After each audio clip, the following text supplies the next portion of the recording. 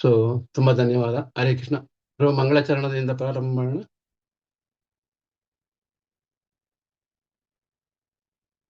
ಹರೇ ಕೃಷ್ಣ ಪ್ರಭು. ಹಾ ಪ್ರಭು, ದಯವಿಟ್ಟು ಸ್ಟಾರ್ಟ್ ಮಾಡೋಣ ಪ್ರಭು. ಹರೇ ಕೃಷ್ಣ. ಸೊ ಪುನಃ ಎಲ್ಲರಿಗೂ ಸುಸ್ವಾಗತ. ಸೊ ಎಲ್ಲರೂ ಸಹ ಭಕ್ತಿಪೂರ್ವಕವಾಗಿ ಈ ಒಂದು ಮಂಗಳಚರಣವನ್ನ ನಾವು ಪ್ರಭುಗಳು ಹೇಳಿದ ಹಾಗೆ ಕೈಯನ್ನ ಜೋಡಿಸಿ ಭಗವಂತನ ಪಾದಗಳನ್ನ ಸ್ಮರಣೆ ಮಾಡ್ತಾ ಈ ಒಂದು ಕಾರ್ಯದಲ್ಲಿ ಎಲ್ಲರೂ ಸಹ ಪಾಲ್ಗೊಳ್ಳೋಣ. ಓಂ ಅಜ್ಞಾನತಿಮಿರಂಧಸ್ಯ ಜ್ಞಾನಾಂಜನಶಲಾಕಯಾ ಚಕ್ಷುರುನ್ಮಿಲಿತಂ ಯೇನ ತಸ್ಮೈ ಶ್ರೀ ಗುರುವೇ ನಮಃ. ಶ್ರೀಚೈತನ್ಯಮನೋಭೀಷ್ಟಂ ಸ್ಥಾಪಿತಂ ಯೇನ ಭೂತಲೆ ಸ್ವಯಂ ರೂಪಂ ಕದಂ ಮಹ್ಯಂ ದದಾತಿ ಸ್ವಪದಾಂತಿಕಂ. ವಂದೇಹಂ ಶ್ರೀಗುರು ಶ್ರೀಯುತಾಪದಕಮಲಂ ಶ್ರೀಗುರುನ್ ವೈಷ್ಣವಾಂ ಚ ಶ್ರೀರೂಪಂ ಸಾಗ್ರಜಾತಂ ಸಗಣ ರಘುನಾಥಾನ್ವಿತಂ ಸಜೀವಂ ಸಾದ್ವೈತಂ ಸಾವಧೂತಂ ಪರಿಜನ ಸಹಿತಂ ಶ್ರೀಕೃಷ್ಣ ಚೈತನ್ಯ ದೇವಂ ಶ್ರೀರಾಧಾಕೃಷ್ಣಪಾದಾನ್ ಸಹ ಗಣಲಲಿತಾ ಶ್ರೀ ವಿಶಾಖಾನ್ವಿತಾಂ ಚ. ಹೇ ಕೃಷ್ಣ ಕರುಣಾ ಸಿಂಧೋ ದೀನಬಂಧೋ ಜಗತ್ಪತೆ ಗೋಪೇಶ ಗೋಪಿಕಾ ಕಾಂತ ರಾಧಾಕಾಂತ ನಮೋಸ್ತುತೆ. ಸಪ್ತಕಾಂಚನ ಗೌರಂಗಿ ರಾಧೆ ವೃಂದಾವನೇಶ್ವರಿ ವೃಷಭಾನುಸುತೆ ದೇವಿ ಪ್ರಣಮಾಮಿ ಹರಿಪ್ರಿಯೆ. ವಾಂಛಾಕಲ್ಪತರುಭ್ಯಶ್ಚ ಕೃಪಾ ಸಿಂಧುಭ್ಯೇವ ಚ ಪತಿತಾನಾಂ ಪಾವನೇಭ್ಯೋ ವೈಷ್ಣವೇಭ್ಯೋ ನಮೋ ನಮಃ. ನಮೋ ಓಂ ವಿಷ್ಣುಪಾದಾಯ ಕೃಷ್ಣಪ್ರೇಷ್ಠಾಯ ಭೂತಲೆ ಶ್ರೀಮತೆ ಭಕ್ತಿವೇದಾಂತ ಸ್ವಾಮಿನ್ ಹಿತಿ ನಾಮಿನೆ. ನಮಸ್ತೆ ಸಾರಸ್ವತಿ ದೇವೆ ಗೌರವಾಣಿ ಪ್ರಚಾರಿಣಿ ನಿರ್ವಿಶೇಷ ಶೂನ್ಯವಾದಿ ಪಾಶ್ಚಾತ್ಯ ದೇಶತಾರಿಣಿ. ಜಯ ಶ್ರೀ ಕೃಷ್ಣ ಚೈತನ್ಯ ಪ್ರಭು ನಿತ್ಯಾನಂದ ಶ್ರೀ ಅದ್ವೈತ ಗದಾಧರ ಶ್ರೀ ವಾಸಾದಿ ಗೌರ ಭಕ್ತವೃಂದ. ಹರೇ ಕೃಷ್ಣ ಕೃಷ್ಣ ಕೃಷ್ಣ ಹರೇ ಹರೇ ಹರೇ ರಾಮ ರಾಮ ರಾಮ ಹರೇ ಹರೇ. ಹರೇ ಕೃಷ್ಣ ಎಲ್ಲರಿಗೂ. ಸೊ ಮೊದಲನೇದಾಗಿ ನಾವು ಸಮರ್ಪಣೆಯನ್ನ ಜಗದ್ಗುರು ಶೀಲ ಪ್ರಭುಪಾದರವರಿಗೆ ನಾವು ಸಲ್ಲಿಸ್ತಾ, ಅವರ ವಿಚಾರವು ಸಾಕಷ್ಟು ಎಲ್ಲ ವಿಚಾರಗಳು ಸಹ, ಯಾಕೆಂದ್ರೆ ಇಲ್ಲಿ ತುಂಬಾ ಜನ ನನಗಿಂತ ಉನ್ನತವಾದ ಜ್ಞಾನವನ್ನು ಪಡ್ಕೊಂಡಿರ್ತಕ್ಕಂಥ ಅನೇಕ ಭಕ್ತರು ಇದ್ದೀರಿ, ಆಗ ಆರಂಭಿಕರು ಸಹ ಇರಬಹುದು. ಹೀಗಾಗಿ ಎಲ್ಲರೂ ಸಹ ಶ್ರೀಮದ್ ಭಕ್ತಿ ವೇದಾಂತ ಸ್ವಾಮಿ ಪ್ರಭುಪಾದರವರ ಜೀವನ ಚರಿತ್ರೆಯನ್ನ ಅಲ್ಪ ಮಟ್ಟಿಗಾದರೂ ಸಹ ನಾವು ಪೂರ್ಣವಾಗಿಲ್ಲ ಅಂತ ತಿಳ್ಕೊಳ್ಳಿಕ್ಕೆ ಎಲ್ಲರೂ ಸಹ ಪ್ರಯತ್ನವನ್ನು ಪಟ್ಟಿದ್ದೇವೆ ಅಂತ ಹೇಳ್ತಾ ಆ ಸಮರ್ಪಣೆಯನ್ನ ಅವರಿಗೆ ಅರ್ಪಿಸುತ್ತಾ, ಸೊ ಇವತ್ತಿನ ಕಥಾನಾಯಕ ಚಿತ್ರಕೇತು ಮಹಾರಾಜ. ಸೊ ಹೇಗೆ ಒಬ್ಬ ರಾಜ ರಾಜ್ಯಭಾರವನ್ನ ಮಾಡ್ತಾನೆ, ಅವನ ಒಂದು ಕಥೆಯನ್ನ ಶ್ರೀಮದ್ ಭಾಗವತದಲ್ಲಿ ಬರ್ಬೇಕಂದ್ರೆ ಅವನು ಎಷ್ಟು ಭಾಗ್ಯಶಾಲಿ ಆಗಿರ್ತಾನೆ. ಸೊ ಈ ವಿಚಾರವನ್ನೆಲ್ಲ ನಾವು ತಿಳ್ಕೊಳ್ತಾ ಹೋಗೋಣ. ಸೊ ನಮಗೆ ಎಲ್ಲದಕ್ಕೆ ಅವಕಾಶವನ್ನು ಕೊಟ್ಟಿರ್ತಕ್ಕಂಥ ಈ ಒಂದು ಮಹಾ ಸರ್ಕಲ್, ಅದಕ್ಕೆ ಯಾರು ಇನ್ಚಾರ್ಜ್ ಅಂದ್ರೆ ನಮ್ಗೆಲ್ಲರಿಗೂ ಗೊತ್ತಿರ್ತಕ್ಕಂಥ ಸುರನಾಥ್ ಪ್ರಭುಗಳು. ಒಮ್ಮೆ ಚಿತ್ರಕೇತು ಮಹಾರಾಜ ಅದಕ್ಕೆ ಪೂರ್ವಕವಾಗಿ ಏನೇ ಇರುತ್ತೆ, ಅವನು ರುದ್ರಾಸುರ ಅಸುರನಾಗಿರ್ತಾನೆ. ಅದಕ್ಕೆ ಇವ್ರೇನ್ ಹೇಳ್ತಾರೆ, ನಮ್ಮ ಪರೀಕ್ಷಿತ್ ಮಹಾರಾಜರು ಸುಖಮುನಿಗಳನ್ನ ಕೇಳ್ತಾರೆ, ಇಂಥ ಒಬ್ಬ ದೈತ್ಯ ಹೇಗೆ ಭಗವಂತನ ಭಕ್ತನಾದ ಅಥವಾ ನಾರಾಯಣನ ಸ್ಮರಣೆಯಲ್ಲಿ ಅಂತಹ ದೃಢವಾದ ಭಕ್ತಿ ಹೇಗೆ ಉಂಟಾಯಿತು? ಆ ಮಹಾರಾಜ ಪರೀಕ್ಷಿತನ ಸುಖದೇವ ಗೋಸ್ವಾಮಿಗಳು ಪ್ರಶ್ನೆಯನ್ನು ಮಾಡ್ತಾರೆ, ಯಾರು ಪರೀಕ್ಷಿತ್ ಮಹಾರಾಜರವರು. ಸೊ ಆಗ ಅವರ ಒಂದು ವಿಚಾರವು ಆರಂಭವಾಗುತ್ತೆ. ಚಿತ್ರಕೇತು ಮಹಾರಾಜ ತುಂಬಾ ಚಕ್ರವರ್ತಿ ಆಗಿರ್ತಾನೆ. ಅವನಿಗೆ ಹೇಗೆ ಈಗ ನಾವೆಲ್ಲರೂ ಸಹ ಭೌತಿಕದಲ್ಲಿ ಏನನ್ನ ಹುಡುಕ್ತಾ ಇದ್ದೇವೆ ಅದು ಸಿಗ್ತಾ ಇರೋದಿಲ್ಲ. ನಾವೇನ್ ಮಾಡ್ತೀವಿ, ನಾಯಕರಾಗಿ ಬಾಳ್ಬೇಕು ಅಂತ ಹೇಳ್ತೀವಿ, ಶಾಶ್ವತವಾಗಿ ಬದುಕಬೇಕು ಅಂತ ಹೋಗ್ತೇವೆ. ಈ ರೀತಿಯಾಗಿ ಹೋದಾಗ ನಮಗೆ ಯಾವುದು ಸಹ ಇದುವರೆಗೂ ಸಿಗ್ತಾ ಇಲ್ಲ, ಸಿಕ್ಕೋದು ಇಲ್ಲ. ಯಾಕೆಂದ್ರೆ ನಮಗೆಲ್ಲರಿಗೂ ಗೊತ್ತಿದೆ, ಇದು ಕೇವಲ ಒಂದು ಆಧ್ಯಾತ್ಮಿಕದ ನೆರಳು, ಒಂದು ಮರದ ನೆರಳು, ಪ್ರತಿಬಿಂಬ. ಸೊ ನಮಗೇನಾದ್ರು ಶಾಶ್ವತವಾಗಿರುವುದನ್ನ ಹುಡುಕಬೇಕಂದ್ರೆ ನಾವು ಎಲ್ಲಿ ಹುಡುಕಬೇಕು, ಆ ಶಾಶ್ವತವಾಗಿ ಸಿಗುವಂತ ಅಥವಾ ಇರುವಂತ ಜಾಗದಲ್ಲಿ ನಾವು ಹುಡುಕಬೇಕು. ನಾವೆಲ್ಲರೂ ಸಹ ಏನ್ ಮಾಡ್ತಾ ಇದ್ದೇವೆ, ಇಲ್ಲದ ಜಾಗದಲ್ಲಿ ಬಂದು ನಾವು ಅದನ್ನ ಹುಡುಕ್ತಾ ಇದ್ದೇವೆ. ಸೊ ನಮಗೆ ಗೊತ್ತಿದೆ, ಸಮುದ್ರದ ಒಂದು ಅಥವಾ ನದಿಯ ಒಂದು ತೀರದಲ್ಲಿ ಒಂದು ಮಾವಿನ ಮರ ಇದ್ದಾಗ ಆ ಹಣ್ಣು ಮಾವಿನ ಮರದಲ್ಲಿ ಇರುತ್ತೆ. ನಾವೇನ್ ಮಾಡ್ತಾ ಇದ್ದೀವಿ, ಮಾವಿನ ಹಣ್ಣನ್ನ ನೀರಿನ ಒಳಗೆ ಹೋಗಿ ಹುಡುಕ್ತೇವೆ, ಉಸಿರು ಕಟ್ತೇವೆ, ಸಾಹಸ ಮಾಡ್ತೇವೆ. ಆದ್ರೆ ಪ್ರಯತ್ನವನ್ನು ಮಾತ್ರ ಬಿಡೋದೇ ಇಲ್ಲ. ಸೊ ಮೇಲೆ ಬಂದ ಕೂಡಲೇ ಹೇಳ್ತಾರೆ, ಅಪ್ಪ ಪುರುಷೋತ್ತಮ, ನೀನು ಅಣ್ಣನ ಮೇಲೆ ಹುಡುಕೋ. ಈಗ ನಮಗೆ ಹೇಗೆ ಗುರುಗಳು ಮಾರ್ಗದರ್ಶನ ಅಥವಾ ಉನ್ನತವಾಗಿರ್ತಕ್ಕಂಥ ಒಂದು ಭಕ್ತರ ಮಾರ್ಗದರ್ಶನ ಹೇಳ್ತಾರೆ, ಈ ರೀತಿಯಾಗಿ ನೀವು ಪೂರ್ಣವಾಗಿ ಭಗವಂತನಿಗೆ ಶರಣಾಗತಿಯನ್ನು ಹೊಂದಿರಿ, ಆಗ ನೀವು ಪರಿಪೂರ್ಣರಾಗ್ತೀರಿ, ನೀವು ಬಯಸಿದ್ದಲ್ಲ ನಿಮಗೆ ಶಾಶ್ವತವಾಗಿ ಸಿಗುತ್ತೆ ಅಂತ ಹೇಳಿದಾಗ ನಾವು ಅವರ ಮಾತುಗಳನ್ನ ಅಲ್ಲಗಳಿತೇವೆ. ಯಾವ ರೀತಿಯಾಗಿ, ಇವನು ಒಬ್ಬ ಮೂರ್ಖ, ಇವನಿಗೆ ಗೊತ್ತಿಲ್ಲ, ನನಗೆ ದಾರಿ ತಪ್ಪಿಸ್ಲಿಕ್ಕೆ ಬಂದಿದ್ದಾನೆ ಅಂತ ಹೇಳಿ ನಾವೇನ್ ಮಾಡ್ತೀವಿ, ಪುನಃ ಆ ನದಿಯ ನೀರಿಗೆ ಬೀಳ್ತೇವೆ ಹೊರತು ಆ ತಲೆ ಎತ್ತಿ ಮೇಲೆ ನೋಡೋದಿಲ್ಲ. ಅಂದ್ರೆ ಭಗವಂತನನ್ನು ನಾವು ಯಾರು ಸಹ ನೋಡೋಕ್ ಹೋಗೋದಿಲ್ಲ. ಸೊ ಈ ಒಂದು ವಿಚಾರವನ್ನ ನಾವು ಸ್ವಲ್ಪ ಮಟ್ಟಿಗೆ, ನಾನು ಸಹ ಏನು ಪೂರ್ಣನಲ್ಲ, ಅಲ್ಪ ತಿಳಿದವಂತನು. ಹೇಗೆ ತಿಳಿದವನು? ಭಕ್ತರ ಮುಖಾಂತರ. ಇದ್ಯಾವುದು ಸಹ ನಮಗೆ ಸಲ್ಲಬೇಕಾಗಿರ್ತಕ್ಕಂಥದ್ದಲ್ಲ. ಒಂದು ಪೂರ್ಣವಾದ ವಿಚಾರ ಭಗವಂತನದ್ದು. ಆ ವಿಚಾರವನ್ನ ನಮಗೆ ತಲುಪಿಸಿರುವವರು ಯಾರು? ಗುರುಗಳು. ಆ ಗುರುಗಳಿಗೂ ಮತ್ತೆ ಭಗವಂತನಿಗೂ ಸಲ್ಲತಕ್ಕಂಥ ವಿಚಾರ. ಸೊ ನಮ್ಮದು ಇಲ್ಲಿ ಏನೂ ಇರೋದಿಲ್ಲ. ಎಲ್ಲ ಭಕ್ತರು ಸಹ ಇದೇ ವಿಚಾರವನ್ನ ಹೇಳ್ತಾರೆ.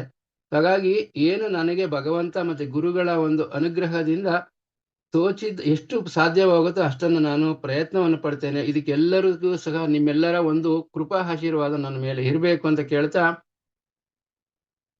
ಸೊ ಈಗ ಅವನೇನ್ ಹೇಳ್ತಾನೆ, ಈ ಋತುರಾಸುರ ಹೇಗೆ ಅಂತಂದ್ರೆ ಆ ಒಂದು ಸುಖಮುನಿಗಳಿಗೆ, ಸುಖಮುನಿಗಳು ಪರೀಕ್ಷಿತ್ ಮಹಾರಾಜನಿಗೆ ಹೇಳ್ತಾ ಹೋಗ್ತಾ ಇದ್ದಾರೆ, ನೋಡಪ್ಪ, ಅವನು ಇಂಥ ಒಂದು ಸಮಯದಲ್ಲಿ ಅವನು ರಾಜ್ಯಭಾರವನ್ನು ಮಾಡ್ತಾ ಇದ್ದ. ಆ ರಾಜ್ಯಭಾರದ ಕಾಲದಲ್ಲಿ ರಾಜ್ಯಭಾರವನ್ನು ಮಾಡ್ತಾ ಇದ್ದಾನೆ. ಅವನು ಹೇಗೆ ಇದ್ದ ಮತ್ತೆ ಅವನ ಜೀವನ ಚರಿತ್ರೆ ಏನು ಅದನ್ನೆಲ್ಲ ಹೇಳ್ತೇನೆ ಕೇಳು ಅಂತ ಹೇಳಿ ಅವರು ಹೇಳ್ತಾ ಹೋಗ್ತಾರೆ. ಆ ಸಮಯದಲ್ಲಿ ಅವನು ಏನ್ ಮಾಡ್ತಾನೆ, ಅವನಿಗೆ ಮಕ್ಕಳಿರೋದಿಲ್ಲ. ಇದು ಪೂರ್ಣವಾಗಿ ತಿಳ್ಕೊಳ್ಬೇಕಾಗಿರ್ತಂತ ವಿಚಾರ. ಸೊ ಅವನು ಕೃತದುತಿ ಎಂಬ ಮೊದಲನೇ ಒಂದು ಮದುವೆ, ರಾಣಿಯನ್ನ ಮದುವೆ ಆಗ್ತಾನೆ. ಆ ಮದುವೆ ಆಗಿ ಅವಕಿಗೆ ಮಕ್ಕಳಾಗೋದಿಲ್ಲ. ಆದ್ರೆ ಆಗಿನ ಕಾಲದಿಂದ ಹಿಡಿದು ಈಗಿನವರೆಗೂ ನಾವು ಭೌತಿಕದಲ್ಲಿ ಮದುವೆ ಮಾಡಿಕೊಂಡ ಮೇಲೆ ನಮಗೆ ಸಂತಾನ ಬೇಕು ಅನ್ನುವ ಒಂದು ಪಾಠ ಎಲ್ಲರಿಗೂ ಸಹ ಗೊತ್ತಿದೆ. ಮಕ್ಕಳ ಆಗದ ಇದ್ದಾಗ ನಾವು ಇವಾಗ ಅನೇಕ ದೇವತೆಗಳ ಹತ್ರ, ಅನೇಕ ವೈದ್ಯರ ಹತ್ರ, ಸೊ ಈ ರೀತಿಯಾಗಿ ನಾವು ಹೋಗ್ತೇವೆ. ನಮ್ಮ ಬಯಕೆ ಏನು? ಎಂಥದ್ದೋ ಒಂದು ಮಗುವನ್ನ ನಮಗೆ ಬೇಕು ಬೇಕು ಎಂಬ ಹಂಬಲದಲ್ಲಿ ಅನೇಕ ಉಪದೇವತೆಗಳ ಹತ್ರ ಹೋಗಿ ನಾವು ಹರಕೆಯನ್ನ ಒತ್ತಿ ಯಾವುದೋ ಒಂದು ಮಗು ಸಂತಾನವಾಗತ್ತೆ, ಅದು ನಮಗೆ ಮತ್ತೆ ಕಾಟವನ್ನು ಕೊಡ್ಲಿಕ್ಕೆ ಪ್ರಾರಂಭ ಮಾಡುತ್ತೆ. ಅದೇ ರೀತಿಯಾಗಿ ಈ ಒಂದು ಚಿತ್ರಕೇತು ಮಹಾರಾಜನ ಒಂದು ಜೀವನ ಚರಿತ್ರೆಯಲ್ಲೂ ಸಹ ಹೀಗೆ ಬರುತ್ತೆ. ಸೊ ಆ ಮಗುವಿಗೋಸ್ಕರ ಆತ ಏನ್ ಮಾಡ್ತಾನೆ, ಅನೇಕವಾದ ರಾಣಿಯರನ್ನ ಮದುವೆ ಮಾಡ್ಕೊಳ್ತಾ ಹೋಗ್ತಾನೆ. ಸೊ ಅನೇಕವಾದ ರಾಣಿಗಳು ಎಷ್ಟುವರೆಗೂ ಮಾಡ್ಕೊಳ್ಬೋದು? ಈಗ ಭಗವಂತ ಕೇವಲ 16,108 ಪತ್ನಿಯರನ್ನ ಮದುವೆ ಮಾಡ್ಕೊಂಡಿದ್ದಾಗ ಜನರೇನ್ ಮಾಡ್ತಾರೆ, ಅವನು ಶ್ರೀಲೋಲ. ಸೊ ಅವನಿಗೆ ಮತ್ತೆ ಅವನು ಹೆಂಗಸರ ಜೊತೆಲಿ ನರ್ತನವನ್ನು ಮಾಡ್ತಾನೆ, ಅವನು ಈ ರೀತಿಯಾಗಿ ಅಂತ ಅನೇಕವಾದ ದೋಷಗಳನ್ನ ಭಗವಂತನಲ್ಲಿ ಹುಡುಕ್ತಾರೆ. ಆದರೆ ಪರಿಶುದ್ಧವಾದ ಭಕ್ತರಿಗೆ, ಈಗ ನಮ್ಮೆಲ್ಲರಿಗೂ ಅಲ್ಪ ಸ್ವಲ್ಪವಾದರೂ ಸಹ ಭಗವಂತನ ಬಗ್ಗೆ ಗೊತ್ತಾಗಿದೆ. ನಾವು ಭಗವಂತ ಯಾರು, ನಾವ್ಯಾರು, ಅವನ ಒಂದು ಯಾವ ಒಂದು ಉನ್ನತವಾದ ಸ್ಥಿತಿಲಿರ್ತಾನೆ, ಸೊ ನಾವು ಹೇಗೆ ಅವನನ್ನು ಅರ್ಥೈಸ್ಕೊಳ್ಬೇಕು, ಇವೆಲ್ಲವೂ ಸಹ ನಮ್ಗೆ ಸಾಧ್ಯವಾಗ್ತಾ ಇದೆ. ಆಗ ನಾವು ಇವಾಗ ಒಂದು ಗುರುಗಳನ್ನ ಸ್ವೀಕಾರ ಮಾಡಿ ಅವರ ಮಾರ್ಗದರ್ಶನದಲ್ಲಿ ಹೋಗುತ್ತಿರುವ ಕಾರಣ. ಸೊ ಅದೇ ರೀತಿಯಾಗಿ ಚಿತ್ರಕೇತು ಮಹಾರಾಜ ಏನ್ ಮಾಡ್ತಾ ಇದ್ದ, ಸುಮಾರು ಏನ್ ಹೇಳ್ತಾರೆ, ಕೋಟಿ ಕೋಟಿ ಗಟ್ಲೆ ಅಂತ ಹೇಳ್ತಾರೆ. ಮತ್ತೆ ನಾವು ಜನರಲ್ಲೇ ಹೇಳೋದು ಲಕ್ಷ ಲಕ್ಷ ಅಂತ ಹೇಳ್ತೀವಿ, ಅಥವಾ ಕೋಟಿ ಕೋಟಿ ಅಂತ ಹೇಳ್ತೀವಿ. 1 ಕೋಟಿ ರಾಣಿಯರನ್ನ ಅವನು ಮದುವೆ ಮಾಡ್ಕೊಳ್ತಾನೆ. ಯಾತಕ್ಕೆ ಹೋಗಿ ಮದುವೆ ಮಾಡ್ಕೊಳ್ತಾನೆ? ಅವನು ಆ ಒಂದು ಸ್ತ್ರೀಯರ ಒಂದು ಸಂಘವನ್ನು ಪಡಿಬೇಕು ಅನ್ನೋ ಕಾರಣದಿಂದ ಮಾಡ್ಲಿಲ್ಲ. ಅವನು ಏನು ಒಂದು ಇಚ್ಛೆಯನ್ನು ಪಟ್ಟ, ಅವನಿಗೆ ನನಗೆ ಒಂದು ರಾಜಕುಮಾರ ಬೇಕು, ಯಾಕೆಂದ್ರೆ ಒಂದು ಪುತ್ರ ಸಂತಾನ ಬೇಕು, ಯಾಕೆಂದ್ರೆ ಮುಂದಿನ ಒಂದು 2 ಕಾರಣಗಳಿಗಾಗಿ ಅವನು ಹಂಬಲಿಸ್ತಾನೆ. ಸೊ ನಾವು ಇವಾಗ ಈ ಚಿತ್ರಕೇತು ಮಹಾರಾಜನನ್ನ ನೋಡ್ಬೋದು. ಇಷ್ಟು ಸಾಮ್ರಾಜ್ಯ ಇದೆ, ಅವನು ಪ್ರಪಂಚಾದ್ಯಂತ ಎಲ್ಲದಕ್ಕೂ ಒಡೆಯನಾಗಿರ್ತಾನೆ. ಅಂದ್ರೆ ಭೌತಿಕದಲ್ಲಿ ಮತ್ತೆ 1 ಕೋಟಿ ರಾಣಿಯರನ್ನ ಮದುವೆ ಮಾಡ್ಕೊಂಡಿರ್ತಾನೆ. ಆದರೂ ಸಹ ಅವನ ಮುಖಭಾವನವನ್ನು ನೋಡಿದಾಗ ನಮಗೇನನ್ಸುತ್ತೆ, ಅವನು ಒಬ್ಬ ಈ ಬೀದಿಯಲ್ಲಿ ಬೇಡುವ ಭಿಕ್ಷಕನ ಯಾವ ಸ್ಥಿತಿಲಿರ್ತಾನೆ, ಆ ಸ್ಥಿತಿಯನ್ನ ಇಲ್ಲಿ ನಾವು ನೋಡಬಹುದು. ಸೊ ಏನು ಕಾರಣ ಇದಕ್ಕೆ? ನಮಗೆ ಭೌತಿಕ ಬಯಕೆಗಳೇ ಕಾರಣ ಹೊರತು ಬೇರೆ ಏನೂ ಇಲ್ಲ. ಈ ಬಯಕೆಗಳು ನಮಗೆ ಈಡೇರಬೇಕು, ಶಾಶ್ವತವಾಗಿ ನಮಗೆ ಸಿಗಬೇಕು ಅಂದ್ರೆ ನಾವು ಎಲ್ಲಿಗೆ ಹೋಗ್ಬೇಕು? ಶಾಶ್ವತವಾದ ಭಗವಂತನ ವೈಕುಂಠ ಅಥವಾ ಗೋಲೋಕಕ್ಕೆ ಹೋಗ್ಬೇಕಾಗತ್ತೆ. ಸೊ ಅದೇ ರೀತಿಯಾಗಿ ಅವನು ಮದುವೆಯನ್ನು ಮಾಡ್ಕೊಂಡ, ಆದರೂ ಸಹ ಮಕ್ಕಳ ಭಾಗ್ಯ ಅವನಿಗೆ ದೊರೀಲೇ ಇಲ್ಲ. ಈ ರೀತಿಯಾಗಿ ಅವನು ತುಂಬಾ ಚಿಂತಾಕ್ರಾಂತನಾಗಿ ಕಾಲವನ್ನು ಕಳೀತಾ ಇರ್ತಾನೆ. ಸೊ ಆಗ ಒಮ್ಮೆ ಭಗವಂತನ ಲೀಲೆಗಳು ಒಂದು ದಿನ ಏನ್ ಮಾಡ್ತಾರೆ, ಅಂಗೀರಸ ಎಂಬ ಬ್ರಹ್ಮನ ಮಾನಸ ಪುತ್ರರು ಅವರು ಅನೇಕವಾದ ಪ್ರಾಂತ್ಯಗಳಿಗೆ ಭೇಟಿಯನ್ನು ಕೊಡ್ತಾ ಕೊಡ್ತಾ ಕೊಡ್ತಾ ಒಮ್ಮೆ ಏನ್ ಮಾಡ್ತಾರೆ, ಈ ಒಂದು ಚಿತ್ರಕೇತು ಮಹಾರಾಜನ ಅರಮನೆಯ ಕಡೆಗೆ ಅವರು ಧಾವಿಸ್ತಾರೆ. ಸೊ ಅರಮನೆಗೆ ಬಂದ ಒಬ್ಬ ಅತಿಥಿ ಅಥವಾ ಗುರುಗಳ ಸ್ಥಾನದಲ್ಲಿರ್ತಕ್ಕಂಥ, ಉನ್ನತ ಗುರುಗಳ ಸ್ಥಾನದಲ್ಲಿರ್ತಕ್ಕಂಥ ಆ ಮಹರ್ಷಿಗಳನ್ನ ರಾಜ ಯಾವ ಭಾವದಲ್ಲಿ ಅವರನ್ನ ಸ್ವಾಗತ ಮಾಡ್ತಾ ಇದ್ದಾನೆ.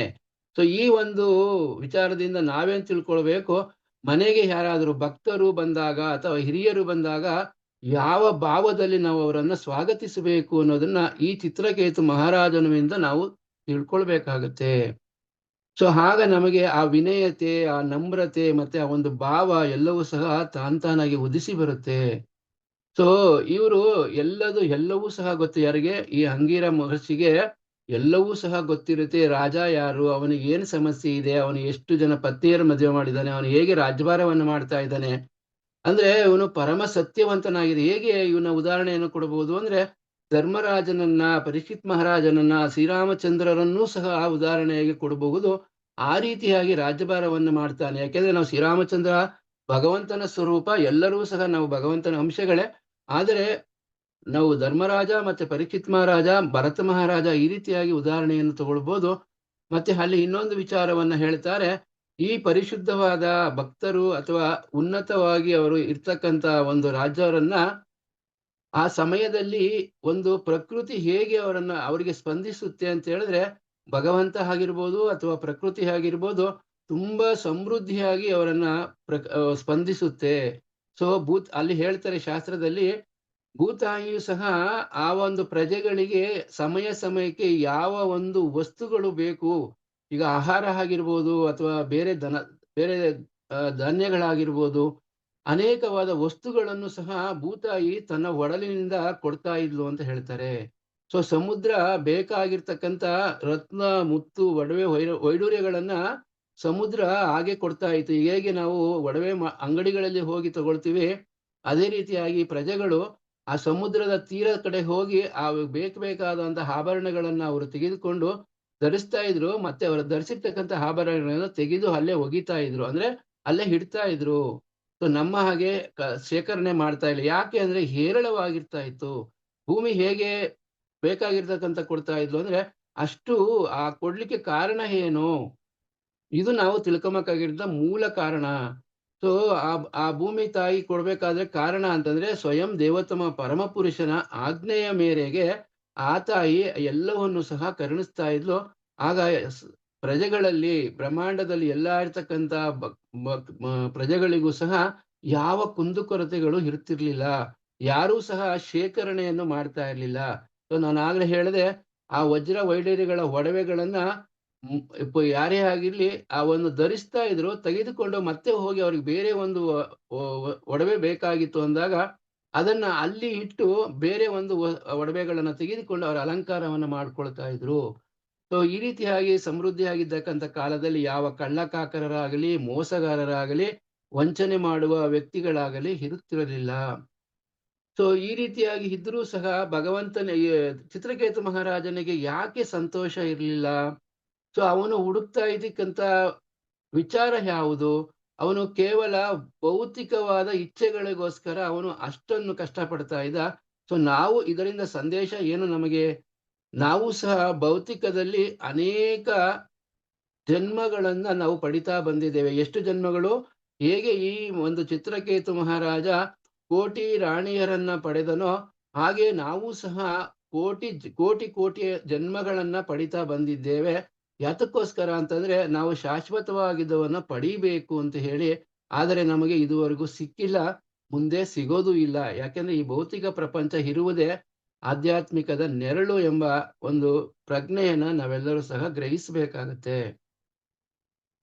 ಸೊ ಆಗ ಕಾರಣ ಆಗ ಅವರು ಅಂಗೀರ ಮಹರ್ಷಿಗಳು ಬರ್ತಾರೆ. ಅವರಿಗೆ ಭವ್ಯವಾದ ಸ್ವಾಗತವನ್ನು ಮಾಡ್ತಾರೆ. ಪಾದ ಪೂಜೆ ಅರ್ಘ್ಯಾದಿಗಳನ್ನ ಕೊಡ್ತಾರೆ. ಸೊ ಅವರಿಗೆ ಸಕಲವಾಗಿ ಗೌರವಯುತವನ್ನು ಕೊಟ್ಟು, ಅವರಿಗೆ ಪ್ರಸಾದವನ್ನು ಸಹ ನೀಡಿ, ಅವರೇನ್ ಮಾಡ್ತಾರೆ, ಒಂದು ಭವ್ಯವಾದ ಒಂದು ಚೇರನ್ನ, ಒಂದು ಆಸನವನ್ನ ಕೊಡ್ತಾರೆ. ಅದು ಕೊಟ್ಟ ನಂತರ ಏನಾಗುತ್ತೆ, ಆ ಹೇಗೆ ಒಬ್ಬರು ಬಂದ ಉತ್ತಮವಾಗಿರ್ತಕ್ಕಂಥ ಬಂದವರ ಹತ್ರ ನಾವು ಏನಾದ್ರೂ ಪಡ್ಕೊಳ್ಬೇಕು, ತಿಳ್ಕೊಳ್ಬೇಕು ಅಂದ್ರೆ ನಮ್ಮ ವಿನಯತೆ ಹೇಗಿರ್ಬೇಕು ಅನ್ನೋದಕ್ಕೆ ಈ ಮಹಾರಾಜ ಏನ್ ಮಾಡ್ತಾನೆ, ಅವರನ್ನ ಸಿಂಹಾಸನದ ಮೇಲೆ ಕೂರಿಸಿ, ಅವನು ಹೇಗೆ ಅವರ ಪಾದ ಬಳಿಯಲ್ಲಿ ಬಂದು ಕೂತ್ಕೊಳ್ತಾನೆ. ಪಾದ ಬಳಿಯಲ್ಲಿ ಕೂತ್ಕೊಂಡಾಗ ಅವರನ್ನ ಗಮನಿಸ್ತಾರೆ ಯಾರು, ಅಂಗೀರ ಮಹರ್ಷಿಗಳು.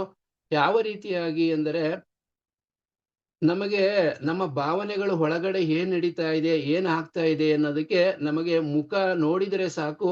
ಹೆಚ್ಚು ಕಡಿಮೆ ಈಗಲೂ ಸಹ ಹೇಳ್ತಾರೆ ಕೆಲವರು, ಮುಖ ನೋಡಿದ ತಕ್ಷಣನೇ ಹೇಳ್ತಾರೆ, ನಮ್ಮ ಒಳಗಡೆ ಏನೋ ಸಮಸ್ಯೆ ಇದೆ, ಏನಪ್ಪಾ ನಿನಗೆ ಪ್ರಾಬ್ಲಮ್ ಅಂತ ಕೇಳ್ತಾರೆ. ನಮಗೆ ಆಶ್ಚರ್ಯ ಆಗತ್ತೆ, ಏನಪ್ಪಾ ಇವ್ರು ಭವಿಷ್ಯ ಹೇಳ್ತಾರಾ ಅಥವಾ ಇವ್ರು ಜ್ಞಾನಿಗಳ, ಹೇಗೆ ಹೇಳಿದ್ರು ನನ್ನಲ್ಲಿ ಒಳಗಡೆ ಇರ್ತಕ್ಕಂಥ ಸಮಸ್ಯೆಗಳ ಬಗ್ಗೆ ಇವ್ರು ಹೇಳ್ತಾ ಇದಾರಲ್ಲ ಅಂತ ಹೇಳಿ ನಮಗೆ ಈಗಲೂ ಸಹ ಅನುಭವ ಆಗಿರುವ ಎಷ್ಟೋ ಸಾಧ್ಯತೆಗಳು ಉಂಟು. ಅದೇ ರೀತಿಯಾಗಿ ಅಂಗೀರ ಮುನಿಗಳು ಆ ಒಂದು ಚಿತ್ರಕೇತು ಮಹಾರಾಜನನ್ನ ವಿಚಾರ ಮಾಡ್ತಾರೆ. ಏನು ಎಲ್ಲ ಸೌಖ್ಯವಾಗಿದ್ದಾರಾ? ಅನೇಕವಾದ ವಿಚಾರಗಳು ಬರುತ್ತೆ ರಾಜ್ಯದಲ್ಲಿ. 7-8 ವಿಚಾರದಲ್ಲಿ ಸಮೃದ್ಧಿ ಆಗಿದೆ. ಆ ರಾಜ ಯಾವ ಕುಂದುಕೊರತೆಗಳು ಸಹ ಇರುವುದಿಲ್ಲ. ಒಂದು ಪ್ರಜೆಗಳು ಹೇಗಿರ್ತಾರೆ, ಸಮೃದ್ಧಿ ಆಗಿರ್ತಾರೆ. ಮತ್ತೆ ರಾಜಭಾರವನ್ನ ಹೇಗೆ ಮಾಡ್ತಾ ಇದ್ದಾನೆ, ಖಜಾನೆಯಲ್ಲಿ ಹಣಕಾಸಿನ ವ್ಯವಸ್ಥೆ ಹೇಗಿದೆ, ಮತ್ತೆ ಮಂತ್ರಿಗಳು ಸುರಕ್ಷಿತವಾಗಿರ್ತಾರಾ, ಮತ್ತೆ ಎಲ್ಲ ಅಕ್ಕಪಕ್ಕದ ಉಳಿದ ರಾಜ್ಯರು ಸಮಯ ಸಮಯಕ್ಕೆ ತಕ್ಕಂತೆ ಆ ಹಣದ ಒಂದು ಟ್ಯಾಕ್ಸ್ ಅಂತ ಇವಾಗ ಏನ್ ಹೇಳ್ತೀವಿ, ಆ ರೀತಿಯಾಗಿ ಅವರು ಉನ್ನತವಾಗಿರ್ತಕ್ಕಂಥ ರಾಜನಿಗೆ ಅಥವಾ ಮಹಾರಾಜನಿಗೆ ಆ ಕಾಣಿಕೆಯ ರೂಪದಲ್ಲಿ ಅರ್ಪಿಸ್ತಾ ಇರ್ತಾರೆ. ಆಗ ಆ ರಾಜ ಎಲ್ಲಾ ಪ್ರಜೆಗಳಿಗೂ ಸಹ ಅದನ್ನ ಏನ್ ಬೇಕು ಏನ್ ಬೇಡವನ್ನ ಅದರಿಂದ ನೋಡ್ಕೊಳ್ತಾ ಇರ್ತಾನೆ. ಈಗ ನಮ್ಮ ಸರ್ಕಾರವು ಸಹ ಟ್ಯಾಕ್ಸಿನ ಮುಖಾಂತರ ಎಲ್ಲಾ ಇಲಾಖೆಗಳು ಸಹ ನಡೀತಾ ಇರುತ್ತೆ. ಅದೇ ರೀತಿಯಾಗಿ ಅವನು ಸಹ ಮಾಡ್ತಾ ಇದ್ನ. ಇಂಥ ಎಲ್ಲ ವಿಚಾರವನ್ನು ಅಂಗೀರ ಮಹರ್ಷಿಗಳು ಚಿತ್ರಕೇತುವಿನ ಬಳಿಗೆ ಕೇಳ್ತಾ ಇರ್ತಾರೆ. ಅವರಿಗೆ ಗೊತ್ತು ಇವನಿಗೆ ಸಮಸ್ಯೆ ಇದೆ ಅಂತ ಹೇಳಿ. ಅದರಿಂದ ನಿನ್ನ ಒಂದು ಸಮಸ್ಯೆಗೆ ಏನು ಕಾರಣ, ಈ ರೀತಿಯಾಗಿ ಏನಾದ್ರು ತೊಂದರೆ ಇದೆಯಾ, ಈ ಯಾತಕ್ಕೋಸ್ಕರ ನಿನ್ನ ಮುಖದಲ್ಲಿ ಈ ರೀತಿಯಾಗಿ ಒಂದು ಕಳೆಗುಂದಿದೆ ಅಥವಾ ಏನೋ ಚಿಂತನೆ ಮಾಡ್ತಾ ಇದೆಯಾ, ಈ ಚಿಂತೆಗೆಲ್ಲ ಏನು ಕಾರಣ ಅಂತ ಹೇಳಿ ವಿಚಾರವನ್ನು ಮಾಡಿದಾಗ ಅವನು ಅವಾಗ ಹೇಳ್ತಾನೆ, ಅಂಗೀರ ಮಹರ್ಷಿಗಳೇ, ನೀವು ತ್ರಿಕಾಲ ಜ್ಞಾನಿಗಳು. ಆದ್ರೂ ನನ್ನ ಸಮಸ್ಯೆ ಏನು, ನನಗೆ ಬೇಕಾಗಿರ್ತಕ್ಕಂಥ ಯಾವುದು ಬೇಕಾಗಿದೆ ಎಲ್ಲವೂ ಸಹ ನಿಮಗೆ ಪರಿಪೂರ್ಣವಾಗಿ ಗೊತ್ತಿದೆ. ಆದರೂ ಸಹ ನೀವು ಏನಕ್ಕೋಸ್ಕರ ಕೇಳ್ತಾ ಇದ್ದೀರಿ ಅಂದ್ರೆ, ಆ ವಿಚಾರವನ್ನ ನನ್ನ ಬಾಯಿಂದಲೇ ಬರಬೇಕು ಅಂತ ವಿಚಾರವನ್ನ ನೀವು ಕೇಳ್ತಾ ಇದ್ದೀರಿ. ಆದ ಕಾರಣ ನಾನು ಹೇಳ್ತೇನೆ ಅಂತ ಹೇಳಿ ಆ ರಾಜ ಹೇಳಲಿಕ್ಕೆ ಪ್ರಾರಂಭ ಮಾಡ್ತಾನೆ. ಸೊ ನಾವು ಇನ್ನೊಂದು ಈ ವಿಚಾರದಲ್ಲಿ ನೋಡಬಹುದು, ಭಗವಂತನು ಸಹ ಒಂದು ಅವತಾರವನ್ನು ಎತ್ತಿ ಭೂಮಿಗೆ ಬಂದಾಗ ಶ್ರೀರಾಮಚಂದ್ರ ಆಗಿರಬಹುದು, ಅಥವಾ ದ್ವಾರಕಾಧೀಶ ದೇವೋತ್ತಮ ಪರಮಪುರುಷನಾದ ಕೃಷ್ಣನ ಆಗಿರಬಹುದು. ಅನೇಕ ಸಂದರ್ಭಗಳಲ್ಲಿ ವಿಚಾರ ಪೂರ್ಣವಾಗಿ ಗೊತ್ತಿರುತ್ತೆ. ಬ್ರಹ್ಮಾಂಡದಲ್ಲಿ 14 ಲೋಕಗಳಲ್ಲಿ ಯಾರ ಮನಸ್ಸಿನಲ್ಲಿ ಏನ್ ನಡೀತಾ ಇದೆ ಅಂತ ತಿಳ್ಕೊಳ್ತಿರ್ತಕ್ಕಂಥ ಆ ಭಗವಂತ ಕೆಲವು ಸಂದರ್ಭಗಳಲ್ಲಿ ಹೇಳ್ತಾನೆ. ಆ ಒಂದು ಕಾರ್ತಿಕ ಮಾಸದ ಒಂದು ಕುಬೇರರ ಮಕ್ಕಳ ಲೀಲೆಯಲ್ಲಿ ನೋಡ್ಬೋದು. ಆ ಮರವನ್ನು ಮುರಿದಾಗ ಆ ದೇವತೆಗಳು ಪ್ರಜ್ವಲಿಸಿ ಮರಗಳು ಹೋಗಿ ದೇವತೆಗಳ ರೂಪವಾಗಿ ಪಡೆದಾಗ ಭಗವಂತ ಏನ್ ಹೇಳ್ತಾನೆ, ನೀವು ಯಾರಪ್ಪ ಇಷ್ಟು ದೇವತಾ ರೂಪದಲ್ಲಿ ಬಂದಿರಿ ಇದ್ದಕ್ಕಿದ್ದಾಗೆ, ಮತ್ತೆ ನೀವು ಈ ಮರವಾಗಿ ಬರ್ಲಿಕ್ಕೆ ಕಾರಣ ಏನು? ಸೊ ನಮಗನ್ಸುತ್ತೆ, ಅಥವಾ ಆ ಒಂದು ಗೋಕುಲದ ಅಥವಾ ಆ ಒಂದು ವೃಂದಾವನದ ಪ್ರಜೆಗಳಿಗೆ ಅನ್ಸುತ್ತೆ, ಸೊ ಈ ಕೃಷ್ಣನೂ ಸಹ ನಮ್ಮ ಹಾಗೆ ಇವನಿಗೇನೂ ಗೊತ್ತಿಲ್ಲ, ಆದ ಕಾರಣ ಅವರಿಂದ ತಿಳ್ಕೊಳ್ತಾ ಇದ್ದಾನೆ ಅಂತ ತಿಳ್ಕೊಳ್ತಾರೆ ಹೊರತು ಇವನು ದೇವೋತ್ತಮ ಪರಮಪುರುಷ ಅಂತ ಅವ್ರಿಗೂ ಸಹ ಗೊತ್ತಾಗೋದಿಲ್ಲ. ಸೊ ಈಗ ನಾವು ಸಹ ಅದೇ ರೀತಿಯಾಗಿ ಭಗವಂತ ಹೇಗೆ ಇದ್ದಾನೆ, ಅವನನ್ನು ಹೇಗೆ ನಾವು ಶರಣಾಗತಿಯನ್ನು ಹೊಂದಬೇಕು ಅಂತ ನಾವು ಇಷ್ಟರ ಮಟ್ಟಿಗೆ ಭಕ್ತರ ಸಂಘದಲ್ಲಿದ್ದು ಹೊರಟರೂ ಸಹ ನಾವು ಪರಿಪೂರ್ಣವಾಗಿ ಭಗವಂತನಿಗೆ ಶರಣಾಗತಿಯನ್ನ ಹೊಂದಿಲ್ಲ. ಯಾಕೆಂದ್ರೆ ನಾವು ಹೇಳ್ಕೊಳ್ತೀವಿ, ನಾನು ಹೇಳ್ಕೊಳ್ತೇನೆ, ನಾನು ಪರಿಪೂರ್ಣವಾಗಿ ಭಗವಂತನಿಗೆ ಶರಣಾಗತಿಯಾಗಿ ನಾನು ಭಕ್ತಿಯನ್ನು ಮಾಡ್ತಾ ಇದ್ದೇನೆ ಅಂತ. ಆದ್ರೆ ನಾವು ಎಲ್ಲಿ ಫೇಲ್ ಆಗ್ತೀವಿ ಅಂದ್ರೆ, ನಮಗೆ ಪ್ರಾಕ್ಟಿಕಲ್ ಅಲ್ಲಿ ಫೇಲ್ ಆಗ್ತೇವೆ. ಎಲ್ಲರೂ ಸಹ ನಮಗೆ ಥಿಯರಿ ಅಂದ್ರೆ ವಿಜ್ಞಾನ, ಆ ಥಿಯರಿನಲ್ಲಿ ನಾವೆಲ್ಲರೂ ಸಹ ಉನ್ನತವಾಗಿರ್ತಕ್ಕಂಥ ಔಟ್ ಆಫ್ ಔಟ್ ಬರ್ತೇವೆ. ಆದ್ರೆ ಪ್ರಾಕ್ಟಿಕಲ್ ಅಲ್ಲಿ ಕೆಲವೊಮ್ಮೆ 0 ಬರ್ಲಿಕ್ಕೂ ಸಾಧ್ಯತೆ ಉಂಟು. ಏಕೆಂದ್ರೆ ನಮಗೆ ಭಗವಂತನ ಭಕ್ತಿ ಮಾಡ್ತಾ ಇದ್ದೇವೆ, ಖುಷಿ ಇದೆ, ಅವನ ಲೀಲೆಗಳನ್ನ ಕೇಳಿದ್ರೆ ನಮ್ಗೆ ಏನಾಗುತ್ತೆ, ತುಂಬಾ ಆನಂದವಾಗುತ್ತೆ. ನಾವು ಆವಾಗ ಮೈ ಮರೆತು ಇದಕ್ಕಿಂತ ಉತ್ತಮವಾಗಿರ್ತಕ್ಕಂಥದ್ದು ಬೇರೆ ಏನು ಬೇಡ, ನಾನು ಪರಿಪೂರ್ಣವಾಗಿ ಭಕ್ತಿ ಸೇವೆಯಲ್ಲಿ ತೊಡಗ್ಬಿಡ್ತೇನೆ, ಶರಣಾಗತಿಯನ್ನು ಹೊಂದ್ಬಿಡ್ತೇನೆ ಅಂತ ಹೇಳಿ ನಾವು ಬರ್ತೇವೆ. ಆದ್ರೆ ಪ್ರಾಕ್ಟಿಕಲ್ ಅಂದ್ರೆ ಏನು, ನಮಗೆ ಬರ್ತಕ್ಕಂಥ ಸಮಸ್ಯೆಗಳು, ನಾವು ಹೇಳ್ತಾರೆ ಇದೇ ರೀತಿಯಾಗಿ ಭಗವಂತ ನನಗೆ ಶರಣಾಗತಿಯನ್ನು ಹೊಂದಿದ್ರೆ ನಾನು ನಿಮ್ಮನ್ನ ಎಲ್ಲಾ ರೀತಿಯಿಂದಲೂ ಸಂರಕ್ಷಣೆ ಮಾಡ್ತೇನೆ, ಇರೋದನ್ನ ಕಾಪಾಡ್ತೇನೆ, ಇಲ್ಲದನ್ನ ಕೊಡ್ತೇನೆ ಅಂತ ಹೇಳಿದ್ದಾನೆ. ಅದಕ್ಕೋಸ್ಕರ ನಾವು ಶರಣಾಗತಿಯನ್ನ ಹೊಂದಿದ್ದೇವೆ. ಆದರೆ ಪ್ರಾಕ್ಟಿಕಲ್ ಅನ್ನೋ ಸಮಸ್ಯೆಗಳು ಬರ್ತಾವಲ್ಲ, ಆವಾಗ ನಾವೇನಾಗ್ತೀವಿ, ನಾನ್ ಭಕ್ತಿ ಮಾಡ್ತಾ ಇದ್ದೇನೆ, ಆದ್ರೂ ನಮ್ಮ ಮನೆಯಲ್ಲಿ ಸಮಸ್ಯೆಗಳು ಜಾಸ್ತಿ ಆಗ್ತಾ ಇದೆ. ಇದಕ್ಕೆ ಏನು ಕಾರಣ? ನಾನು ಅನ್ಯ ದೇವತೆಗಳ ಹತ್ರ ಹೋಗ್ತಾ ಇದ್ದೆ, ನಾನು ಅಲ್ಲಿ ಪ್ರಾರ್ಥನೆಯನ್ನು ಮಾಡ್ತಾ ಇದ್ದೆ, ಹರಕೆಯನ್ನು ಕಟ್ಕೊಳ್ತಿದ್ದೆ. ಆದ್ರೆ ಈಗ ನಾನು ಅದನ್ನ ಬಿಟ್ಬಿಟ್ಟಿದ್ದೇನೆ. ಅದಕ್ಕೋಸ್ಕರ ನನಗೆ ಈ ಸಮಸ್ಯೆ ಬರ್ತಾ ಇದೆ ಅಂತ ನಾನು ಮತ್ತೆ ಏನ್ ಮಾಡ್ತೀನಿ, ಆ ಕಡೆ ಒಲವು ತೋರ್ಲಿಕ್ಕೆ ಪ್ರಾರಂಭ ಮಾಡ್ತೇನೆ. ಸೊ ಆಗ ನನಗೆ ಈ ಒಂದು ಪರಿಪೂರ್ಣವಾದ ಶರಣಾಗತಿ ಇರೋದಿಲ್ಲ. ಸೊ ಈ ರೀತಿಯಾಗಿ ಮಾಡ್ತಾ ಇರೋದ್ರಿಂದ ನಾವು ಪೂರ್ಣಗತಿಗೆ ಹೋಗ್ಲಿಕ್ಕೆ ಸಾಧ್ಯವಾಗ್ತಿಲ್ಲ. ಅದೇ ರೀತಿಯಾಗಿ ಈ ಒಂದು ಅಂಗೀರ ಮಹರ್ಷಿಗಳು ಚಿತ್ರಕೇತುವಿನ ಬಗ್ಗೆ ಹೇಳಿದಾಗ, ಚಿತ್ರಕೇತು ಹೇಳ್ತಾನೆ, ನೀವೆಲ್ಲ ತಿಳಿದಿದ್ರು ಸಹ ನನ್ನ ಬಾಯಿಂದ ಕೇಳಬೇಕು ಅಂತ ಹೇಳ್ತಿರೋದ್ರಿಂದ ನಾನು ಖಂಡಿತವಾಗಿ ಹೇಳ್ತೇನೆ. ಸೊ ನನಗೆ ಇಷ್ಟು ಜನ ನಾನು ರಾಣಿಯರನ್ನ ಮದುವೆ ಮಾಡ್ಕೊಂಡ್ರು ಸಹ ನನಗೆ ಏನು ಸಿಕ್ಕಿಲ್ಲ, ಅವರಿಂದ ಒಂದು ಪುತ್ರ ಸಂತಾನ ಸಿಕ್ಕಿಲ್ಲ. ಅಂಗೀರ ಮಹರ್ಷಿಗಳೇ, ದಯವಿಟ್ಟು ಕೃಪೆ ಮಾಡಿ ನನಗೆ ಒಂದು ಸಂತಾನವನ್ನು ಕೊಡಿ ನೀವು, ನಿಮ್ಮ ಒಂದು ತಪೋಶಕ್ತಿಯಿಂದ ಅಂತ ಕೇಳಿದಾಗ ಆ ಮಹರ್ಷಿಗಳು ಹೇಳ್ತಾರೆ, ಇಲ್ಲಪ್ಪ, ಈಗ ನಮಗೆ ಸುರನಾಥ್ ಪ್ರಭುಗಳು ಮತ್ತೆ ನಮಗೆ ಹಿರಿಯ ಭಕ್ತರುಗಳು ಏನ್ ಹೇಳ್ತಾರೆ, ಆ ರೀತಿಯಾಗಿ ಅವರೂ ಸಹ ಹೇಳ್ತಾರೆ, ನಿನಗೆ ಆ ಭಾಗ್ಯ ಇಲ್ಲಪ್ಪ. ಹಾಗಾಗಿ ನೀನೇನ್ ಮಾಡು, ಭಗವಂತನ ಕಡೆಗೆ ನಿನ್ನ ಒಲವನ್ನು ತೋರಿಸು, ಅವನಿಗೆ ಶರಣಾಗತಿಯನ್ನು ಹೊಂದು, ನೀನು ಮುಕ್ತಿಯ ಪಥ ಕಡೆಗೆ ಹೋಗ್ಲಿಕ್ಕೆ ಸಾಧ್ಯವಾಗತ್ತೆ ಅಂತ ಹೇಳಿದಾಗ ಅವನು ಹೇಳ್ತಾನೆ, ಇಲ್ಲ ಇಲ್ಲ ಮಹರ್ಷಿಗಳೇ, ದಯವಿಟ್ಟು ನನಗೆ ಪುತ್ರ ಸಂತಾನದ ಒಂದು ವ್ಯಾಮೋಹದ ಬಾಧೆ ತುಂಬಾ ಕಾಡಿಸ್ತಾ ಇದೆ. ಕಾರಣಗಳೇನು? ನನಗೆ ಒಂದು ರಾಜ್ಯಭಾರವನ್ನು ಮಾಡಬೇಕಾದ ಒಬ್ಬ ಒಬ್ಬ ಪುತ್ರ ಬೇಕಾಗತ್ತೆ. ಮತ್ತೆ ಇನ್ನೊಂದು ಕಾರಣ, ನಾನು ಅಥವಾ ನಮ್ಮ ಪೂರ್ವಿಕರಿಗೆ ಪಿಂಡ ಪ್ರದಾನವನ್ನು ಮಾಡತಕ್ಕಂತ ಒಬ್ಬ ವ್ಯಕ್ತಿ ಬೇಕಾಗತ್ತೆ, ಒಬ್ಬ ಮಗ ಬೇಕು. ಆದ ಕಾರಣದಿಂದ ಕೃಪೆ ಮಾಡಿ ದಯವಿಟ್ಟು ನನಗೆ ಒಂದು ನೀವು ಕೊಡಲೇಬೇಕು ಅಂತ ಹೇಳಿ ಅವನು ಅವರ ಪಾದದ ಬಳಿಯಲ್ಲಿ ಕೂತು ಅವರ ಪಾದ ಸೇವೆಯನ್ನು ಮಾಡ್ತಾ ಬೇಡಿಕೊಂಡಾಗ ಅಂಗೀರ ಮಹರ್ಷಿಗಳಿಗೆ ತುಂಬಾ ಅವರಿಗೆ ಕೃಪೆ ಕೊಡಬೇಕು ಅನ್ನೋಷ್ಟು ಮಟ್ಟಿಗೆ ಬರುತ್ತೆ. ಆಮೇಲೆ ಇಲ್ಲಿ ಇನ್ನೊಂದು ವಿಚಾರವನ್ನ ಹೇಳ್ತಾರೆ. ನಾವು ನೋಡ್ಬೋದು, ಹಸಿದವನಿಗೆ ಹೂವಿನ ಮಾಲೆ ಅಥವಾ ಚಂದನ ಅದ್ ನಮಗೆ ಸತ್ಕಾರವನ್ನು ಮಾಡ್ತಾರೆ. ಈಗ ನಾವೆಲ್ಲೋ ಒಂದ್ ಕಡೆ ಹೋಗ್ತೀವಿ ಭಕ್ತರು, ನಮಗೇನಾಗಿರುತ್ತೆ, 2 ದಿನ ಆಗಿರುತ್ತೆ ಅಥವಾ 1 ದಿನ ಆಗಿರುತ್ತೆ ಪ್ರಸಾದವನ್ನು ತಿಂದು. ಸೊ ನಾವು ಆ ಭಕ್ತರನ್ನ ಏನಕ್ಕೋಸ್ಕರ ನಾವು ಅವ್ರ ಹತ್ರ ಹೋಗ್ತೇವೆ ಅಂದ್ರೆ, ಏನೋ ಒಂದು ಪ್ರಸಾದ ಸಿಗುತ್ತೆ ಅನ್ನೋ ಒಂದು ಹಂಬಲವನ್ನು ಇಟ್ಕೊಂಡು ನಾವು ಅಲ್ಲಿಗೆ ಹೋದಾಗ ಅವ್ರೇನ್ ಮಾಡ್ತಾರೆ, ಆ ಪ್ರಸಾದದ ವಿಚಾರವನ್ನೇ ಮಾಡುವುದಿಲ್ಲ. ನಮಗೇನ್ ಮಾಡ್ತಾರೆ, ವೈಭವೋಪೇತವಾದ ಒಂದು ಉಡುಗೆಗಳನ್ನ, ಆಹಾರಗಳನ್ನ, ತುರಾಯಿಗಳನ್ನ ಅಥವಾ ಗಂಧವನ್ನ ಈ ರೀತಿಯಾಗಿ ಕೊಟ್ಟಾಗ ನಮಗೆ ತೃಪ್ತಿ ಆಗತ್ತಾ?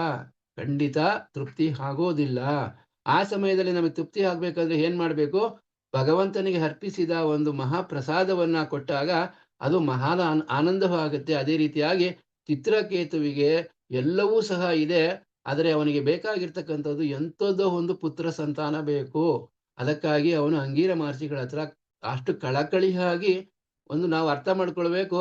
ನಮಗೆ ಕೇವಲ ಒಂದು ಬೆಂಗಳೂರಿನಲ್ಲಿ ಒಂದು ಮನೆ ಇದ್ದು ಅಥವಾ ಒಂದು ಕಾರ್ ಇದ್ದು ಒಂದಿಷ್ಟು ಹಣವಿದ್ರೆ ಸಾಕು, ನಾವು ಅನ್ಕೊಳ್ತೇವೆ, ಏನ್ ಸುರನಾಥ್ ಪ್ರಭುಗಳ ಮಾತು ಕೇಳೋದು ನಾನು, ಏನೀಗ ಪ್ರವೀಣ್ ಪ್ರಭುಗಳು ಹೇಳ್ದಂಗೆ ಕೇಳ್ಬೇಕಾ ನಾನು, ನನ್ ಸ್ಟೇಟಸ್ ಏನು ಅಂತ ಹೇಳಿ ನಮಗೆ ಆ ಅಹಂ ಬರುತ್ತೆ. ಆದ್ರೆ ಅವನು ಅಂದ್ರೆ ಬ್ರಹ್ಮಾಂಡಕ್ಕೆ ಪ್ರಪಂಚಕ್ಕೆ ಅವನು ರಾಜನಾಗಿರ್ತಾನೆ, ಭೌತಿಕ ಪ್ರಪಂಚಕ್ಕೆ ಮಹಾ ಚಕ್ರವರ್ತಿಯಾಗಿರ್ತಕ್ಕಂಥ ಆ ವ್ಯಕ್ತಿ ಹೇಗೆ ಋಷಿಮುನಿಗಳ ಪಾದದ ಬಳಿಯಲ್ಲಿ ಕುತ್ಕೊಳ್ತಾನೆ, ಆ ವಿನಯ ಹೇಗೆ ಬಂತು, ಆ ವಿನಮ್ರತೆ ಹೇಗೆ ಬರುತ್ತೆ. ಸೊ ನಾವು ಭೌತಿಕದ ಇಚ್ಛೆಗಳನ್ನ ಪೂರೈಸ್ಕೊಳ್ಳಿಕ್ಕೆ ನಾವು ಯಾವ ಮಟ್ಟಕ್ಕೆ ಇಳಿತೇವೆ. ಸೊ ಹಾಗಾಗಿ ಅವನು ಸಹ ಆ ಋಷಿಮುನಿಗಳನ್ನ ಈ ರೀತಿಯಾಗಿ ಸಂತೈಸಿ ಆ ಒಂದು ಮಾಡ್ತಕ್ಕಂಥ ಕಾರಣದಿಂದ, ಸೊ ಇಲ್ಲಿ 2 ಕಾರಣಗಳನ್ನ ನೋಡಿದ್ವಿ. ಒಂದು, ರಾಜ್ಯಭಾರವನ್ನು ನೋಡ್ಕೊಳ್ಳಿಕ್ಕೆ ಮಗ ಬೇಕು. 2ನೇದು, ನಮಗೆ ಪಿಂಡ ಪ್ರದಾನವನ್ನು, ನಾವು ಸತ್ತ ನಂತರ ನಮಗೆ ಪ್ರತಿ ವರ್ಷವೂ ಪಿಂಡಗಳನ್ನು ಇಡುವ ಒಂದು ಪುತ್ರ ಸಂತಾನ ಬೇಕು ಅಂತ ಕೇಳಿದಾಗ ಆ ಅಂಗೀರ ಮಹರ್ಷಿಗಳು ಅವನ ವ್ಯಕ್ತಿತ್ವವನ್ನ, ಅವನ ಒಂದು ಘನತೆಯನ್ನ, ಅವನ ಎಲ್ಲವನ್ನು ಗಮನಿಸಿ ಹೇಳ್ತಾರೆ, ನೋಡಪ್ಪ, ನಿನಗೆ ಒಂದು ಪುತ್ರ ಸಂತಾನವನ್ನ ದಯಪಾಲಿಸಲಿಕ್ಕೆ ನಾನು ಪ್ರಯತ್ನ ಕೊಡ್ತೇನೆ. ಆದ್ರೆ ಅದರಿಂದ ನಿನಗೆ ಏನ್ ಸಿಗುತ್ತೆ, ಸುಖ ಸಿಗೋದಿಲ್ಲ. ಅವನು ಏನ್ ಕೊಡ್ತಾನೆ ನಿನಗೆ, ಸಂತೋಷ ಮತ್ತೆ ದುಃಖ ಎರಡನ್ನೂ ಕೊಡ್ತಾನೆ.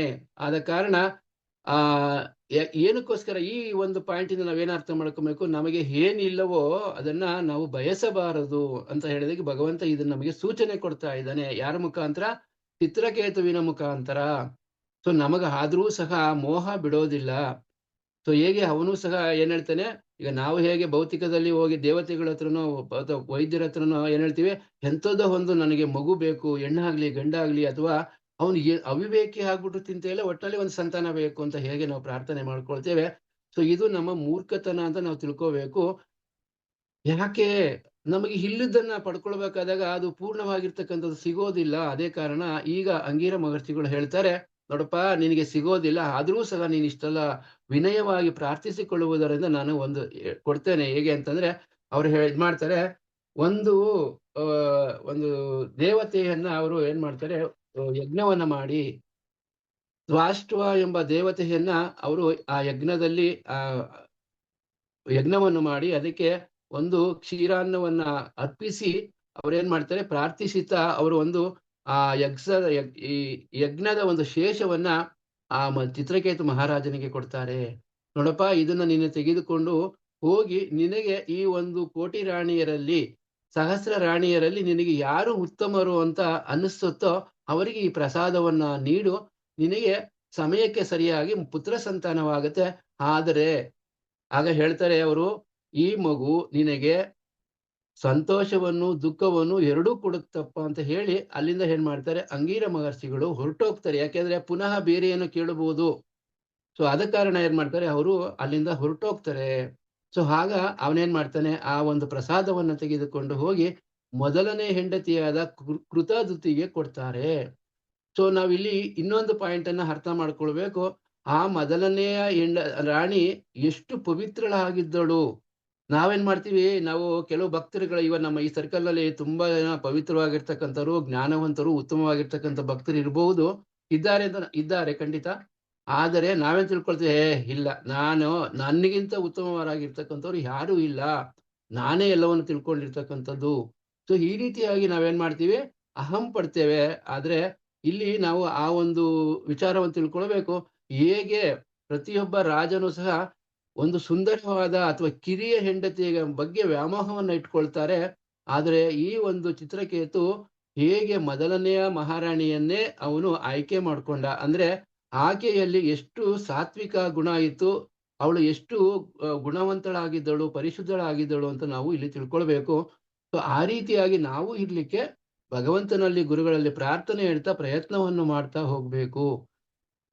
ಸೊ ಆಗ ತಗೊಂಡೋಗಿ ಅವ್ರಿಗೆ ಕೊಡ್ತಾರೆ. ಆ ಮಗು ಮತ್ತೇನಾಗುತ್ತೆ, ನವಮಾಸ ತುಂಬುತ್ತೆ, ಅದ ನಂತರ ಪುತ್ರ ಸಂತಾನವಾಗುತ್ತೆ. ಆಗ ಇಡೀ ರಾಜ್ಯದಲ್ಲಿ, ದೇಶದಲ್ಲಿ ಎಲ್ಲರಿಗೂ ಸಹ ಸಂತೋಷವಾಗುತ್ತೆ. ಅದೇ ರೀತಿಯಾಗಿ ನಾವು ನಮಗೆ ಈ ಒಂದು ಸಣ್ಣ ಸ್ಥಿತಿನಲ್ಲಿ ಇರ್ತಕ್ಕಂಥವರಿಗೆ ಈ ಮಕ್ಕಳಾದಾಗ ಎಷ್ಟು ಆನಂದವಾಗುತ್ತೆ. ಆ ಇಡೀ ಅವನು ರಾಜ್ಯ ಅಷ್ಟು ಚಕ್ರವರ್ತಿಯಾಗಿರ್ತಕ್ಕಂಥವನಿಗೆ ಮತ್ತೆ ಆ ರಾಣಿಗೆ ಎಷ್ಟು ಆನಂದವಾಗಿರ್ಬೇಕು, ಖುಷಿಯಾಗಿರ್ಬೇಕು. ಈ ರೀತಿಯಾಗಿ ಖುಷಿಯಾಗಿದ್ದಾಗ ಸಮಸ್ಯೆಗಳು ಹೇಗೆ ಬರುತ್ತೆ ಅನ್ನೋದಕ್ಕೆ ನಾವು ಈ ಒಂದು ವಿಚಾರವನ್ನು ನೋಡೋಣ. ಇವರೆಲ್ಲರೂ ಯಾರಪ್ಪ, ಈ ರೀತಿಯಾಗಿ ವಕ್ರವಾಗಿ ವಿಚಾರವನ್ನ ವಿನಿಮಯ ಮಾಡ್ಕೊಳ್ತಾ ಇದ್ದಾರೆ ಅಂತ ನೋಡಿದಾಗ, ಸಹಜವಾಗಿ ನಮಗೆ ಈಗ ನಮ್ಮ ಅಣ್ಣ ತಮ್ಮಂದಿರೇ ಆಗಿರ್ಬೋದು, ಅಥವಾ ಭಕ್ತರಾಗಿರ್ಬೋದು, ಅಥವಾ ಅಕ್ಕಪಕ್ಕದ ಮನೆಯವರಾಗಿರ್ಬೋದು, ನಮಗಿಂತ ಸ್ವಲ್ಪ ಮೇಲೆ ಹೋದಾಗ, ನಮಗೆ ಇಲ್ಲದ್ದು ಅವ್ರ ಹತ್ರ ಇದ್ದಾಗ ನಮಗೆ ಹೇಗೆ ಕಿಚ್ಚು, ಒಂದು ಅಸೂಯೆ ಮತ್ತೆ ಇವೆಲ್ಲವೂ ಬರ್ತಾವೋ, ಅದೇ ರೀತಿಯಾಗಿ ಈ ರಾಣಿಯ ಉಳಿದ ಸಹಸ್ರ ರಾಣಿಯರಿಗೆ ಈ ಒಂದು ಹೊಟ್ಟೆ ಕಿಚ್ಚು ಬರುತ್ತೆ. ಇದಕ್ಕೆ ಇಲ್ಲಿ 2 ಪಾಯಿಂಟ್ಗಳನ್ನ ನಾವು ಅರ್ಥ ಮಾಡ್ಕೊಳ್ಬೇಕು. ಯಾಗ ಆ ಚಿತ್ರಕೇತು ಮಹಾರಾಜ ಏನ್ ಮಾಡ್ತಾನೆ, ತನ್ನ ರಾಣಿಗೆ ಈ ಕೃತದುತಿಗೆ ಮಗು ಆಯ್ತು. ಆ ಮಗು ಆಗುವ ಒಂದು ಸಂತೋಷದಲ್ಲಿ ಅವನು ಇತರರ ರಾಣಿಯರನ್ನ ಅವನು ಗಮನಿಸಕ್ಕೂ ಹೋಗೋದಿಲ್ಲ, ಅವ್ರ ಕಡೆ ನೋಡಕ್ಕೂ ಹೋಗೋದಿಲ್ಲ. ಸೊ ಇದು ಅಪರಾಧ ಆಗುತ್ತಾ ಇಲ್ವಾ ಅಂತ ನಾವೇ ಸಹ ಊಹೆ ಮಾಡ್ಕೊಳ್ಬಹುದು. ಸೊ ಈಗ ನಾವು ನಮ್ಮ ಒಂದು ಸರ್ಕಲ್ ನಲ್ಲಿ ಇರ್ತೇವೆ. ಆ ಸರ್ಕಲ್ ನಲ್ಲಿ ನಮಗೆ ಯಾರು ಬೇಕೋ ಅವ್ರ ಕಡೆನೇ ಹೆಚ್ಚು ಗಮನ ಕೊಡ್ತಾ, ಅವರಿಗೆ ನಾವು ಸೇವೆಯನ್ನು ಕೊಡ್ತಾ, ಅಥವಾ ಅವ್ರ ಕಡೆಯಿಂದನೇ ನಾವು ವಿಚಾರವನ್ನ ಮಾಡ್ತಾ ಹೋದಾಗ ಉಳಿದ ಭಕ್ತರಿಗೆ ಎಷ್ಟೆಲ್ಲ ನೋವಾಗುತ್ತೆ, ಬೇಸರವಾಗುತ್ತೆ. ನಾನು ಯಾಕೆ ಈ ಸರ್ಕಲ್ ನಲ್ಲಿ ಇರ್ಬೇಕು, ನನಗೇನೂ ಸಹ ಇಲ್ಲಿ ಒಂದು ಗೌರವವಿಲ್ಲ. ಆದ ಕಾರಣ ನಾನು ಏನ್ ಮಾಡ್ಬೇಕು ಅಂತ ಹೇಳಿ ಅವ್ರು ಏನು ಕುತಂತ್ರ ಮಾಡ್ಲಿಕ್ಕೆ ಹೇಗೆ ಪ್ರಾರಂಭ ಮಾಡ್ತಾರೆ. ಭಕ್ತರು ಮಾಡೋದಿಲ್ಲ.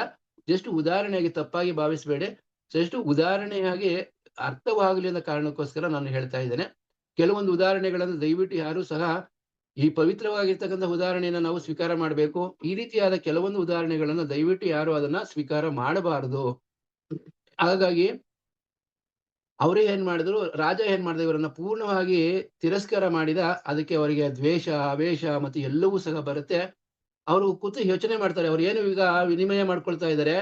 ಸೊ ರಾಜ ನೋಡು ಆ ಮಗುವಿನ ಜೊತೆನಲ್ಲಿ ಮತ್ತು ಆ ರಾಣಿಯ ಜೊತೆನಲ್ಲಿ ಪೂರ್ಣವಾಗಿ ಕಳೀತಾ ನಮ್ಮನ್ನೆಲ್ಲರನ್ನು ಮರ್ತ್ಬಿಟ್ಟಿದ್ದಾನೆ, ತಿರಸ್ಕಾರ ಮಾಡ್ಬಿಟ್ಟಿದ್ದಾನೆ. ಸೊ ನಾವು ಸಹ ನಮಗೆ ಈ ರೀತಿಯಾಗಿ ಒಂದು ಮಕ್ಕಳನ್ನ ಪಡ್ಕೊಬೇಕಾದ್ರೆ ನಾವೇನ್ ಮಾಡ್ಬೇಕು ಅಂತ ಅವರು ಎಲ್ಲ ಚರ್ಚೆಯನ್ನು ಮಾಡ್ತಾರೆ. ಈಗ ನಮ್ಮ ಸರ್ಕಾರ ಹೇಗೆ ಬೇರೆ ಸರ್ಕಾರವನ್ನ ಹೇಗೆ ಉರುಳಿಸ್ಬೇಕು, ಅಥವಾ ನಾವು ಕೆಲವು ಭೌತಿಕದಲ್ಲಿ ಬೇರೆ ನಮ್ಮೂರಿನ ಇರ್ತಕ್ಕಂಥ ಒಬ್ಬ ಮುಂದುವರಿತಕ್ಕಂಥ ವ್ಯಕ್ತಿಯನ್ನ ಅವನ ಸಮಸ್ಯೆಯಲ್ಲಿ ಹೇಗೆ ಸಿಗಿಸ್ಬೇಕು ಅಂತ ಭೌತಿಕದಲ್ಲಿ ಯೋಚನೆ ಮಾಡ್ತಾರೋ, ಅದೇ ರೀತಿಯಾಗಿ ಈ ಎಲ್ಲಾ ರಾಣಿಯರು ಸಹ ಯೋಚನೆ ಮಾಡ್ತಾ ಹೋಗ್ತಾರೆ. ಸೊ ಯೋಚನೆ ಮಾಡ್ತಾ ಅವರಿಗೆ ಒಂದು ವಿಚಾರ ಹೊಳೆಯುತ್ತೆ. ಏನಪ್ಪಾ ವಿಚಾರ? ಸೊ ಇದಕ್ಕೆಲ್ಲ ಕಾರಣ ಏನು? ಮೂಲ ಕಾರಣ ಯಾವುದು? ಈ ಮಗು. ಸೊ ಈ ಮಗುವನ್ನ ನಾವೇನ್ ಮಾಡ್ಬೇಕು? ಕೊಂದು ಬಿಡೋಣ. ಸೊ ಆಗ ರಾಜನಿಗೆ ಆ ಹೆಂಡತಿಯ ಮತ್ತೆ ಈ ಒಂದು ಮಗುವಿನ ಮೇಲಿನ ವ್ಯಾಮೋಹ ಕಡಿಮೆ ಆಗಿ, ಆಗ ಏನ್ ಮಾಡ್ತಾನೆ ಅವನು, ನಮ್ಮ ಕಡೆ ಬರ್ಲಿಕ್ಕೆ ಸಾಧ್ಯವಾಗತ್ತೆ ಅಂತ ಹೇಳಿ ಏನ್ ಮಾಡ್ತಾರೆ, ಒಂದು ಕುತಂತ್ರವನ್ನ ಮಾಡಿ ಆ ಮಗುವಿಗೆ ಪ್ರಸಾದ ಏನು ಆ ಮಗುವಿಗೆ ಆಹಾರವನ್ನು ಕೊಡ್ತಾರೆ. ಆ ಆಹಾರದ ಜೊತೆನಲ್ಲಿ ಇವರು ವಿಷಪೂರಿತವಾದ ಆಹಾರವನ್ನು ಬೆರೆಸಿ ಸೇವಿಸಲಿಕ್ಕೆ ಕೊಟ್ಬಿಡ್ತಾರೆ. ಸೊ ಆಗ ಆ ಮಗು ಏನಾಗುತ್ತೆ, ನಾವು ಇದರಿಂದ ವಿಚಾರವನ್ನ ಏನ್ ತಿಳ್ಕೊಳ್ಬೇಕಪ್ಪ ಅಂದ್ರೆ, ನಾವು ಸಹ ಈ ರೀತಿಯಾಗಿ ನಾವು ನಡ್ಕೊಳ್ಬಾರ್ದು. ಮತ್ತೆ ಎರಡೂ ಕಡೆನೂ ಇರುತ್ತೆ. ಯಾರು ಈಗ ಸುರನಾಥ್ ಪ್ರಭುಗಳೇ ಆಗಿರ್ಬೋದು, ಅಥವಾ ನಮ್ಮ ಕುಟುಂಬದಲ್ಲಿ ನಾವೇ ಆಗಿರ್ಬೋದು, ಅಥವಾ ನೀವು ಆಗಿರ್ಬೋದು, 4 ಜನ ಮಕ್ಕಳಿದ್ದಾಗ ಆ 4 ಜನಗಳಿಗೆ ಏನನ್ನ ನಾವು ಪೂರೈಸಬೇಕು, ಏನನ್ನ ಕೊಡಬೇಕು, ಏನನ್ನ ಅವ್ರು ನೋಡ್ಕೊಳ್ಬೇಕು ಅನ್ನೋ ಒಂದು ವಿಚಾರವನ್ನ ನಾವು ಸರಿಯಾಗಿ ಸಮನಾಗಿ ಮಾಡ್ತಾ ಹೋದಾಗ ಯಾರಿಗೂ ಸಹ ಅವರಿಗೆ ತೊಂದರೆ ಆಗೋದಿಲ್ಲ, ಅಥವಾ ಅವರಿಗೆ ದ್ವೇಷ ಬರೋದಿಲ್ಲ. ಸೊ ನಾವು ಒಂದೊಂದು ಮಕ್ಕಳಿಗೆ ಒಂದೊಂದು ರೀತಿಯಾಗಿ ಮಾಡಿದಾಗ ಅವರಿಗೂ ಸಹ ಯೋಚನೆ ಬರುತ್ತೆ, ನಮಗೆ ಯಾಕೆ ಈ ರೀತಿ ಮಾಡ್ತಾ ಇದ್ದಾರೆ ನಮ್ಮ ತಂದೆ. ಸೊ ಆ ಅಣ್ಣನಿಗೆ ಮಾತ್ರ ಈ ರೀತಿಯಾದ ಸೌಕರ್ಯಗಳನ್ನು ಕೊಡ್ತಾ ಇದ್ದಾನೆ, ನಮಗೆ ಯಾಕೆ ಕೊಡ್ತಿಲ್ಲ ಅಂತ ಹೇಳಿ ಅವರಲ್ಲಿ ಏನಾಗುತ್ತೆ, ದ್ವೇಷದ ಭಾವನೆ ಹೇಗೆ ಬರುತ್ತೋ ಅದೇ ರೀತಿಯಾಗಿ ಈ ರಾಣಿಯರೆಲ್ಲರಿಗೂ ಬಂದು ಆ ಮಗುವನ್ನ ವಿಷವನ್ನು ಕೊಟ್ಟು ಅವ್ರೇನ್ ಮಾಡ್ತಾರೆ, ಆ ವಿಷವನ್ನು ಕೊಟ್ಟಾಗ ಅದು ಆ ಒಂದು ಆಹಾರ ಸೇವನೆಯಿಂದ ಮಾಡಿ ಅದು ನಿದ್ರಾಕ್ಕೆ ಹೋದಾಗ ಅದು ಪರಿಪೂರ್ಣ ಶಾಶ್ವತವಾದ ನಿದ್ರೆಗೆ ಹೊರಟೋಗುತ್ತೆ. ಸೊ ಆಗ ಬರ್ತಾಳೆ ಆ ಕೃತಧೃತಿ, ಬಂದು ಆ ಮಗುವನ್ನು ನೋಡ್ತಾಳೆ. ಆ ಮಗು ತುಂಬಾ ಗಾಢ ನಿದ್ರೆಯಲ್ಲಿ ಇರುತ್ತೆ. ಸೊ ಮಲಗಿರ್ತಕ್ಕಂಥ ಮಗುವನ್ನ ಎಚ್ಚರಿಸಬಾರದು ಅಂತ ಆ ತಾಯಿ ಏನ್ ಮಾಡ್ತಾಳೆ, ಅಲ್ಲಿಂದ ಹೊರಗಡೆ ಬೇರೆ ಕಡೆ ಹೋಗ್ತಾಳೆ. ಅವಳಿಗೆ ತುಂಬಾ ಬೇಕಾಗಿರ್ತಕ್ಕಂಥ ಸೇವಕಿ ಹೇಳ್ತಾಳೆ, ನನ್ನ ಮಗು ನೋಡಮ್ಮ ಹೀಗೆ ಮಲಗಿದೆ, ಅದು ಎದ್ದ ನಂತರ ನನ್ನ ಬಳಿಗೆ ಕರೆದುಕೊಂಡು ಬಾ ಅಂತ ಹೇಳಿದಾಗ, ಆಗ ಆಕೆ ಏನ್ ಮಾಡ್ತಾಳೆ, ಸ್ವಲ್ಪ ಸಮಯದ ನಂತರ ಹೋಗಿ ನೋಡ್ತಾಳೆ. ಯಾಕೆ ಮಗು, ಇವಾಗ ಸಹಜವಾಗಿ ನಮಗೆ ಗೊತ್ತಿರುತ್ತೆ, ಮಗು ಎಷ್ಟು ಸಮಯ ನಿದ್ದೆ ಮಾಡುತ್ತೆ. ತುಂಬಾ ಸಮಯ ನಿದ್ದೆ ಮಾಡಿದ್ರೆ ನಾವು ಅನ್ಕೊಳ್ತೀವಿ ಇವತ್ತೇನೋ ಅನ್ಎಕ್ಸ್ಪೆಕ್ಟೆಡ್ ಆಗಿ ಯಾವುದೋ ವಿಚಾರ ಬರುತ್ತೆ, ಅಥವಾ ಸಂಬಂಧಿಕರು ಬರ್ಬೋದು, ಅಥವಾ ಏನೋ ಒಂದು ವಿಚಾರವನ್ನು ಮಾಡಿದ ಹಾಗೆ ಆಕೆನೂ ಸಹ ಏಕೆ ಇಷ್ಟೊತ್ತಾದ್ರೂ ಮಗು ಎದ್ದಿಲ್ವಲ್ಲ ಅಂತ ಹೋಗಿ ಆ ಮಗುವನ್ನು ನೋಡ್ತಾಳೆ. ಆ ಮಗುವಿಗೆ ಉಸಿರಾಟ ನಿಂತು ಹೋಗಿರುತ್ತೆ. ಸೊ ಆದ ಕಾರಣ ಅವಳು ತುಂಬಾ ಗಾಬರಿಯಾಗಿ ಕಿರ್ಚ್ಕೋತಾಳೆ, ಗಲಾಟೆ ಮಾಡ್ತಾಳೆ. ಆಗ ಆ ರಾಣಿ ಮತ್ತೆ ಎಲ್ಲರೂ ಸಹ ಅಲ್ಲಿಗೆ ಓಡಿ ಬರ್ತಾರೆ. ಆಗ ಆ ಮಗುವಿನ ಪ್ರಾಣ ದೇಹದಿಂದ ಹೊರಟಿ ಹೋಗಿರುತ್ತೆ. ಸೊ ಆಗ ನೆಕ್ಸ್ಟ್ ಏನಾಗುತ್ತೆ, ಅದಕ್ಕೆ ತುಂಬಾ ಅವ್ರಿಗೆ ಏನಾಗುತ್ತೆ, ಹಿಂಸೆ ಆಗುತ್ತೆ. ಯಾಕೆಂದ್ರೆ ಅಷ್ಟು ವರ್ಷಗಳ ಕಾಲ ಅವರು ಹಂಬಲಿಸಿ ಆ ಒಂದು ಅಂಗೀರ ಮಣಿಗಳಿಂದ ಪಡೆದುಕೊಂಡಿರ್ತಕ್ಕಂಥ ಮಗು ಪ್ರಾಣವನ್ನು ಬಿಟ್ಬಿಟ್ಟಿರುತ್ತೆ. ಇದು ಹೇಗೆ, ಏನಾಯ್ತು ಅಂತ ಹೇಳಿ ಅವರು ಬಹಳ ಬಹಳ ಗೊಂದಲಕ್ಕೆ ಒಳಗಾಗ್ತಾರೆ. ಸೊ ಒಳಗಾದಾಗ ಏನಾಗುತ್ತೆ, ಆ ಚಿತ್ರಕೇತು ರಾಜನು ಬರ್ತಾನೆ. ಆ ವಿಚಾರವನ್ನು ತಿಳಿಯುತ್ತೆ. ರಾಜ, ನಿನ್ನ ಮಗು ಈ ರೀತಿಯಾಗಿ ಪ್ರಾಣ ಬಿಟ್ಟಿದೆ, ಅಂದ್ರೆ ಸತ್ತು ಹೋಗಿದೆ ಅಂತ ಅಂದಾಗ ಅವನಿಗೆ ಎಷ್ಟು ಶಾಕ್ ಆಗಿರುತ್ತೆ ಅಂತ ನಾವು ಇಮೇಜ್ ಮಾಡ್ಕೊಳ್ಳೋಕ್ಕೂ ಸಹ ಸಾಧ್ಯವಾಗೋದಿಲ್ಲ. ಯಾಕೆಂದ್ರೆ ನಮಗೆ ಒಂದು ಸಣ್ಣ ಒಬ್ಬ ವ್ಯಕ್ತಿಗಳಿಗೆ ನಮ್ಮ ಮನೆಯಲ್ಲಿ ಏನಾದ್ರು ಒಂದು ದುರ್ಘಟನೆ ನಡೆದಾಗ ನಮಗೆ ಹೇಗೆ ಸಹಿಸ್ಕೊಳ್ಳಿಕ್ಕೆ ಆಗೋದಿಲ್ಲ. ಅವನು ಅಷ್ಟು ಕಾಡಿ ಬೇಡಿ ಅಷ್ಟು ವರ್ಷ ಅವನು ತಪಸ್ಸನ್ನ ಮಾಡಿ, ತಪಸ್ಸನ್ನ ಏನಕ್ಕೋಸ್ಕರ ತಪಸ್ಸು ಮಾಡಿದ, ಆ ಮಗು ಬೇಕು, ಮಗು ಬೇಕು, ಮಗು ಬೇಕು ಎಂಬ ತಪಸ್ಸನ್ನು ಮಾಡಿ ಪಡೆದಿರ್ತಕ್ಕಂಥ ಮಗು ಹೀಗೆ ಒಂದು ಸಾವಿಗೆ ಆ ಹೋಗಿದೆ ಅಂತ ಅಂದಾಗ ಅವ್ರಿಗೆ ಎಷ್ಟು ಆಘಾತ ಆಗತ್ತೆ. ಅವನು ಹೇಗೆ ಆಗ್ತಾನೆ ಅಂತ ಹೇಳ್ತಾರೆ, ನಡಿಲಿಕ್ಕೂ ಸಹ ಅವನಿಗೆ ತ್ರಾಣ ಇರೋದಿಲ್ಲ. ಅವನು ಆ ಮಗುವಿನ ಬಳಿಗೆ ಬರುವಷ್ಟರಲ್ಲಿ ಅನೇಕ ಜಾಗದಲ್ಲಿ ಅವನು ಮೂರ್ಛೆ ತಪ್ಪಿ ಬಿದ್ದು ಹೋಗ್ತಾನೆ. ಸೊ ನಂತರ ಬಂದು ಇಲ್ಲಿ ನಾವು ನೋಡ್ಬೋದು ಹೇಗೆ ಆ ಒಂದು ಪಾದಗಳನ್ನ, ಮಗುವಿನ ಪಾದವನ್ನು ಹಿಡಿತ ಅವನು ಆಕ್ರಂದನ ಮಾಡ್ತಾ ಇದ್ದಾನೆ. ಸೊ ಇದರಿಂದ ನಮಗೇನಾಗುತ್ತೆ, ಈ ಭೌತಿಕದ ವ್ಯಾಮೋಹ ಹೇಗೆ ನಮ್ಮನ್ನ ಬಂಧಿಸುತ್ತೆ, ಬಾಧಿಸುತ್ತೆ, ಮತ್ತೆ ಕಷ್ಟ, ದುಃಖಕ್ಕೆ ಕಾರಣವಾಗುತ್ತೆ ಅನ್ನೋದಕ್ಕೆ ಈ ಒಂದು ವಿಚಾರದಿಂದ ನಾವು ತಿಳ್ಕೊಳ್ಬೋದು. ಸೊ ಎಲ್ಲವೂ ಇದೆ. ಚಿತ್ರಕೇತು ಮಹಾರಾಜಿಗೆ ಎಷ್ಟು ಸೌಕರ್ಯವಿದೆ, ರಾಶಿ ರಾಶಿ ಬಂಗಾರದ ಒಂದು ವಸ್ತುಗಳಿದೆ, ಹಣಕಾಸಿದೆ, ಪ್ರಜೆಗಳಿದ್ದಾರೆ, ಸಮೃದ್ಧವಾದ ರಾಜ್ಯವಿದೆ, ಹೆಂಡತಿಯರಿದ್ದಾರೆ, ಎಲ್ಲವೂ ಇದೆ. ಆಮೇಲೆ ಇನ್ನೊಂದು ವಿಚಾರ ನಾವು ತಿಳ್ಕೊಳ್ಬೇಕು, ಅಷ್ಟು ಜನ ಪತ್ನಿಯರಿದ್ರು ಸಹ ಮಕ್ಕಳಾಗ್ಲಿಲ್ಲ ಅಂದ್ರೆ ಏನಾದ್ರೂ ಕುಂದುಕೊರತೆಗಳಿದೆಯಾ ಅಂತ ನೋಡ್ಕೊಂಡಾಗ ಖಂಡಿತವಾಗಿ ಯಾವುದೇ ಕುಂದುಕೊರತೆಗಳು ಇರೋದಿಲ್ಲ. ನಾವು ನೋಡಿ ಹಿಂದಿನ ಒಂದು ಚಿತ್ರ ನೋಡಿದ್ವಿ ಅಲ್ಲ, ಹೇಗೆ ರಾಣಿಯರು ಸುಂದರವಾಗಿ ಅವರು ದೇವಲೋಕದ ಅಪ್ಸರೆಯಂತೆ ಇದ್ದಾರೆ. ಮತ್ತೆ ರಾಜನನ್ನು ನೋಡ್ಬೋದು, ದುಷ್ಟಪುಷ್ಟವಾಗಿ ದೃಢಕಾಯವಾಗಿ, ಅವನು ಯೌವನ ಭರಿತವಾಗಿ ಇದ್ರೂ ಸಹ ಅವನಿಗೆ ಮಕ್ಕಳಾಗೋದಿಲ್ಲ. ಯಾಕೆ ಕಾರಣ? ನಮ್ಮ ಪೂರ್ವಜನ್ಮದ ಯಾವುದೋ ಕರ್ಮಾಂತರದಿಂದ ಈ ರೀತಿಯಾಗಿ ಆಗತ್ತೆ. ಸೊ ನಾವು ನೋಡ್ಬೋದು, ಇದಕ್ಕೆ ಉದಾಹರಣೆಯಾಗಿ ನಾವು ಮಹಾಭಾರತದಲ್ಲಿ ನಾವು ನೋಡ್ಬೋದು, ಧೃತರಾಷ್ಟ್ರನಿಗೆ ಏಕೆ ಕಣ್ಣು ಕುರುಡಾಯಿತು, ಮತ್ತೆ ಅವನ ಮಕ್ಕಳು ಯಾಕೆ ಪೂರ್ಣವಾಗಿ ಅವರ ಸಾವನ್ನಪ್ಪಬೇಕಾಗತ್ತೆ ಅಂತ ಈ ವಿಚಾರವನ್ನ ನಾವು ತೆಗೆದುಕೊಂಡಾಗ, ನಮ್ಮ ಪೂರ್ವ ಜನ್ಮದ ಕರ್ಮಗಳು ಹೇಗೆ ಕಾಡಿಸುತ್ತೆ, ಹೇಗೆ ಬಂಧಿಸುತ್ತೆ. ನಮ್ಗೆ ಕೆಲವರು ಪುನರ್ಜನ್ಮ ಇದೆಯಾ ಅಂದ್ರೆ, ಸುಮ್ನೆ ರೀ, ಏನ್ ಮಾತಾಡ್ತೀರಾ, ಯಾರಿಗೆ ಕಂಡಿರೋದು ಅಂತ ಹೇಳ್ತಾರೆ.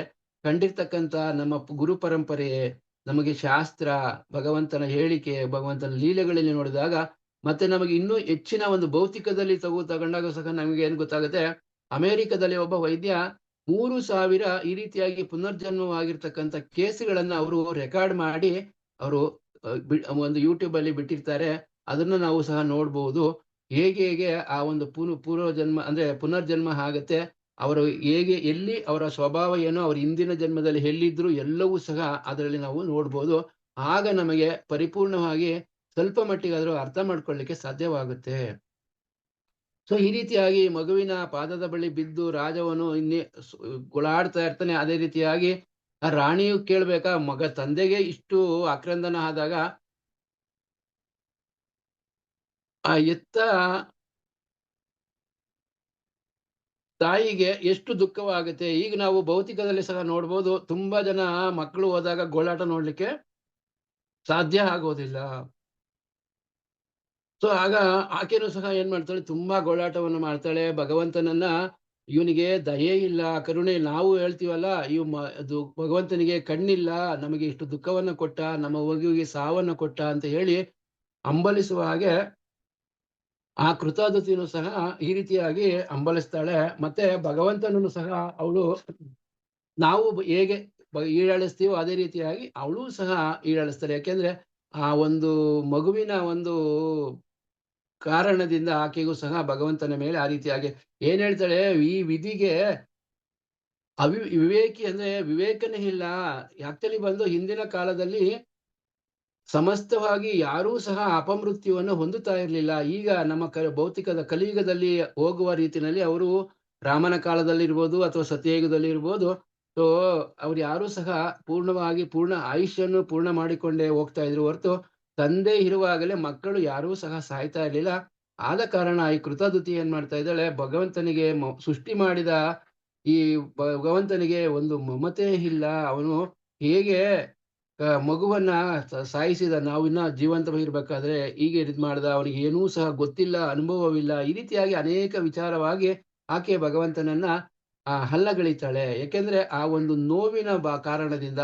ಸೊ ನಾವು ಇದರಿಂದ ಏನ್ ತಿಳ್ಕೊಳ್ಬೇಕಪ್ಪ ಅಂದ್ರೆ, ಸಮಾಜದಲ್ಲಿ ಅಥವಾ ನಮ್ಮ ಕುಟುಂಬದಲ್ಲಿ ಅಥವಾ ಒಂದು ಭಕ್ತರಲ್ಲಿ ಏನಾದ್ರೂ ನಮಗೆ ಮಾತುಗಳನ್ನ ಹೇಳ್ತಾರೆ ಅಂತ ಅಂದಾಗ, ಅವರಿಗೆ ಆ ರೀತಿಯಾದ ಏನೋ ಒಂದು ನೋವಾಗಿರುತ್ತೆ. ನಾವು ಅವಾಗ ಏನ್ ಮಾಡ್ಬೇಕು, ಸಹಿಸ್ಕೊಳ್ಬೇಕು. ಯಾಕೆಂದ್ರೆ ನಾವು ಅವಾಗ ಏನ್ ಮಾಡ್ತೀವಿ, ಅವ್ರ ಮೇಲೆ ಜಗಳ ಮಾಡ್ಬಿಡ್ತೇವೆ. ಅವ್ರು ಆಲ್ರೆಡಿ ದುಃಖದಲ್ಲಿ ಇರ್ತಾರೆ. ಸೊ ಮತ್ತೆ ಏನ್ ಮಾಡ್ತೀವಿ, ನನಗೆ ಹೀಗಂತ ಅಂದ್ಬಿಟ್ರ ಅಂತ ಹೇಳಿ ನಾವೇನ್ ಮಾಡ್ತೀವಿ, ತುಂಬಾ ದುಃಖ ಬರುವ ಹಾಗೆ ನಾವು ನಡ್ಕೊಂಡ್ ಬಿಡ್ತೇವೆ.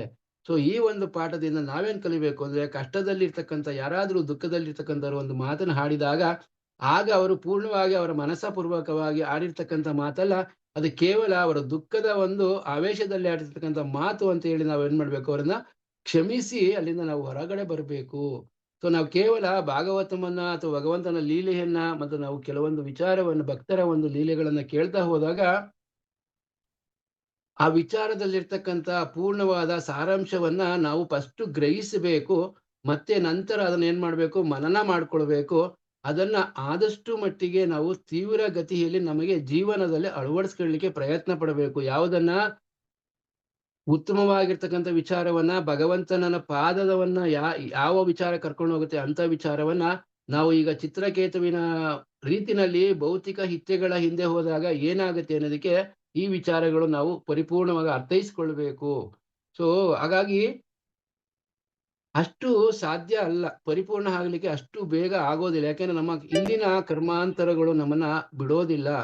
ಸೊ ನಾನೀಗ ಹೇಳಿದೆ, ಧೃತರಾಷ್ಟ್ರಂದು 50 ಜನ್ಮದ ಅವನು ಭಗವಂತನ ಹತ್ರ ಕೇಳ್ತಾನೆ ಅವನು, ಕೃಷ್ಣ ನನಗೆ ಯಾಕೆ ಈ ಪುತ್ರರೆಲ್ಲರೂ ಸಹ ಹೊರಟೋದ್ರು, ಮತ್ತೆ ಯಾಕೆ ಎಲ್ಲರೂ ದುಷ್ಟರಾಗಿದ್ರು, ಮತ್ತೆ ನನಗೆ ಯಾಕೆ ಈ ಕಣ್ಣಿಲ್ಲ. ಸೊ ಎಲ್ಲವನ್ನು ವಿಚಾರ ಮಾಡಿದಾಗ ಭಗವಂತ ಎಷ್ಟು ಕೃಪಾಳು ಕರುಣಾಳು ಅನ್ನೋದಕ್ಕೆ, ಅಂತ ದುಷ್ಟನಿಗೂ ಸಹ ಭಗವಂತ ಏನ್ ಮಾಡ್ತಾನೆ, ವಿನಯ ಪೂರ್ವಕವಾಗಿ ಅವನ ಎಲ್ಲ ಹಿಂದಿನ ಜನ್ಮದ ಪುರಾವೆಗಳನ್ನ ಭಗವಂತ ಹೇಳ್ತಾ ಹೋಗ್ತಾನೆ. ಸೊ ನೀನು 50 ಜನ್ಮದ ಹಿಂದೆ ಒಬ್ಬ ಬೇಡನಾಗಿದ್ದೆ. ಆ ಬೇಡನಾಗಿದ್ದಾಗ ನೀನು ಬೇಟೆಗೆ ಹೋಗಿ ಕಾಡಿಗೆ ಹೋದಾಗ ಒಮ್ಮೆ ಒಂದು ಹುಲಿ ನಿನ್ನನ್ನು ಅಟ್ಟಿಸಿಕೊಂಡು ಬರ್ತದೆಪ್ಪ. ನೀನು ಆಗ ಒಂದು ತುಂಬಾ ಎತ್ತರವಾದ ಒಂದು ದೊಡ್ಡ ಮರದ ಮೇಲೆ ಹೋಗಿ ಕುಳಿತುಕೊಳ್ತೀಯ. ಆ ಮರದಲ್ಲಿ ಅನೇಕವಾದ ಪಕ್ಷಿಗಳ ಗೂಡುಗಳಿರುತ್ತೆ, ಅಲ್ಲಿ ಮರಿಗಳಿರುತ್ತೆ. ಆವಾಗ ಏನ್ ಮಾಡ್ತೀನಿ ನೀನು, ಮರದ ಮೇಲೆ ಕೂತ್ಕೊಂಡು ಹೋಗಿ ಇಡೀ ಕಾಲ ಕಳಿಬೇಕಾದಾಗ ಸುಮ್ಮನೆ ಕೂತಿರ್ಲಿಲ್ಲ ನೀನು. ಆ ಮರಿಗಳನ್ನ ತೆಗೆದುಕೊಂಡು ಏನ್ ಮಾಡ್ತಿದ್ದೆ, ತನ್ನ ಬಾಣಗಳಿಂದ ಅದನ್ನ ಕಟ್ ಮಾಡಿ ಕೆಳಗೆ ಬಿಸಾಕ್ದೆ. ಆ ಸಮಯದಲ್ಲಿ ಆ ಒಂದು ತಾಯಿಯ ಪಕ್ಷಿ ಬಂದು ನಿನ್ನನ್ನ ಆಕ್ರಮಣ ಮಾಡುತ್ತೆ. ಯಾಕೆಂದ್ರೆ ನಾವು ಗಮನಿಸಿರ್ಬೋದು, ತುಂಬಾ ಜನಕ್ಕೆ ಗೊತ್ತಿರುತ್ತೆ, ಹಳ್ಳಿ ಕಡೆ ಎಲ್ಲ ಇದ್ದವ್ರಿಗೆ ಗೊತ್ತಿರುತ್ತೆ, ಒಂದು ಕೋಳಿ ಮರಿಯನ್ನ ಹದ್ದು ಏನಾದ್ರೂ ಎತ್ಕೊಂಡು ಹೋಗ್ಲಿಕ್ಕೆ ಬಂದಾಗ ಅದು ಹೇಗೆ ಆಕ್ರೋಶವನ್ನು ವ್ಯಕ್ತಪಡುತ್ತೆ, ಹದ್ದಿನ ಮೇಲೆ ಹಾರಿ ಹೋಗುತ್ತೆ. ಈ ರೀತಿಯಾಗಿ ಇರ್ತಕ್ಕಂಥ ಒಂದು ಸಮಯದಲ್ಲಿ ಆ ಪಕ್ಷಿ ಬಂದು ಇವನನ್ನ ಮೇಲೆ ಆಕ್ರಮಣ ಮಾಡುತ್ತೆ. ಆಕ್ರಮಣ ಮಾಡಿದಾಗ ಆ ಒಂದು ಆಕ್ರಮಣ ಮಾಡಿದ ಪಕ್ಷಿಯನ್ನ, ಪಾಪ ಅದಕ್ಕೆ ಎಷ್ಟು ಶಕ್ತಿ ಇರುತ್ತೆ, ಇವನಿಗೆ ಎಷ್ಟು ಶಕ್ತಿ ಇದೆ. ಹಾಗಾಗಿ ಅದನ್ನ ತನ್ನ ಕೈಯಲ್ಲಿ ಹಿಡ್ಕೊಂಡು ಅವನೇನ್ ಮಾಡ್ತಾನೆ, ಇದು ಕಣ್ಣಿದ್ರೆ ತಾನೇ ನಾನು ಬಂದು ನೀನು ಕುಕ್ಕೋದು ಅಂತ ಹೇಳಿ ಆ ಕಣ್ಣುಗಳಿಗೆ ತನ್ನ ಬಾಣಗಳಿಂದ ಚುಚ್ಚಿ ಅದನ್ನ ಕೆಳಗಡೆ ಬಿಸಾಕ್ತಾನೆ. ಸೊ ಈ ಕಾರಣದಿಂದ ನಾವು ಗಮನಿಸಬಹುದು ಯಾಕೆ ನಮಗೆ ದುಃಖಗಳು ಬರುತ್ತೆ. ಸೊ ಹಾಗಾಗಿ ಅವನೇನ್ ಮಾಡ್ತಾನೆ, ಭಗವಂತ ಹೇಳ್ತಾನೆ, ನೋಡಪ್ಪ ಇದರಿಂದ ನಿನ್ನ ಕಣ್ಣು ಹೋಯ್ತು, ಕಣ್ಣಿಲ್ದಂಗೆ ನೀನು ಹುಟ್ಟಿದೀಯಾ. ಸರಿ ಕೃಷ್ಣ, ಓಕೆ, ಆದ್ರೆ ನನಗೆ ಇಷ್ಟು ಜನ್ಮ ಏನಕ್ಕೆ ಬೇಕಾಗಿತ್ತು? 50 ಜನ್ಮ ತನಕ ನನಗೆ ಯಾಕೆ ಈ ಒಂದು ಕರ್ಮದ ಬಾಧೆ ಕ್ಲಿಯರ್ ಆಗೋದಿಲ್ಲ? ಇಲ್ಲಿ ಅನೇಕ ವಿಚಾರಗಳನ್ನ ಭಕ್ತರು ತಿಳ್ಕೊಂಡಿದ್ದೀರಿ. ಆ ಬೀಜಗಳು ರೂಪ, ಮತ್ತೆ ಸಸಿಗಳ ರೂಪ, ಮತ್ತೆ ಫಲ ಕೊಡುವ ಆ ಒಂದು ಕರ್ಮದ ಬೀಜದ ರೂಪ ಎಲ್ಲವೂ ಸಹ ಭಕ್ತರು ತಿಳ್ಕೊಂಡಿದ್ದೀರಿ. ಆ ಫಲದ ರೂಪಕ್ಕೆ ಬಂದಾಗ ನಾವು ಅನುಭವಿಸಲೇಬೇಕಾಗತ್ತೆ. ಬೀಜದ ರೂಪದಲ್ಲಿದ್ದಾಗ ಇನ್ನು ಅದು ಮುಂದಿನ ಜನ್ಮಕ್ಕೋ ಟ್ರಾನ್ಸ್ಫರ್ ಆಗ್ತಾ ಹೋಗುತ್ತೆ. ಅದು ಯಾಕೆಂದ್ರೆ ಅದು ಸಸಿ ಅದು ಬೀಜ ಬೀಳಬೇಕು, ಸಸಿ ಆಗ್ಬೇಕು. ಅದು ನಂತರ ಬೆಳೆದು ಕಾಯಾಗಿ ಫಲವಾದಾಗ ನಮಗೆ ಆ ಕರ್ಮದ ಫಲಗಳು ಬರುತ್ತೆ. ಒಳ್ಳೇದಾಗಿರ್ಬೋದು, ಕೆಟ್ಟದ್ದಾಗಿರ್ಬೋದು. ಅದೇ ರೀತಿಯಾಗಿ ಇವನಿಗೂ ಸಹ ನೋಡಪ್ಪ, ಅದಕ್ಕೋಸ್ಕರ ನಿನಗೆ ಮಕ್ಕಳ ಭಾಗ್ಯ ಇರ್ಲಿಲ್ಲ. ಮಕ್ಕಳ ಭಾಗ್ಯ ಪಡ್ಕೊಳ್ಳುವಷ್ಟು ಸಂಪಾದನೆ ಮಾಡ್ಬೇಕಾದ್ರೆ ನಿನಗೆ 50 ಜನ್ಮ ಬೇಕಾಯಿತು ಅಂತ ಹೇಳ್ತಾರೆ. ಆಗ ಅವನಿಗೆ ಸಮಾಧಾನವಾಗತ್ತೆ. ಅದೇ ರೀತಿಯಾಗಿ ನಮ್ಮ ಪುನರ್ಜನ್ಮದಲ್ಲಿ ನಮ್ಮ ಈ ಭಾಗವತಮಲ್ಲಿ ಮತ್ತೆ ನಮಗೆ ತುಂಬಾ ವಿಚಾರಗಳು ತಿಳಿಯುತ್ತೆ. ಸೊ ಅದು ಹೇಳಲಿಕ್ಕೆ ಸಮಯ ಇರೋದಿಲ್ಲ. ಈಗ ಒಂದು ಉದಾಹರಣೆಯನ್ನು ತೆಗೆದುಕೊಂಡಾಗ ನಾವು ಅದರ ಮಹತ್ವವನ್ನ ತಿಳ್ಕೊಂಡು ನಮ್ಮ ಜೀವನದಲ್ಲಿ ಅಳವಡಿಸ್ಕೊಂಡಾಗ ನಮಗೆ ಆಗ ಪರಿಪೂರ್ಣತೆ ಕಡೆ ಹೋಗ್ಲಿಕ್ಕೆ ಸಾಧ್ಯವಾಗುತ್ತೆ. ಸೊ ಈ ರೀತಿಯಾಗಿ ಅವರು ಭಗವಂತನನ್ನ ನಿಂದಿಸಿದ್ರು ಸಹ ಭಗವಂತ ಕೋಪ ಮಾಡ್ಕೊಳ್ಳೋದಿಲ್ಲ. ಯಾಕೆಂದ್ರೆ ಭಗವಂತನಿಗೆ ಗೊತ್ತು ತಾಯಿಯ ಆ ಒಂದು ಬಾಧೆ ಎಷ್ಟಿರುತ್ತೆ. ಸೊ ಹಾಗಾಗಿ ನಾವು ಸಹ ಭಗವಂತನಿಗೆ ಕಣ್ಣಿಲ್ಲ ಅಂತ ಹೇಳ್ತೀವಿ. ಹಾಗಾಗಿ ನಮ್ಮನ್ನ ಭಗವಂತ ಬಂದು ಕೊಲ್ತಾನ? ಇಲ್ಲ. ಸೊ ತನ್ನ ಮಕ್ಕಳು ಏನಾದ್ರು ಅಪ್ಪನ್ನ ಬೈತಾರೆ, ಅಪ್ಪ ಬಂದು ಮಗನ್ನ ಹೊಡಿತಾನ, ಶಿಕ್ಷಿಸ್ತಾನ? ಇಲ್ಲ. ಸೊ ಒಂದೊಂದ್ಸರಿ ಆನಂದವೇ ಆಗತ್ತೆ, ನನ್ನ ಮಗ ಈ ರೀತಿ ಹಂಗ ಅಂದ್ಬಿಟ್ಟ ಅಂತ ಹೇಳಿ ಅವ್ರ 10 ಜನ ಹತ್ರ ಹೇಳ್ತಾರೆ.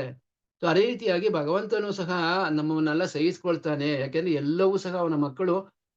ನಾವು ಇನ್ನೊಂದು ವಿಚಾರವನ್ನು ತಿಳ್ಕೊಳ್ತೇವೆ, ಯಾವ ಒಂದು ಸಣ್ಣ ಕೀಟವನ್ನು ಸಹ ನಮಗೆ ಕೊಲ್ಲುವ ಅರ್ಹತೆ ಇಲ್ಲ ಅಂತ ಹೇಳಿ ಶಾಸ್ತ್ರದಲ್ಲಿ ಹೇಳ್ತಾರೆ.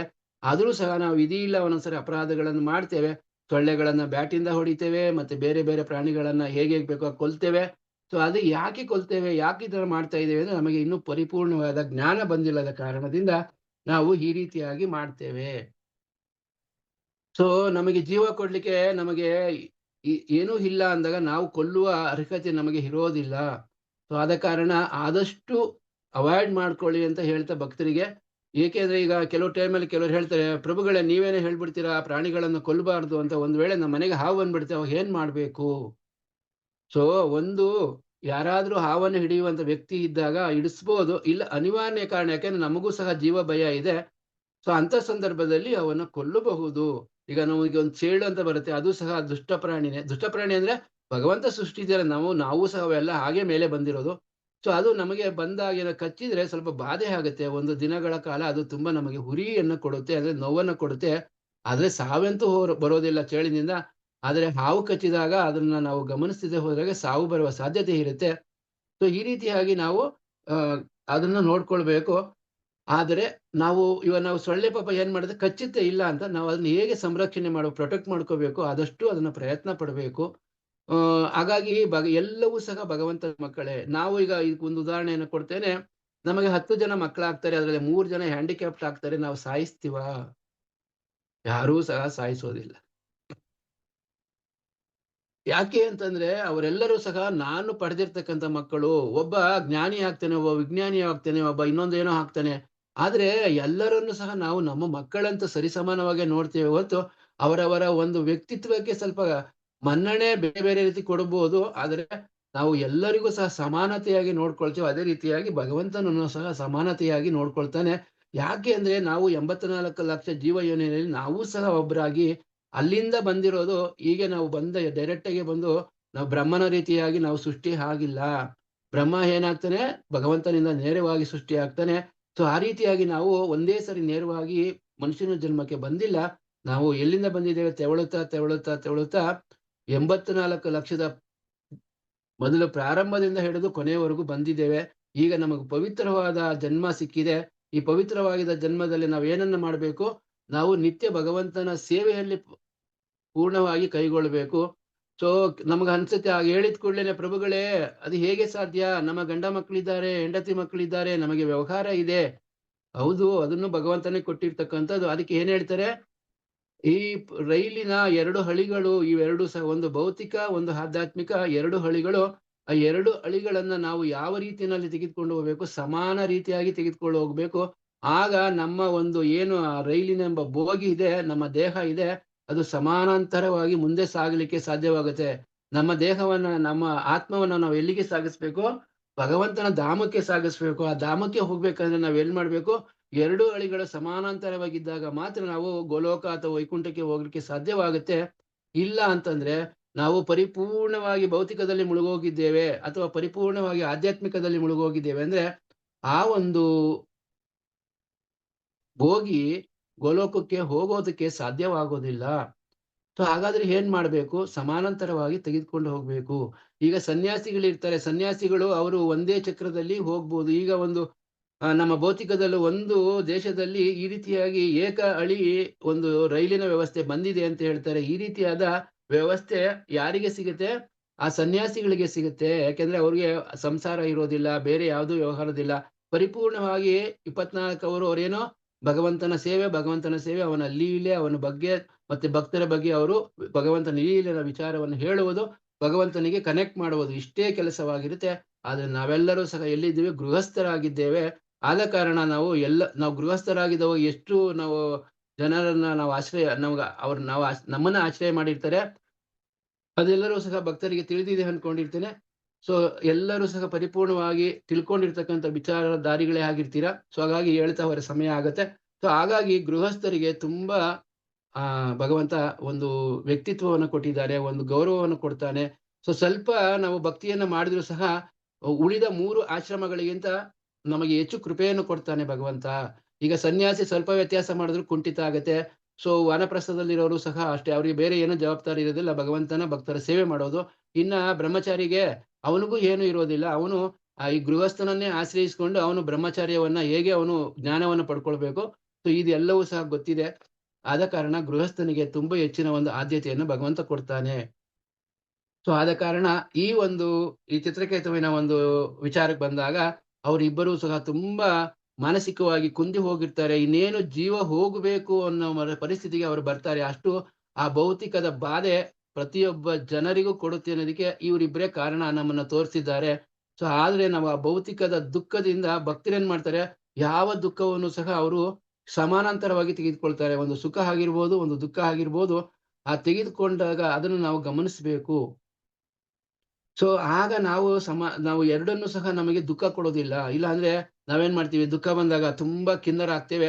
ಸುಖ ಬಂದಾಗ ನಮ್ ಬೆನ್ನನ್ನು ನಾವೇ ತಟ್ಕೊಳಕ್ ಹೋಗ್ತೇವೆ. ಯಾಕೆಂತಂದ್ರೆ ನಾನ್ ಸಂಪಾದನೆ ಮಾಡಿದ್ದು ಈ ಒಂದು ಬೆಂಗಳೂರಲ್ಲಿ ಇಷ್ಟು ಭವ್ಯವಾದ ಬಂಗಲೆ 5 ಕೋಟಿ ಖರ್ಚು ಮಾಡಿ ನಾನು ಕಟ್ಟಿದ್ದೇನೆ.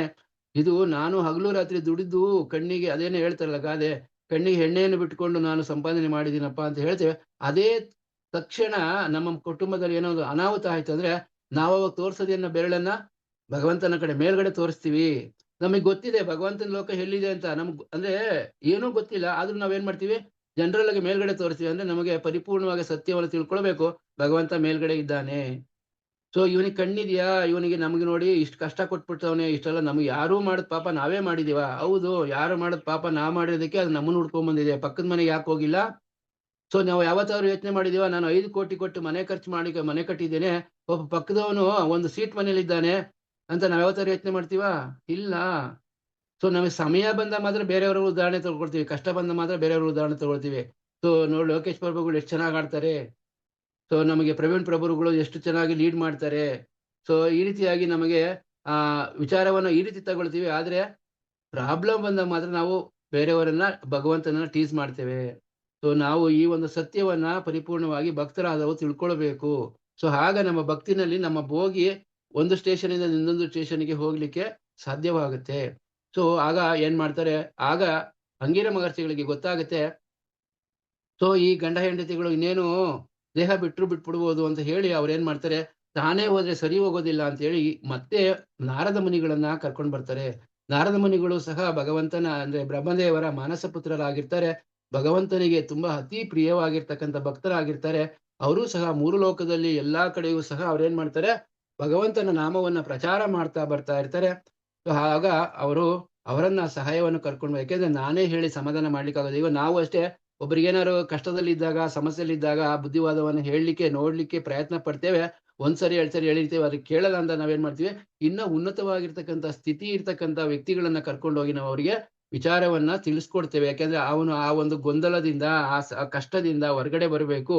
ಸೊ ನನ್ನ ಮಾತು ಕೇಳ್ತಿಲ್ಲ, ಸೊ ಇವರನ್ನ ಕರ್ಕೊಂಡೋದ್ರೆ ಖಂಡಿತವಾಗಿ ಈಗ ನಾವು ಹೇಳದ ಕೆಲವೊಂದನ್ನ ನಾವೇನಾದ್ರೂ ಪ್ರಶ್ನೆಗಳನ್ನ ಕೇಳಿದಾಗ ನಾವೇನ್ ಮಾಡ್ತೀವಿ, ನಮಗೆ ತಿಳಿದಿರೋಷ್ಟು ಹೇಳ್ತೇವೆ.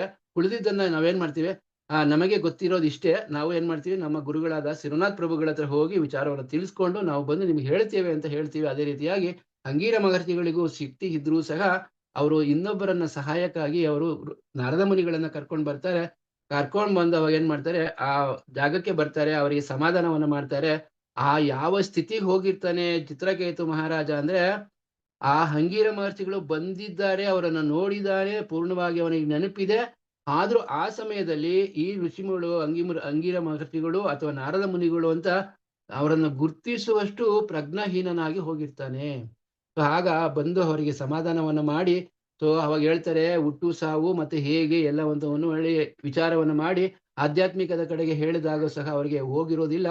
ಸೊ ಆಗ ಅವರು ಎಷ್ಟೇ ಹೇಳಿದ್ರು ಕೇಳದ ಕಾರಣದಿಂದ, ಇಲ್ಲ ಮಹರ್ಷಿಗಳೇ, ನಿಮಗೆ ಶಕ್ತಿ ಇದೆ, ದಯವಿಟ್ಟು ಈ ಮಗುವಿನ ನನಗೆ ಬದುಕಿಸಿ ಕೊಡಿ ಅಂತ ಪ್ರಾರ್ಥನೆಯನ್ನು ಮಾಡ್ತಾನೆ.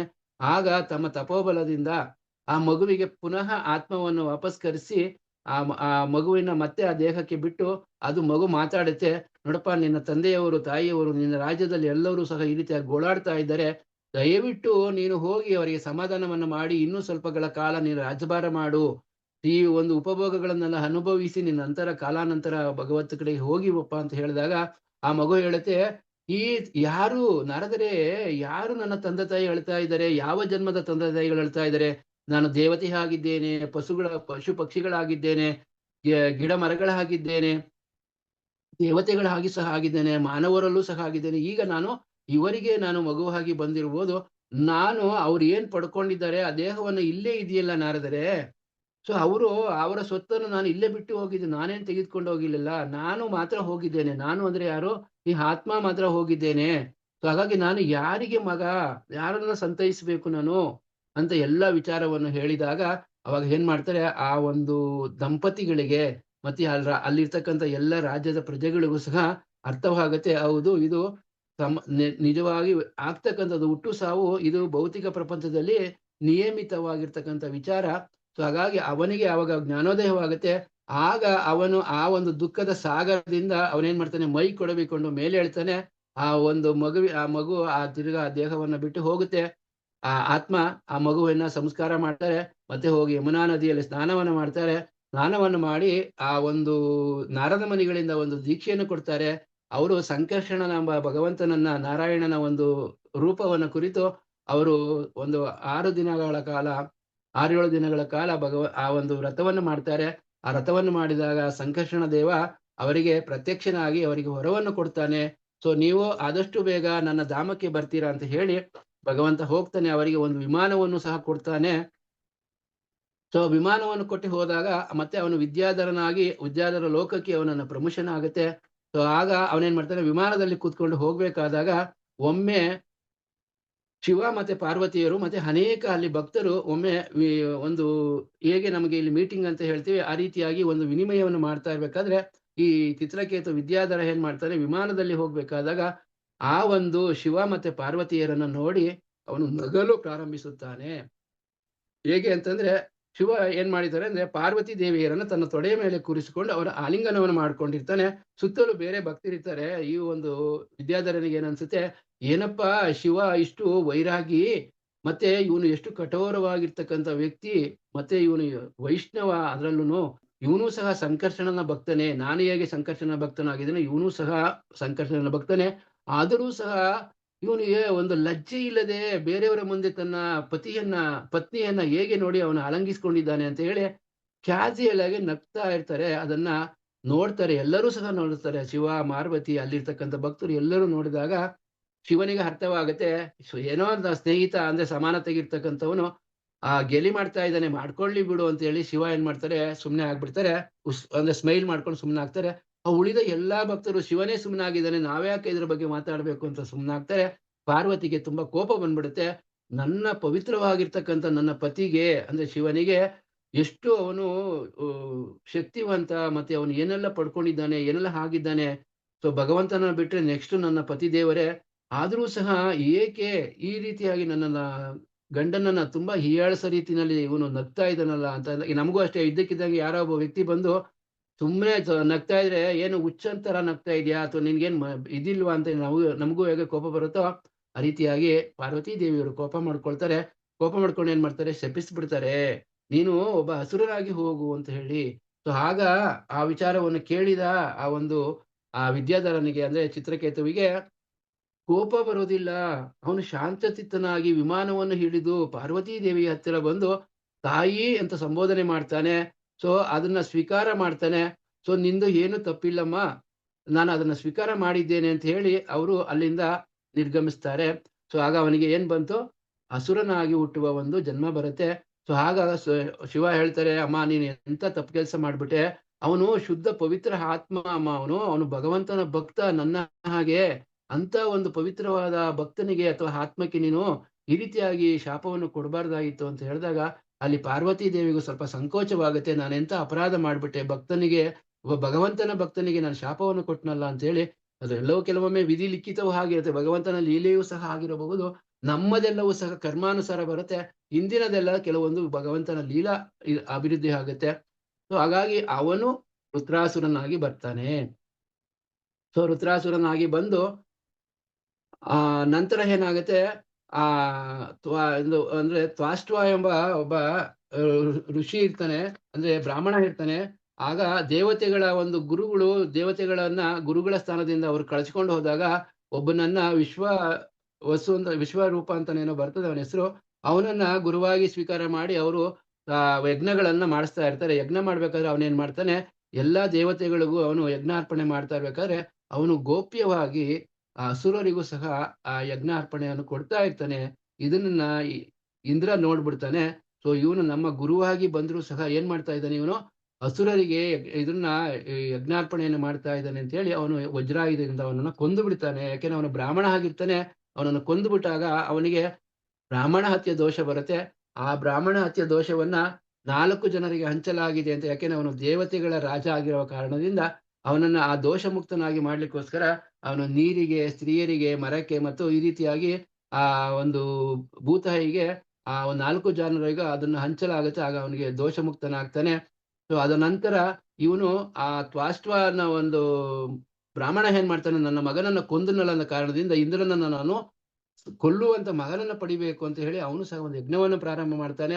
ಆ ಯಜ್ಞ ಪ್ರಾರಂಭ ಮಾಡಿದಾಗ ಆ ಯಜ್ಞದಲ್ಲಿ ಬರ್ತಕ್ಕಂಥವನೇ ಈ ಒಂದು ರುದ್ರಾಸುರ. ಆ ರುದ್ರಾಸುರ ಬಂದ ಕೂಡಲೇ ಏನಾಗುತ್ತದೆ, ಬ್ರಹ್ಮಾಂಡದಲ್ಲಿರ್ತಕ್ಕಂಥ ಎಲ್ಲರಿಗೂ ಸಹ ದಿಗ್ಭ್ರಾಂತರಾಗಿ ಹೋಗ್ತಾರೆ. ದೇವತೆಗಳೆಲ್ಲ ಸಹ ನಡುಗಿ ಹೋಗ್ತಾರೆ. ಅವನ ರೂಪ, ಅವನ ಬೆಳಕು, ಅವನ ತೇಜಸ್ಸು ಆಗಿರುತ್ತೆ. ಸೊ ಹಾಗಾಗಿ ಆ ಎಲ್ಲರೂ ಸಹ ಭಯಭೀತರಾಗಿ ನಾರಾಯಣನ ಹತ್ರ ಓಡೋಗಿ ಪ್ರಾರ್ಥನೆಯನ್ನು ಮಾಡ್ತಾರೆ, ಭಗವಂತ ಈ ರೀತಿ ಆಗೋಗಿದೆ, ನಮ್ಮನ್ನು ರಕ್ಷಿಸು. ಸೊ ನಾವು ಇದರಿಂದ ಇನ್ನೊಂದು ಅರ್ಥವನ್ನು ತಿಳ್ಕೊಳ್ಬೋದು, ಭಗವಂತನನ್ನ ನಾವು ಎಷ್ಟು ಸಾರಿ, ಲಕ್ಷ ಸಾರಿ ನಾವು ಬೇಡ್ಕೊಂಡ್ರೂ ಸಹ ಭಗವಂತ ಕೋಪಗೊಳ್ಳುವುದಿಲ್ಲ. ಆದ್ರೆ ನಾವು ನಮ್ಮ ಮಕ್ಕಳು ಏನಾದ್ರೂ ಒಂದು 4-5 ವಿಚಾರವನ್ನು ಕೇಳ್ತಾ ಹೋದ್ರೆ ನಾವು ಅವರನ್ನ ತುಂಬಾ ಗದರಿಸ್ತೀವಿ ಅಥವಾ ಬೈತೇವೆ, ಕೋಪ ಮಾಡ್ಕೊಳ್ತೇವೆ. ಭಗವಂತ ಹೇಳ್ತಾನೆ, ನೀವು ಎಷ್ಟು ಸಾರಿ ಆದ್ರೂ ಬನ್ರಯ್ಯ, ನಾನು ನಿಮ್ಮನ್ನ ರಕ್ಷಣೆ ಮಾಡ್ತೇನೆ ಅಂತ ಹೇಳಿ ಅಭಯ ಹಸ್ತವನ್ನು ಕೊಟ್ಟಿದ್ದಾನೆ. ಅಂತ ಒಂದು ಪರಿಪೂರ್ಣವಾದ ಭಗವಂತನ ಹತ್ತಿರಕ್ಕೆ ನಾವು ಕೇಳಲಿಕ್ಕೆ ಅಥವಾ ಹೋಗ್ಲಿಕ್ಕೆ ನಾವೇನ್ ಮಾಡ್ತಾ ಇದೀವಿ, ಹಿಂದೆ ನೋಡ್ತಾ ಇದ್ದೇವೆ. ಸೊ ಈ ರೀತಿಯಾಗಿ ನಾವು ಭಗವಂತನನ್ನ ಆಶ್ರಯಿಸಬಹುದು ಅಂತ ಭಗವಂತನೇ ಹೇಳಿದ್ದಾನೆ. ಮತ್ತೆ ಭಗವಂತ ಎಷ್ಟು ನಮಗೆ ಕರ್ಮದ ಭಾರವನ್ನು ಹಾಕಿದ್ರು ಸಹ ಹೊರುವ ಶಕ್ತಿ ಇದೆ. ಅವನು ತೋರಿಸಿದ್ದಾನೆ. ಒಂದು ಆ ಇದ್ರ ಪರ್ವತವನ್ನ ಎತ್ತಿದ್ದಾನೆ, ಗೋವರ್ಧನ ಗಿರಿಯನ್ನ. ಇನ್ನೊಂದು ಮಂದಾರ ಪರ್ವತವನ್ನ ಎತ್ತಿ ಅವನು ತೋರಿಸಿದ್ದಾನೆ, ನೀವೆಷ್ಟು ಭಾರ ಹಾಕಿದ್ರು ನಾನು ತಡ್ಕೊಳ್ತೇನಪ್ಪ, ನಿಮ್ ಎಲ್ಲಾ ಭಾರವನ್ನು ನನಗೆ ಹಾಕಿ ಅಂತ ಭಗವಂತ ಹೇಳಿ ಪ್ರಾರ್ಥನೆಯನ್ನು ಮೂಡುವ ಮುಖಾಂತರ ಹೇಳಿರ್ತಾನೆ. ಆದರೂ ಸಹ ನಾವು ಭಗವಂತನ ಹತ್ತಿರಕ್ಕೆ ಹೋಗ್ಲಿಕ್ಕೆ ನಾವು ಹಿಂದೆ ಮುಂದೆ ಮಾಡ್ತೇವೆ. ಸೊ ಅದು ಈ ರೀತಿಯಾಗಿ ಈ ಚಿತ್ರಾಕೇತುವನ್ನು ಮತ್ತೆ ಅಸುರನಾಗಿ ಹುಡ್ತಾನೆ. ನಂತರ ಆ ಭಗವಂತ ಹೇಳ್ತಾನೆ, ಈ ರೀತಿಯಾಗಿ ನೀವು ಅವನನ್ನು ಕೊಲ್ಲಿಕ್ಕೆ ಆಗೋದಿಲ್ಲ. ಅವನು ಒಂದು ಪರಮ ಭಕ್ತನಾಗಿದ್ದಾನೆ, ಮತ್ತೆ ಅವನು ಒಂದು ಭಯಂಕರವಾದ ಅಸುರನಾಗಿದ್ದಾನೆ ಅಂತ ಹೇಳಿದಾಗ, ಆಗ ದದೀಚಿ ಮನಿ ಹತ್ರ ಹೋಗಿ ಅವರ ಬೆನ್ನು ಮೂಳೆಯನ್ನು ತೆಗೆದುಕೊಂಡು ಬನ್ನಿ, ಅವರಿಂದ ವಜ್ರಾಯುಧವನ್ನು ಮಾಡಿದಾಗ ಮಾತ್ರ ವೃತ್ರಾಸುರವನ್ನು ಕೊಲ್ಲಬಹುದು ಅಂತ ಹೇಳಿದಾಗ, ಆಗ ಅವರು ಮತ್ತೆ ಆ ದದೀಚಿ ಮುನಿ ಹತ್ರ ಹೋಗ್ತಾರೆ. ದದೀಚಿ ಮುನಿ ಹತ್ರ ಹೋಗಿ ಕೇಳಿದಾಗ ದದೀಚಿ ಮುನಿಯು ಸಹ ಒಮ್ಮೆ ಜೋಕ್ಸ್ ಮಾಡ್ತಾರೆ. ಯಾವ ರೀತಿಯಾಗಿ ಅಂದ್ರೆ, ಏನಪ್ಪಾ ದೇವತೆಗಳೆಲ್ಲ ಬಂದ್ಬಿಟ್ಟಿದ್ದೀರಾ, ಏನ್ ಸಮಾಚಾರ, ಏನೋ ಬೇಕಾಗಿರುತ್ತೆ, ನೀವು ಸುಮ್ನೆ ಬರೋರಲ್ಲ, ನೀವು ತುಂಬಾ ಕಳ್ಳರು ನೀವು ಅಂತ ಹೇಳಿ ಈ ರೀತಿಯಾಗಿ ಜೋಕ್ಸ್ ಮಾಡ್ತಾರೆ. ಇವ ನಾವು ಏನ್ ಹೇಳ್ತೀವಲ್ಲ, 6 ತಿಂಗಳಿಂದ ವರ್ಷದಿಂದ ಒಬ್ಬ ವ್ಯಕ್ತಿ ಬಂದು ಹೋಗಿರ್ತಾನೆ, ಅದು ಅವಾಗ ಏನೋ ಕೆಲಸ ಆಗ್ಬೇಕಾಗಿರುತ್ತೆ, ಬರ್ತಾನೆ, ಮತ್ತೆ ಅವನ ಮನೆ ಕಡೆ ತಲೆ ಹಾಕಿರೋದಿಲ್ಲ. ಇನ್ನೂ ಒಂದ್ಸರಿ ಏನೋ ಬೇಕು ಅಂದ್ರೆ ನಾವು ಹೇಳ್ತೀವಲ್ಲ, ಏನೋ ಬರ್ಬೇಕಾಗಿದ್ಯಪ್ಪ ಅದಕ್ಕೆ ಬಂದಿದ್ಯಾ, ನೀನ್ ಸುಮ್ನೆ ಬರೋಂತ ವ್ಯಕ್ತಿ ಅಲ್ಲ ನೀನು ಅಂತ ಹೇಳಿದಾಗ ದದೀಚಿ ಮುನಿನು ಹಾಗೆ ಹೇಳ್ತಾರೆ. ಸೊ ಆಗ ಅವ್ರು ಹೇಳ್ತಾರೆ, ಪ್ರಾರ್ಥನೆ ಮಾಡುವ ಮುಖಾಂತರ ಹೇಳ್ತಾರೆ, ಈ ರೀತಿ ಆಗೋಗಿದೆ. ದದೀಚಿ ಮುನಿಗೂ ಸಹ ಎಲ್ಲ ಗೊತ್ತಿರುತ್ತೆ, ಈ ರೀತಿ ಆಗೋಗಿದೆ, ದಯವಿಟ್ಟು ನಿಮ್ಮ ಅವ್ರೇನ್ ಮಾಡ್ತಾರೆ, ನಕ್ಬಿಡ್ತಾರೆ. ಹಾ, ಏನ್ರಪ್ಪ ನೀವು, ನಿಮ್ಮ ಸ್ವಾರ್ಥಕ್ಕೋಸ್ಕರ ನಾನು ಪ್ರಾಣ ಕೊಡ್ಬೇಕಾ, ಆಗಲ್ಲ ಅಂತಾರೆ. ಅವಾಗ ದೇವತೆಗಳಿಗೆ ಸ್ವಲ್ಪ ಇರ್ಸು ಮುಡ್ಸು ಆಗತ್ತೆ. ಮತ್ತೆ ದದೀಚಿ ಮುನಿ ಹೇಳ್ತಾರೆ, ಅಪ್ಪ ಪುರುಷೋತ್ತಮರ, ಬನ್ನಿ ತೆಗೆದುಕೊಂಡೋಗಿ, ಈ ದೇಹ ಯಾವತ್ತಿದ್ರೂ ದೇಹ ಬಿಟ್ಟು ಹೋಗ್ಲೇಬೇಕು. ಸೊ ನಾನಿಂತ ಪವಿತ್ರವಾದ ಒಂದು ಕೆಲಸಕ್ಕೆ ನನ್ನ ದೇಹ ಉಪಯೋಗ ಆಗತ್ತೆ ಅಂದ್ರೆ ನಾನು ಈಗಲೇ ಬಿಡ್ತೀನಿ ಅಂತ ಹೇಳಿ ಅವರು ದೇಹವನ್ನು ಬಿಟ್ಟು ಹೋಗ್ತಾರೆ. ಸೊ ಅವರು ದೇಹ ಬಿಟ್ಟು ಭಗವದ್ಧಾಮಕ್ಕೆ ಹೋಗ್ತಾರೆ. ಆಗ ಅದನ್ನ ತಗೊಂಬಂದು ಅವರು ಆ ಒಂದು ವಜ್ರಾಯುಧವನ್ನು ಮಾಡಿಸ್ಕೊಳ್ತಾರೆ. ಸೊ ಮಾಡಿಸ್ಕೊಂಡು ಅವಾಗ ವೃತ್ರಾಸುರನ ಮೇಲೆ ಯುದ್ಧಕ್ಕೆ ಹೋಗ್ತಾರೆ. ಆದ್ರೆ ವೃತ್ರಾಸುರನ ಸಂಹಾರ ಮಾಡ್ಲಿಕ್ಕೆ ಆಗ್ಲಿ, ಅವನನ್ನು ಸೋಲಿಸ್ಲಿಕ್ಕೆ ಆಗ್ಲಿ ದೇವತೆಗಳಿಂದ ಆಗೋದಿಲ್ಲ. ಆದ್ರೆ ಒಂದು ಉತ್ತುಂಗವಾದ ಒಂದು ಹುಮ್ಮಸ್ಸಿನಿಂದ ಹೋದಾಗ ಆ ಒಂದು ಅಸುರರಲ್ಲಿರ್ತಕ್ಕಂಥ ಎಲ್ಲಾ ಸೈನಿಕರು ಎದುರಿ ಓಡಿ ಹೋಗ್ತಾರೆ. ವೃತ್ರಾಸುರ ಮಾತ್ರ ಹೋಗೋದಿಲ್ಲ. ಅವ್ರನ್ನೆಲ್ಲ ಹೇಳ್ತಾನೆ, ಹೋಗ್ಬೇಡ್ರಪ್ಪ, ಬನ್ನಿ ಯುದ್ಧ ಮಾಡಿ, ಯುದ್ಧದಲ್ಲಿ ಸತ್ರೆ ನಮಗೆ ಸ್ವರ್ಗ ಸಿಗುತ್ತೆ, ಗೆದ್ರೆ ನಾವು ರಾಜ್ಯಭಾರವನ್ನ ಮಾಡಬಹುದು ಅಂತ ಹೇಳಿದಾಗ ಇಲ್ಲ, ಹೆದರಿ ಎಲ್ಲ ಹೊಡೋಗ್ತಾರೆ. ಆದ್ರೆ ವೃತ್ರಾಸುರ ಒಬ್ಬನೇ ಎಲ್ಲಾ ದೇವತೆಗಳನ್ನು ಎದುರಿಸ್ತಾನೆ. ಮತ್ತೆ ಆ ಒಂದು ಕೊನೆಗೆ ಹೇಗೆ ಮಾಡ್ತಾನೆ, ಇಂದ್ರನನ್ನೇ ಬಾಯೊಳಗಡೆ ನುಂಗು ಬಿಡ್ತಾನೆ. ಭಯಂಕರವಾದ ವಿಚಾರವಿದೆ. ಅದು ತುಂಬಾ ಸುಮಾರು 7-8 ಅಧ್ಯಾಯಗಳು ಬರುತ್ತೆ. ನಾನು ಒಂದು ಶಾರ್ಟ್ ಆಗಿ ಹೇಳ್ತಾ ಇದ್ದೇನೆ. ಆಗ ನುಂಗಿದಾಗ ಅವಾಗ ಏನ್ ಮಾಡ್ತಾನೆ, ಎಲ್ಲಾ ದೇವತೆಗಳು, ಬ್ರಹ್ಮದೇವರು ಎಲ್ಲರಿಗೂ ವಿಚಲಿತ. ಅಯ್ಯೋ, ಹೇಗೆ ಅಸುರನ ಒಬ್ಬ ದೇವನ್ನ ಇಂದ್ರನೇ ನುಂದು ಬಿಟ್ಟ, ಇನ್ನು ಏನ್ ಮಾಡೋದು, ಏನಾಯ್ತು, ನಮ್ಮ ದೇವತೆಗಳದೆಲ್ಲ ಹೋಯ್ತು ಹಾಗೆ ಹೇಗೆ ಅಂದಾಗ, ಅವನು ನಾರಾಯಣನ ಒಂದು ಕವಚದ ಸ್ತೋತ್ರವಿರುತ್ತೆ.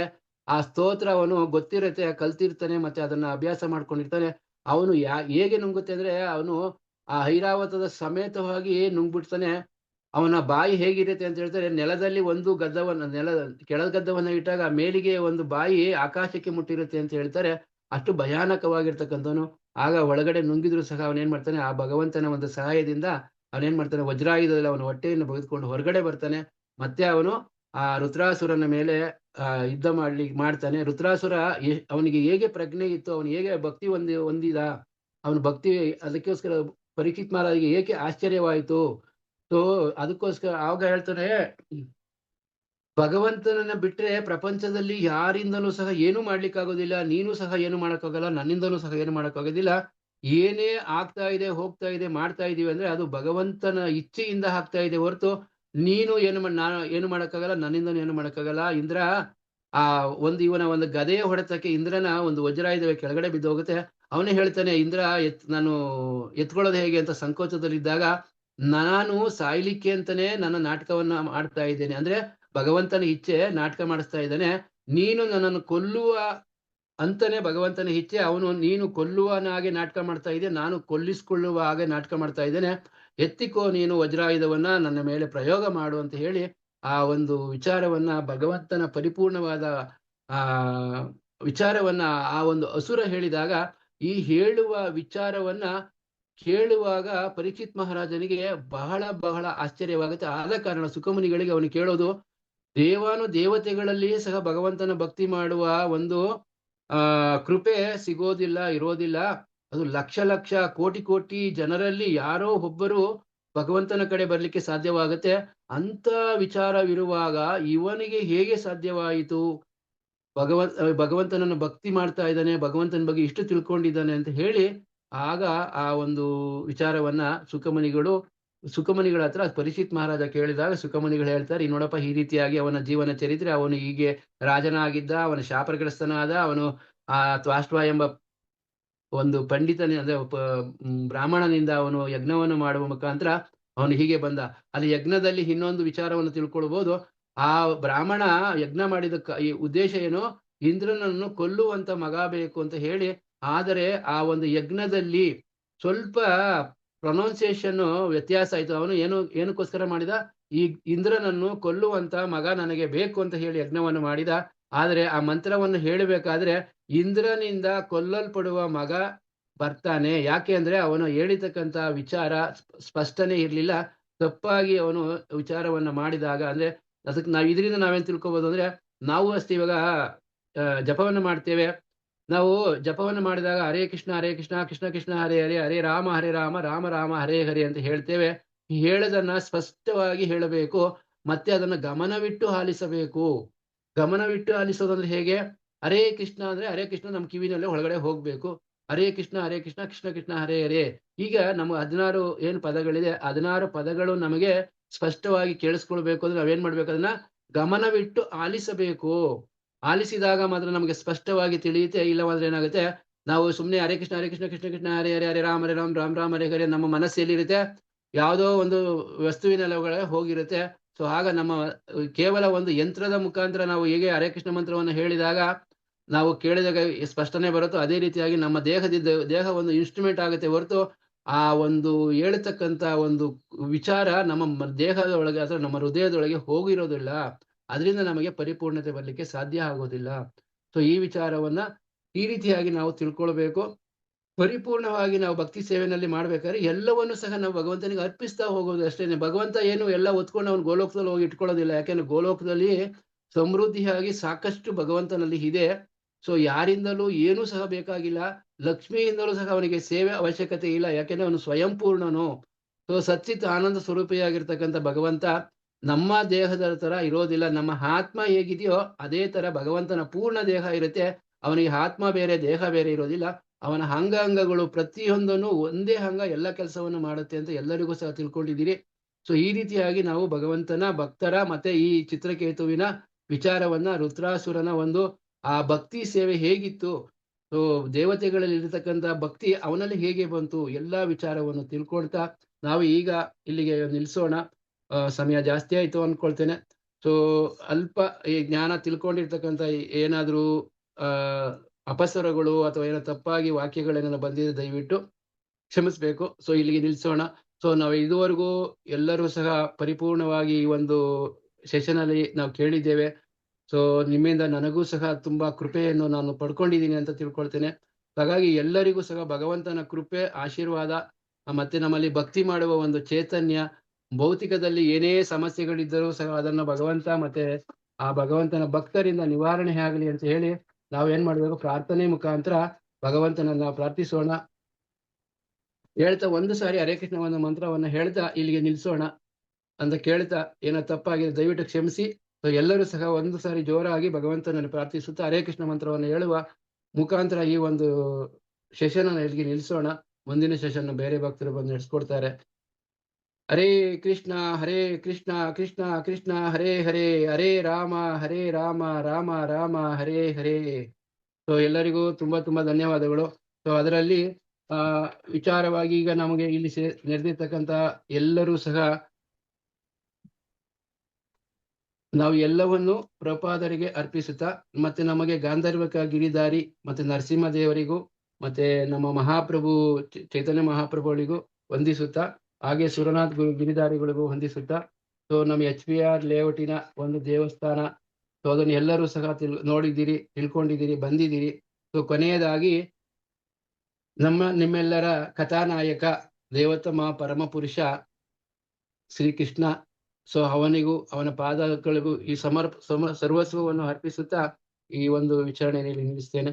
ಹರೇ ಕೃಷ್ಣ ಪ್ರಭು, ಹರೇ ಕೃಷ್ಣ ಮಾತಾಜಿ, ಎಲ್ಲರಿಗೂ ಧನ್ಯವಾದ. ಹರೇ ಕೃಷ್ಣ. ಈ ಒಂದು ಅವಕಾಶವನ್ನು ಕಲ್ಪಿಸಿಕೊಟ್ಟಂತ ಎಲ್ಲ ಪ್ರತಿಯೊಬ್ಬರಿಗೂ ಸಹ, ನಮಗೆ ಈ ಒಂದು PPT ಆಗಿರ್ಬೋದು, ಈ ಕೆಲವೊಂದು ವಿಚಾರವನ್ನ ಮನುಪ್ರಭುಗಳು, ಶೇಷಾದ್ರಿ ಪ್ರಭುಗಳು ಮತ್ತೆ ನೀವೆಲ್ಲ ಭಕ್ತರು ಸಹ ಮಾಡಿಕೊಟ್ಟಿದ್ದ ಕಾರಣದಿಂದ ಎಲ್ಲರಿಗೂ ಸಹ ನಾನು ಕೃತಜ್ಞರಾಗಿರ್ತೇನೆ.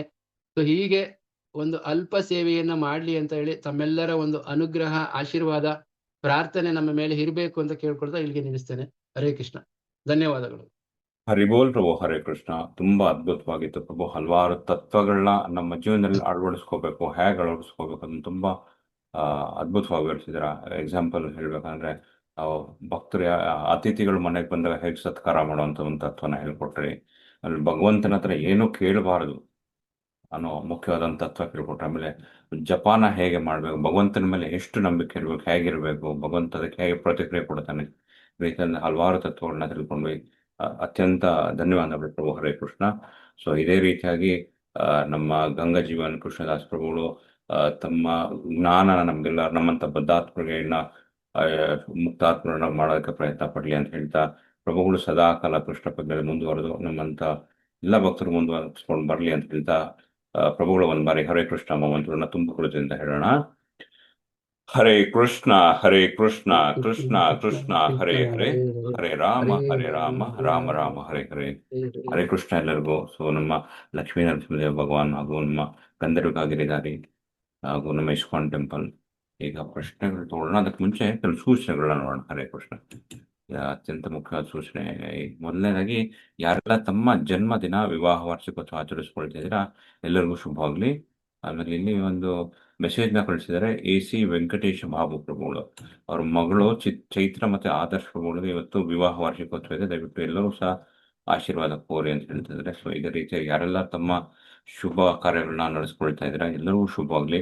ಗಂಧರ್ವಿಕ ಗಿರಿಧಾರಿ ಲಕ್ಷ್ಮೀ ನರಸಿಂಹದೇವ ಚೈತನ್ಯ ಮಹಾಪ್ರಭುಗಳು, ನಿತ್ಯಾನಂದ ಮಹಾಪ್ರಭುಗಳ ಸಂಪೂರ್ಣ ಅನುಗ್ರಹ, ಆಶೀರ್ವಾದ ಎಲ್ಲರ ಮೇಲಿದ್ದು ಎಲ್ಲರೂ ಸಹ ಶಾಶ್ವತವಾಗಿ ಕೃಷ್ಣ ಪ್ರಜ್ಞೆಯಲ್ಲಿ ಮುಂದುವರಲಿ ಅಂತ ಹೇಳ್ತಾ ಒಂದು ಬಾರಿ ಹರೇ ಕೃಷ್ಣ ಮಹಾಮಂತ್ರವನ್ನ ಹೇಳೋಣ. ಹರೇ ಕೃಷ್ಣ ಕೃಷ್ಣ ಕೃಷ್ಣ ಹರೇ ಹರೇ, ಹರೇ ರಾಮ ರಾಮ ರಾಮ ಹರೇ ಹರೇ. ಇಲ್ಲಿ ಭವ್ಯ ಮಾತಾಜಿಯವರು ಒಂದು ಮೆಸೇಜ್ ಹಾಕಿದ್ದಾರೆ. ಅವ್ರ ಗ್ರೂಪ್ನಲ್ಲಿರೋ ರೇಣುಕಾ ಮಾತಾಜಿಯವ್ರಿಗೆ ಆರೋಗ್ಯದಲ್ಲಿ ಸಮಸ್ಯೆ ಆಗಿದೆ, ಅವ್ರಿಗೋಸ್ಕರ ಪ್ರಾರ್ಥನೆ ಮಾಡಿ ಅಂತ. ಸೊ ರೇಣುಕಾ ಮಾತಾಜಿಯವ್ರಿಗೆ, ಆಮೇಲೆ ನಮ್ಮ ಗುರು ಮಹಾರಾಜ ಜಯಪತಾಕ್ಷ ಮಹಾರಾಜ, ನಮ್ಮ ಶಿಕ್ಷಾ ಗುರುರಾಜ ಸುರನಾಥ ಗಿರಿಧರ ದಾಸ್ ಗುರುಗಳು, ಅವ್ರ ಕುಟುಂಬದವ್ರಿಗೆ, ಪ್ರಹ್ಲಾದ್ ಸರ್ಕಲ್ ಎಲ್ಲ ಭಕ್ತರಿಗೆ ಮಾತ್ರ ಕುಟುಂಬದವ್ರಿಗೆ ಎಲ್ಲರೂ ಭಗವಂತ ಆರೋಗ್ಯ ಕೊಟ್ಟು ಸದಾಕಾಲ ಕೃಷ್ಣ ಪದ್ಧತಿ ಮುಂದುವರಿಸಲಿ ಅಂತ ಹೇಳ್ತಾ ಒಂದ್ ಬಾರಿ ಹರೇ ಕೃಷ್ಣ ಮಹಾಮಂತ್ರನ ಹೇಳೋಣ. ಹರೇ ಕೃಷ್ಣ ಕೃಷ್ಣ ಕೃಷ್ಣ ಹರೇ ಹರೇ, ಹರೇ ರಾಮ ರಾಮ ರಾಮ ಹರೇ ಹರೇ. ಇನ್ನ ಇವತ್ತು ಒಂದು ದಿನ ಪ್ರವಾಸ ಕೈಗೊಂಡಿದ್ದಾರೆ. ಎಲ್ಲರೂ ಹಲವಾರು ಭಕ್ತರು ಹೊರಟಿದ್ದಾರೆ, ಹೋಗ್ತಾ ಇದ್ದಾರೆ. ಎಲ್ಲರೂ ನಿರ್ವಿಘ್ನವಾಗಿ ನಡ್ಕೊಂಡು ಹೋಗ್ಲಿ. ಅಲ್ಲಿ ಎಲ್ಲರೂ ಸಹ ತಮ್ಮ ಭಕ್ತಿನಲ್ಲಿ ಹೆಚ್ಚು ಪ್ರಗತಿನ ಸಾಧಿಸಲಿ ಅಂತ ಹೇಳಿ ಎಲ್ಲಾ ಭಕ್ತರಿಗೂ ಯಾರೆಲ್ಲ ಪ್ರವಾಸ ಹೊರಟಿದ್ದಾರೆ ಅವ್ರಿಗೆಲ್ಲರಿಗೂ ಶುಭವಾಗ್ಲಿ ಅಂತ ಹೇಳಿ ಒಂದ್ ಬಾರಿ ಹರೇ ಕೃಷ್ಣ ಮಂತ್ರ ಹೇಳೋಣ. ಹರೇ ಕೃಷ್ಣ ಹರೇ ಕೃಷ್ಣ ಹರೇ ಕೃಷ್ಣ ಕೃಷ್ಣ ಕೃಷ್ಣ ಕೃಷ್ಣ ಹರೇ ಕೃಷ್ಣ ಹರೇ ಹರೇ ಹರೇ ಹರೇ ರಾಮ ಹರೇ ಹರೇ ರಾಮ ರಾಮ ಹರೇ ರಾಮ ರಾಮ ಹರೇ ಹರೇ. ಹರೇ. ಧನ್ಯವಾದಗಳನ್ನ ಎಲ್ಲರಿಗೂ ತಿಳಿದಿರೋ ಹಂಗೆ ಮುಂದಿನ ತಿಂಗಳ 15ನೇ ತಾರೀಕು 18 ದಿನದ ಅಧಿವೇಶನ ಪ್ರಾರಂಭ ಆಗ್ತದೆ. ಎಲ್ಲರೂ ಸಹ ಹೆಚ್ಚು ಹೆಚ್ಚು ಭಕ್ತರನ್ನ ನಾವು ಸೇರಿಸೋದಕ್ಕೆ ಪ್ರಯತ್ನ ಪಡೋಣ. ಯಾಕೆಂದ್ರೆ ಇದೊಂದು ನಮಗೆ ಸಣ್ಣ ಅವಕಾಶ, ಒಂದು ಅತ್ಯಂತ ದೊಡ್ಡ ಅವಕಾಶ ನಮ್ಮ ಗುರುಗಳಿಗೆ ಮತ್ತೆ ಕೃಷ್ಣನಿಗೆ ತೃಪ್ತಿಪಡಿಸುವಂಥದ್ದು. ದಯವಿಟ್ಟು ಎಲ್ಲರೂ ಸಹ ಅದಕ್ಕೆ ಕೈ ಜೋಡಿಸೋಣ. ಯಾಕೆಂದ್ರೆ ಮೊನ್ನೆ ಮಹಾರಾಜರ ಕ್ಲಾಸಲ್ಲಿ ಹೇಳ್ತಾ ಇದ್ರು, ಯಾರೆಲ್ಲ ನಗರದಲ್ಲಿದ್ದಾರೆ ಅವ್ರ ಪ್ರಚಾರ ಕಡ್ಡಾಯವಾಗಿ ಮಾಡಲೇಬೇಕು ಅಂತ. ಸೊ ಆ ವಾಕ್ಯಗಳನ್ನ ತಗೊಂಡು ನಾವು ನಮ್ಮ ಪ್ರಚಾರನ ಹೆಚ್ಚು ಮಾಡೋಣ. ನಮ್ಮ ಪ್ರಶ್ನೆಗಳಿಗೆ ಬರೋಣ. ಹರೇ ಕೃಷ್ಣ. ಲತಾ ಸುಬ್ರಹ್ಮ ಮಾತಾಜಿ ಹ್ಯಾಂಡ್ ರೈಸ್ ಮಾಡಿದ್ದೀರಾ. ಹರೇ ಕೃಷ್ಣ. ಹರೇ ಕೃಷ್ಣ ಪ್ರಭು. ಹರೇ ಕೃಷ್ಣ. ಹರಿ ಬೋಲ್ ಜಗಜೀವನ್ ಪ್ರಭು, ತುಂಬಾ ಚೆನ್ನಾಗಿ ಹೇಳಿದ್ರಿ. ಆಕ್ಚುಲಿ ಒಂದು ರಿಕ್ವೆಸ್ಟ್ ಇತ್ತು ಪ್ರಭು. ನಮ್ ದಿವ್ಯಶ್ರೀ ಮಾತಾಜಿಯವರ ಅತ್ತೆ ಉಮಾದೇವಿ ಮಾತಾಜಿಯವ್ರಿಗೆ ಆರೋಗ್ಯದಲ್ಲಿ ಸಮಸ್ಯೆ ಇದೆ ಅಂತ ಹೇಳಿದ್ರು. ಅದಕ್ಕೊಂದು ಪ್ರೇಯರ್ ಮಾಡಿಸಿ ಅಂತ ರಿಕ್ವೆಸ್ಟ್ ಮಾಡ್ಕೊಂಡಿದ್ದಾರೆ ಪ್ರಭು. ಪ್ಲೀಸ್ ಒಂದು ಪ್ರೇಯರ್ ಮಾಡಿಸಿ ಪ್ರಭು. ಮಾತಾಜಿ ಹೆಸರು ಮಾತಾಜಿ ಉಮಾದೇವಿ ಮಾತಾಜಿ, ಅವರು ಡಿವೋಟಿನೇ. ಉಮಾದೇವಿ ಮಾತಾಜಿಯವರ ಆರೋಗ್ಯದಲ್ಲಿ ಸಮಸ್ಯೆ ಆಗಿದೆ. ಮಾತಾಜಿ ಅತ್ಯಂತ ಶೀಘ್ರವಾಗಿ ಚೇತರಿಸಿಕೊಳ್ಳಿ ಅಂತೇಳಿ ಗಂಧರ್ವ ಲಕ್ಷ್ಮೀ ನರಸಿಂಹ ಚೈತನ್ಯ ಮಹಾಪ್ರಭು ಸಂಪೂರ್ಣ ಅನುಗ್ರಹ ಮಾತಾಜಿ ಮೇಲಿದ್ದು ಶಾಶ್ವತವಾಗಿ ಕೃಷ್ಣ ಪ್ರಜ್ಞೆಯನ್ನು ಮುಂದುವರಲಿ ಅಂತ ಹೇಳ್ತಾ ಒಂದ್ ಬಾರಿ ಹರೇ ಕೃಷ್ಣ ಮಂತ್ರನ ಹೇಳೋಣ. ಹರೇ ಕೃಷ್ಣ ಹರೇ ಕೃಷ್ಣ ಕೃಷ್ಣ ಕೃಷ್ಣ ಹರೇ ಹರೇ ಹರೇ ರಾಮ ರಾಮ ರಾಮ ಹರೇ ಹರೇ. ಧನ್ಯವಾದಗಳು ಮಾತಾಜಿ. ಹರೇ ಕೃಷ್ಣ. ಸೊ ಇನ್ನು ಯಾರಿಗಾದ್ರೂ ಪ್ರಶ್ನೆಗಳಿದ್ರೆ ದಯವಿಟ್ಟು ಹ್ಯಾಂಡ್ ರೈಸ್ ಮಾಡ್ಬೇಕಾ ಕೇಳ್ಕೊಳ್ತೀನಿ. ಹರೇ ಕೃಷ್ಣ. ವಿಜಯಕುಮಾರಿ ಮಾತಾಜಿ ಹರೇ ಕೃಷ್ಣ. ದಯವಿಟ್ಟು ವಿಡಿಯೋ ಆನ್ ಮಾಡ್ಕೊಳ್ಳಿ.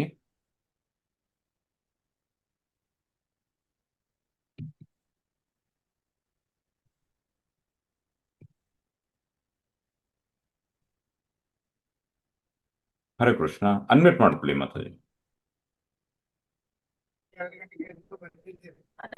ಕೃಷ್ಣ ಪ್ರಭು.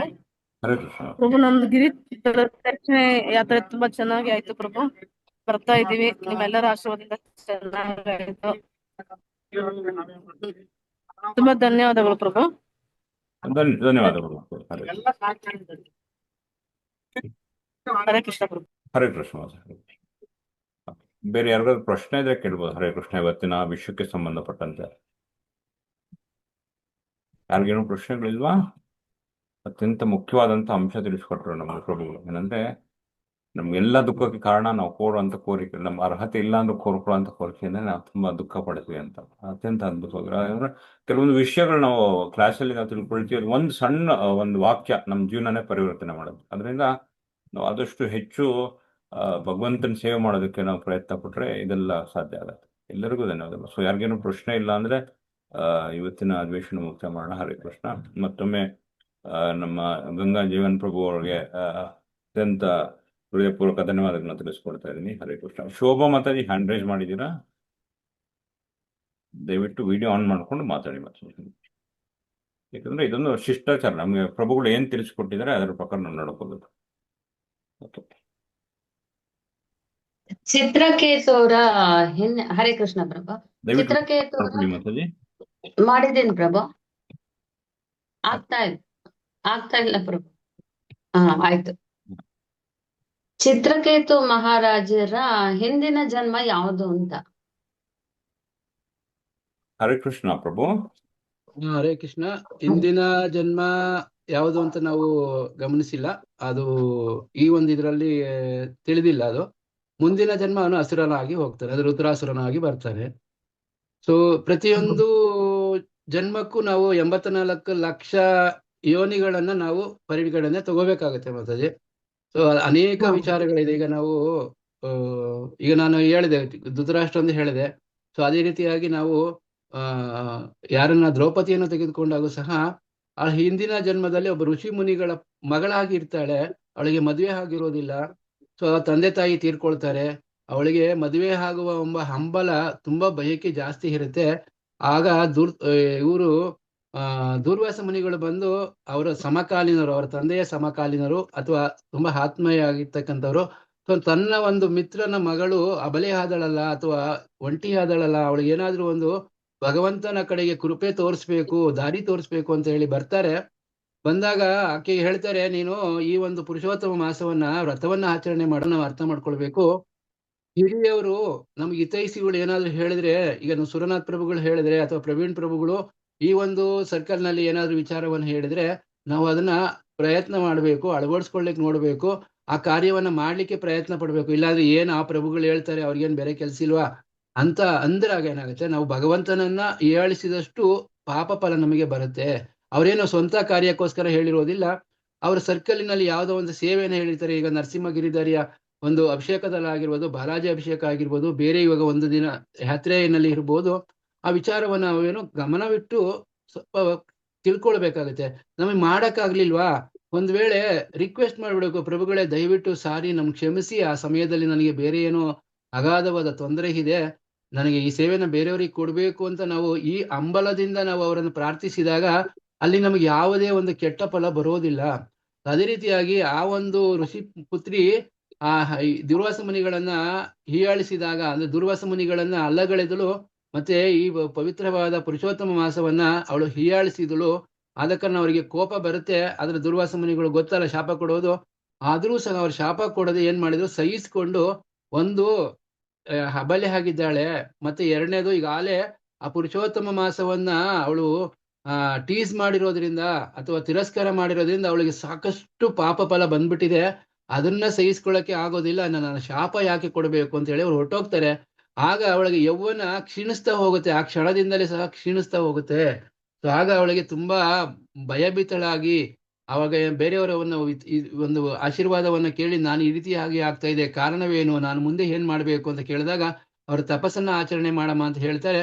ಆಗ ಅವರು ಶಿವನನ್ನ ಕುರಿತು ತಪಸ್ಸನ್ನ ಮಾಡ್ತಾಳೆ. ತಪಸ್ಸನ್ನು ಮಾಡಿ ಸುಮಾರು ವರ್ಷಾನುಗಟ್ಟಲೆ ಮಾಡಿದಾಗ ಆಗ ಶಿವ ಪ್ರತ್ಯಕ್ಷರಾಗ್ತಾರೆ. ಪ್ರತ್ಯಕ್ಷರಾದಾಗ ಅವ್ರು ಏನ್ ಮಾಡ್ತಾರೆ, ಆ ಒಂದು ಅವಳ ಇಚ್ಛೆ ಏನಿತ್ತು, ನನಗೆ ಗಂಡ ಬೇಕು ಅಂತೇಳಿ, ಧ್ರುವನ ಒಂದು ಇಚ್ಛೆ ಏನಿತ್ತು, ನನಗೆ ನನ್ನ ತಾತನ ರಾಜ್ಯಕ್ಕಿಂತ ತಾತನ ಲೋಕದಕ್ಕಿಂತ ಉನ್ನತವಾದ ಲೋಕ ಬೇಕು, ನಾನು ಅದನ್ನು ಪಡಿಲಿಕ್ಕೋಸ್ಕರ ಭಗವಂತನ ಹತ್ರ ಹೋಗ್ತೀನಿ ಅಂತ ಹೋದ. ಸೊ ಈ ರೀತಿಯಾಗಿ ನಾವು ತಿಳ್ಕೊಳ್ಬೇಕು.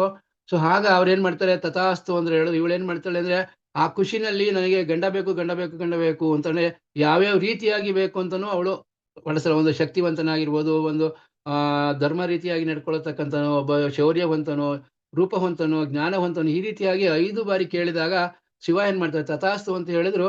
ನಂತರ ಹೇಳ್ತಾರೆ, ನಿನಗೆ 5 ಜನ ಗಂಡಂದಿರಮ್ಮ, ಯಾಕಂದ್ರೆ ನೀನು 5 ಬಾರಿ ಕೇಳಿದೀಯಾ ಅಂತ ಹೇಳಿದಾಗ ಅವಳು ತುಂಬಾ ದುಃಖಿತಳಾಗ್ತಾಳೆ. ಯಾಕೆಂದ್ರೆ ನಮ್ಮ ಸಂಪ್ರದಾಯದಲ್ಲಿ ಗಂಡಸಾದರವನು ಅನೇಕ ಪತ್ನಿಯರನ್ನ ಮದುವೆ ಮಾಡ್ಕೊಳ್ತಾನೆ. ಆದ್ರೆ ಒಂದು ಮಾತಾಜಿ ಪತ್ನಿ, ಒಂದು ಹೆಂಗಸು ಅನೇಕ ಜನ ಗಂಡಂದಿರನ್ನ ಪಡ್ಕೊಂಡಿರುವ ವ್ಯತ್ಯಾಸ ಎಲ್ಲೂ ಇಲ್ಲ.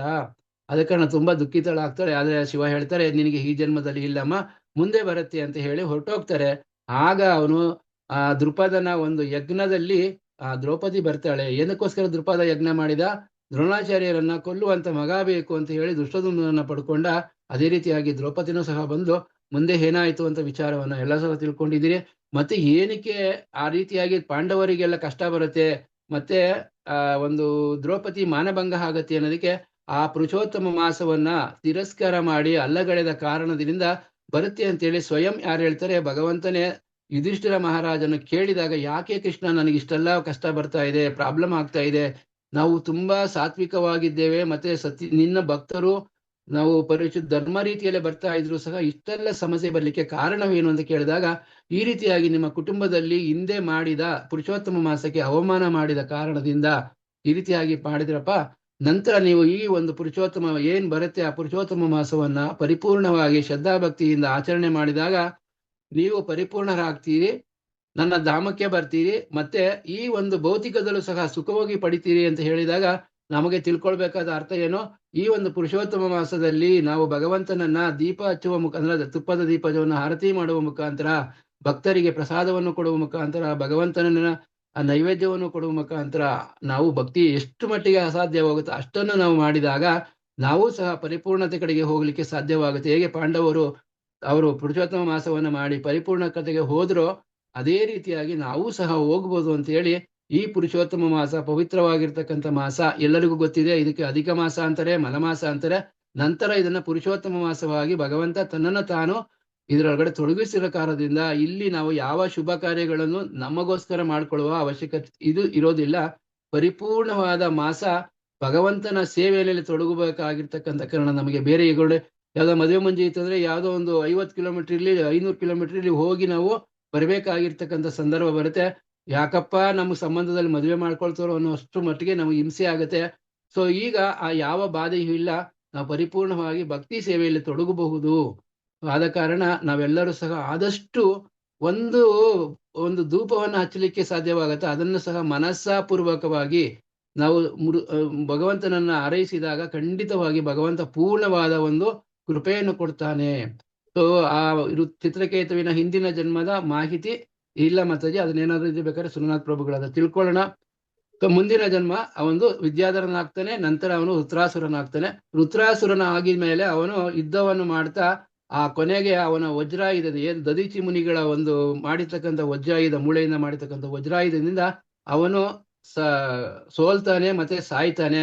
ಆದ್ರೆ ಅಲ್ಲಿ ಇನ್ನೊಂದು ಉಲ್ಲೇಖವಿದೆ, ಅವನನ್ನ ವಜ್ರಾಯುಧ ಕುತ್ತಿಗೆಯನ್ನ ಕಟ್ ಮಾಡ್ಬೇಕಾದ್ರೆ 360 ದಿನಗಳ ಕಾಲ ಸಮಯವನ್ನು ತೆಗೆದುಕೊಳ್ತು ಅಂತ ಹೇಳ್ತಾರೆ. ಇದು ಪರಮಾಶ್ಚರ್ಯಕರವಾದ ವಿಚಾರ, ನಂಬಲಿಕ್ಕೆ ಅಸಾಧ್ಯವಾಗಬಹುದು ಅಂತ ಅನಿಸುತ್ತೆ, ಆದ್ರೂ ಸಹ ಇದು ಪರಮ ಸತ್ಯ. ಭಾಗವತಮಲ್ಲಿ ಉಲ್ಲೇಖವಾಗಿರ್ತಕ್ಕಂಥದ್ದು ಒಂದು ಅಕ್ಷರವೂ ಸಹ ಅಲ್ಲಗಳಿಲಿಕ್ಕೆ ನಮಗೆ ಅಸಾಧ್ಯ.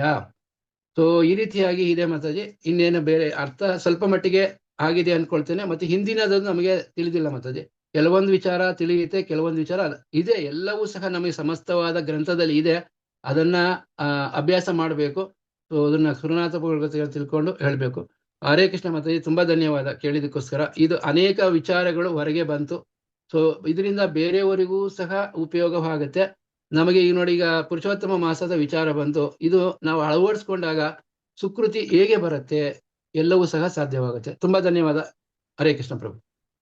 ಹರೇ ಕೃಷ್ಣ ಮಾತಾಜಿ, ಹರೇ ಕೃಷ್ಣ. ಧನ್ಯವಾದಗಳು ಪ್ರಭು ತಮ್ಮ ಉತ್ತರಕ್ಕೆ. ಹರೇ ಕೃಷ್ಣ. ನಿಖಿಲ್ ಪ್ರಭು, ಹರೇ ಕೃಷ್ಣ. ಹ್ಯಾಂಡ್ ರೈಸ್ ಮಾಡಿದ್ದೀರಾ?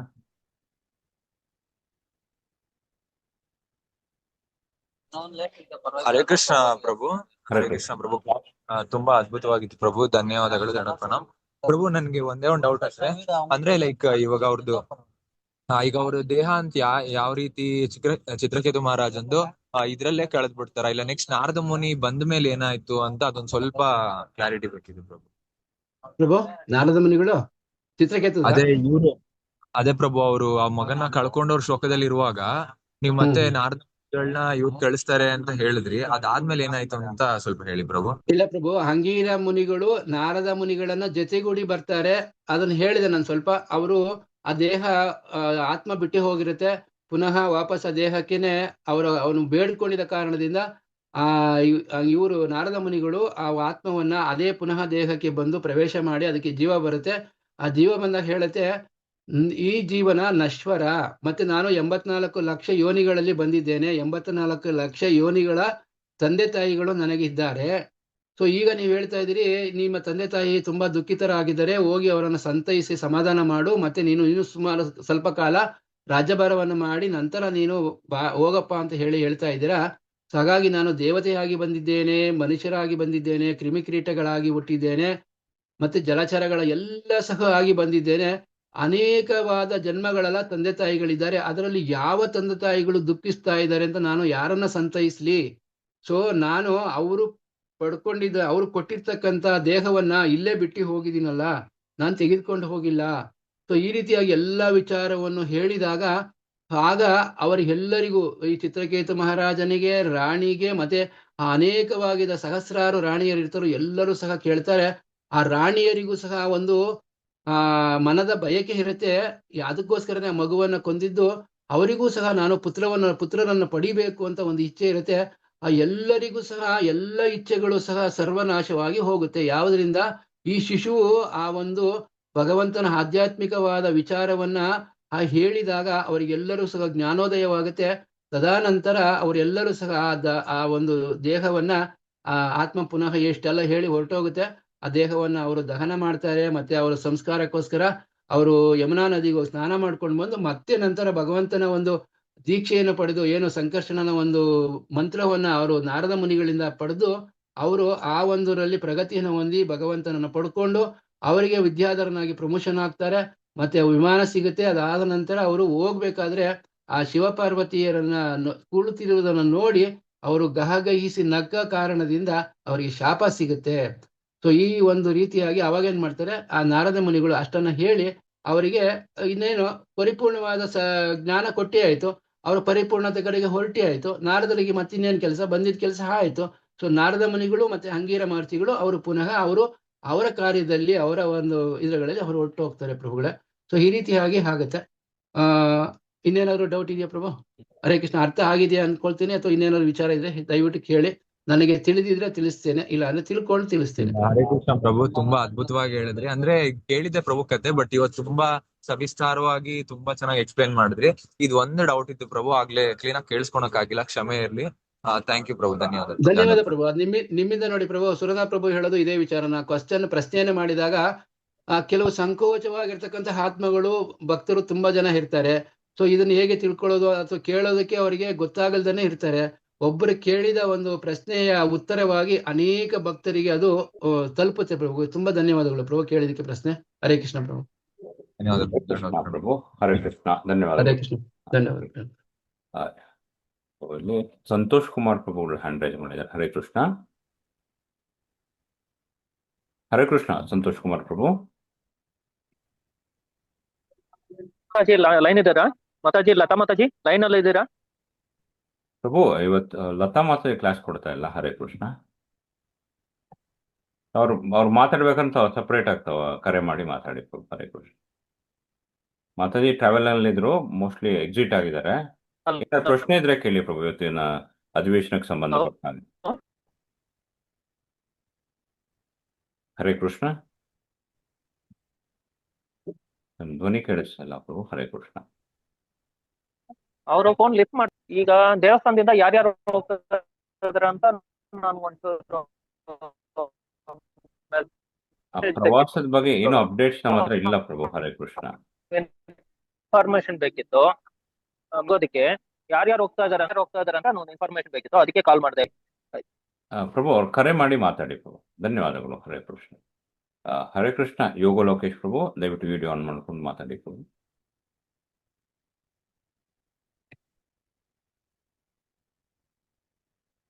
ಅನ್ಮ್ಯೂಟ್ ಮಾಡ್ಕೊಳ್ಳಿ.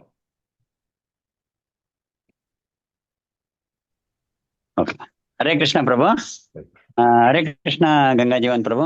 ತುಂಬಾ ಅದ್ಭುತವಾಗಿ ಚಿತ್ರಕೇತು ಬಗ್ಗೆ ಅದು ನಾವು ಅವರ ಲೀಲೆಗಳ ಕಥೆನೂ ಕೇಳಿರ್ಲಿಲ್ಲ. ಸೊ ತುಂಬಾ ಅದ್ಭುತವಾಗಿ ಕೊಟ್ರೆ ನೋಡಿ. ಇಲ್ಲಿ ನಾವು ತಿಳ್ಕೊಂಡಿದ್ದು ಏನು ಅಂದ್ರೆ, ನಾವು ಇಲ್ಲಿ 1 ಕೋಟಿ ಪತ್ನಿಯರನ್ನ ಪಡೆದಿದ್ರು ಅಂತ ಹೇಳಿದ್ರೆ, ಆದ್ರೆ ಅದು ಯಾವ ಉದ್ದೇಶ ಇತ್ತು, ಮತ್ತೆ ಅವರ ಯಾವ ಹಿಂದಿನ ಜನ್ಮದ ಕರ್ಮ ಫಲಗಳು ಯಾವ್ದಕ್ಕಿತ್ತು ಅಂತ ತುಂಬಾ ವಿಸ್ತಾರವಾಗಿ ಕೊಟ್ರೆ ಪ್ರಭು. ಹಾಗಾಗಿ ಇನ್ನೊಂದು ಸ್ಟಾರ್ಟಿಂಗ್ ಅಲ್ಲೇ ವೃತಾಸುರ, ಇದು ಏನಕ್ಕೆ ಅದು ವೃತಾಸುರ ಅನ್ನೋದು ಒಂದು ಬಂದಿದ್ದೊಂಚೂರು ತಿಳ್ಕೊಳಕ್ಕಾಗಲಿಲ್ಲ ಪ್ರಭು. ಹಾಗೆ ಪ್ರಾಥಮಿಕವಾಗಿ ಪ್ರಭು. ಹೌದು ಪ್ರಭು. ಇದು ಪರೀಕ್ಷಿತ್ ಮಹಾರಾಜ ಆ 7 ದಿನಗಳ ಅವನಿಗೆ ಸಾವು ಬರುತ್ತೆ ಅಲ್ವಾ, ಅವನಿಗೆ ಶಾಪ ಬರುತ್ತೆ. 7 ದಿನಗಳ ಕಾಲ ಭಗವಂತನ ಅದ್ಭುತವಾದ ಲೀಲೆಯನ್ನ ಕೇಳ್ಬೇಕಾದ್ರೆ ಭಾಗವತಮನ್ನು ಕೇಳಲಿಕ್ಕೆ ಯಾರೆಲ್ಲ ಬರ್ತಾರೆ ಅಲ್ಲಿಗೆ?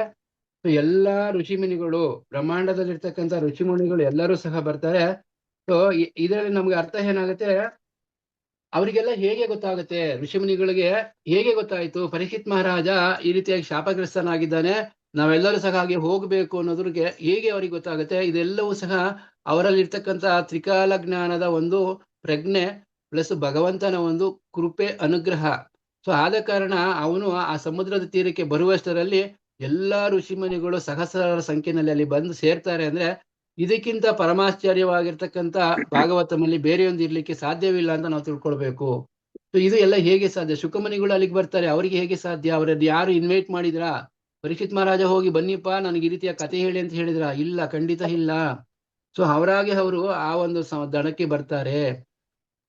ಸೊ ಆದ ಕಾರಣ ಪರೀಕ್ಷಿತ್ ಮಹಾರಾಜ ಏನ್ ಕೇಳ್ದ, ಸುಖಮುನಿಗಳ ಹತ್ರ ಕೇಳ್ತಾನೆ, ಇಂಥ ಒಬ್ಬ ಅಸುರ ಅಂದ್ರೆ ಈ ಒಂದು ಹೆಸರನ್ನ ಕೇಳಿದ್ರೆ ದೇವತೆಗಳು ನಡುಗುವಷ್ಟು ಅವನು ಶಕ್ತಿವಂತನಾಗಿದ್ದ. ಆ ಶಕ್ತಿವಂತನಾಗಿದ್ದ. ಆದ ಕಾರಣ ಅವನು ಏನ್ ಹೇಳ್ತಾನೆ, ಭಗವಂತನ ಪುರುಷೋತ್ತಮ ದೇವತಮ ಪರಮ ಪುರುಷ ಇವನ ಇಚ್ಛೆ ಇಲ್ಲದೆ ಏನೂ ಸಹ ಆಗೋದಿಲ್ಲ. ಮತ್ತೆ ನಾವು ಅನ್ಕೊಳ್ತೀವಿ, ಈಗ ರಾಜರು ಅನ್ಕೊಳ್ತಾರೆ, ನಾನು ಈ ರಾಜ್ಯವನ್ನ ಗೆದ್ದೆ, ನಾನು ಇವರನ್ನ ಸೋಲಿಸಿದೆ, ಇವರನ್ನ ಸಾಯಿಸಿದೆ, ನನ್ನ ಪ್ರತಾಪ ಇಷ್ಟಿದೆ, ಹಾಗೆ ಹೀಗೆ ಅಂತ ಅನ್ಕೊಳ್ತೇನೆ. ಆದರೆ ಇದು ಪರಿಪೂರ್ಣವಾದ ಅಸಂಬದ್ಧವಾದ ಸತ್ಯ. ಯಾಕೆ ಇದೆಲ್ಲ? ಹೇಗೆ? ಈಗ ಅರ್ಜುನ ಯುದ್ಧ ಮಾಡಲಿಕ್ಕೆ ಅಷ್ಟೆಲ್ಲ ಮಾಡಿದ, ಮತ್ತೆ ಅವನಿಗೆ ವಿಜಯವಾಯಿತು. ಹೇಗೆ ಆಯಿತು? ಇದು ಭಗವಂತನ ಇಚ್ಛೆ ಆಗಿದ್ದ ಕಾರಣದಿಂದ ಅವನಿಗೆ ಜಯವಾಯಿತು. ಅವನು ಭಗವಂತ ಬಂದಿದೆ ಧರ್ಮವನ್ನ ಸ್ಥಾಪನೆ ಮಾಡ್ಲಿಕ್ಕೋಸ್ಕರ, ಅಸುರರ ಅಂದ್ರೆ ಅಧರ್ಮಿಗಳನ್ನ ಕೊಲ್ಲಿಕ್ಕೋಸ್ಕರ ಬಂದಿದ್ದ. ಅದೇ ರೀತಿಯಾಗಿ ಈ ಒಂದು ಪರೀಕ್ಷಿತ್ ಮಹಾರಾಜ ಸುಖಮನಿಗಳನ್ನ ಕೇಳಿದಾಗ ಇಷ್ಟು ದೇವಾನುದೇವತೆಗಳಲ್ಲೂ ಸಹ ಭಗವಂತನ ಬಗ್ಗೆ ಒಲಿವು ಬರೋದು ತುಂಬಾ ಅಪರೂಪ. ಅದರಲ್ಲಿ ಮನುಷ್ಯ ಜನ್ಮದಲ್ಲಿ ಬರುವುದಂತೂ ಕೋಟಿ ಕೋಟಿ ಗಟ್ಟಲೆ ಒಬ್ಬರಿಗೆ. ಅಂತಹದ್ರಲ್ಲಿ ಈ ಒಂದು ದೈತ್ಯಾಕಾರವಾದ ಅಸುರನಿಗೆ ಭಗವಂತನ ಬಗ್ಗೆ ಇಷ್ಟು ಅವನು ಹೇಳ್ತಾ ಇರ್ಬೇಕಾದ್ರೆ ಕಾರಣ ಏನು? ಯಾರು ಇವನು? ಹೇಗೆ ಸಾಧ್ಯ ಅಂತ ಆಶ್ಚರ್ಯಚಕಿತನಾಗಿ ಹಲವಾರು ಪ್ರಶ್ನೆಗಳನ್ನ, ಒಂದಲ್ಲ ಎರಡಲ್ಲ ಹಲವಾರು ಪ್ರಶ್ನೆಗಳನ್ನ ಈ ರುದ್ರಾಸುರನ ಬಗ್ಗೆ ಪರೀಕ್ಷಿತ್ ಮಹಾರಾಜ ಸುಖಮುನಿಗಳ ಹತ್ರ ಕೇಳಿದಾಗ ಸುಖಮುನಿಗಳು ಹೇಳ್ತಾ ಹೋಗಿರ್ತಕ್ಕಂಥ ಈ ಚಿತ್ರಕೇತುವಿನ ಪೂರ್ಣ ಆಗೋದಿಲ್ಲ. ಯಾಕೆಂದ್ರೆ ಪೂರ್ಣ ತಗೊಳ್ಬೇಕು ಅಂದ್ರೆ ನಾವು ವಾರಾನುಗಟ್ಲೆ, ಈಗ ಭಾಗವತಮನ್ನ ಹೇಳ್ಬೇಕಾದ್ರೆ 7 ದಿನಗಳಲ್ಲಿ ನಾವು ಕೇಳಬೇಕು ಅಂತ ಹೇಳ್ತೀವಿ.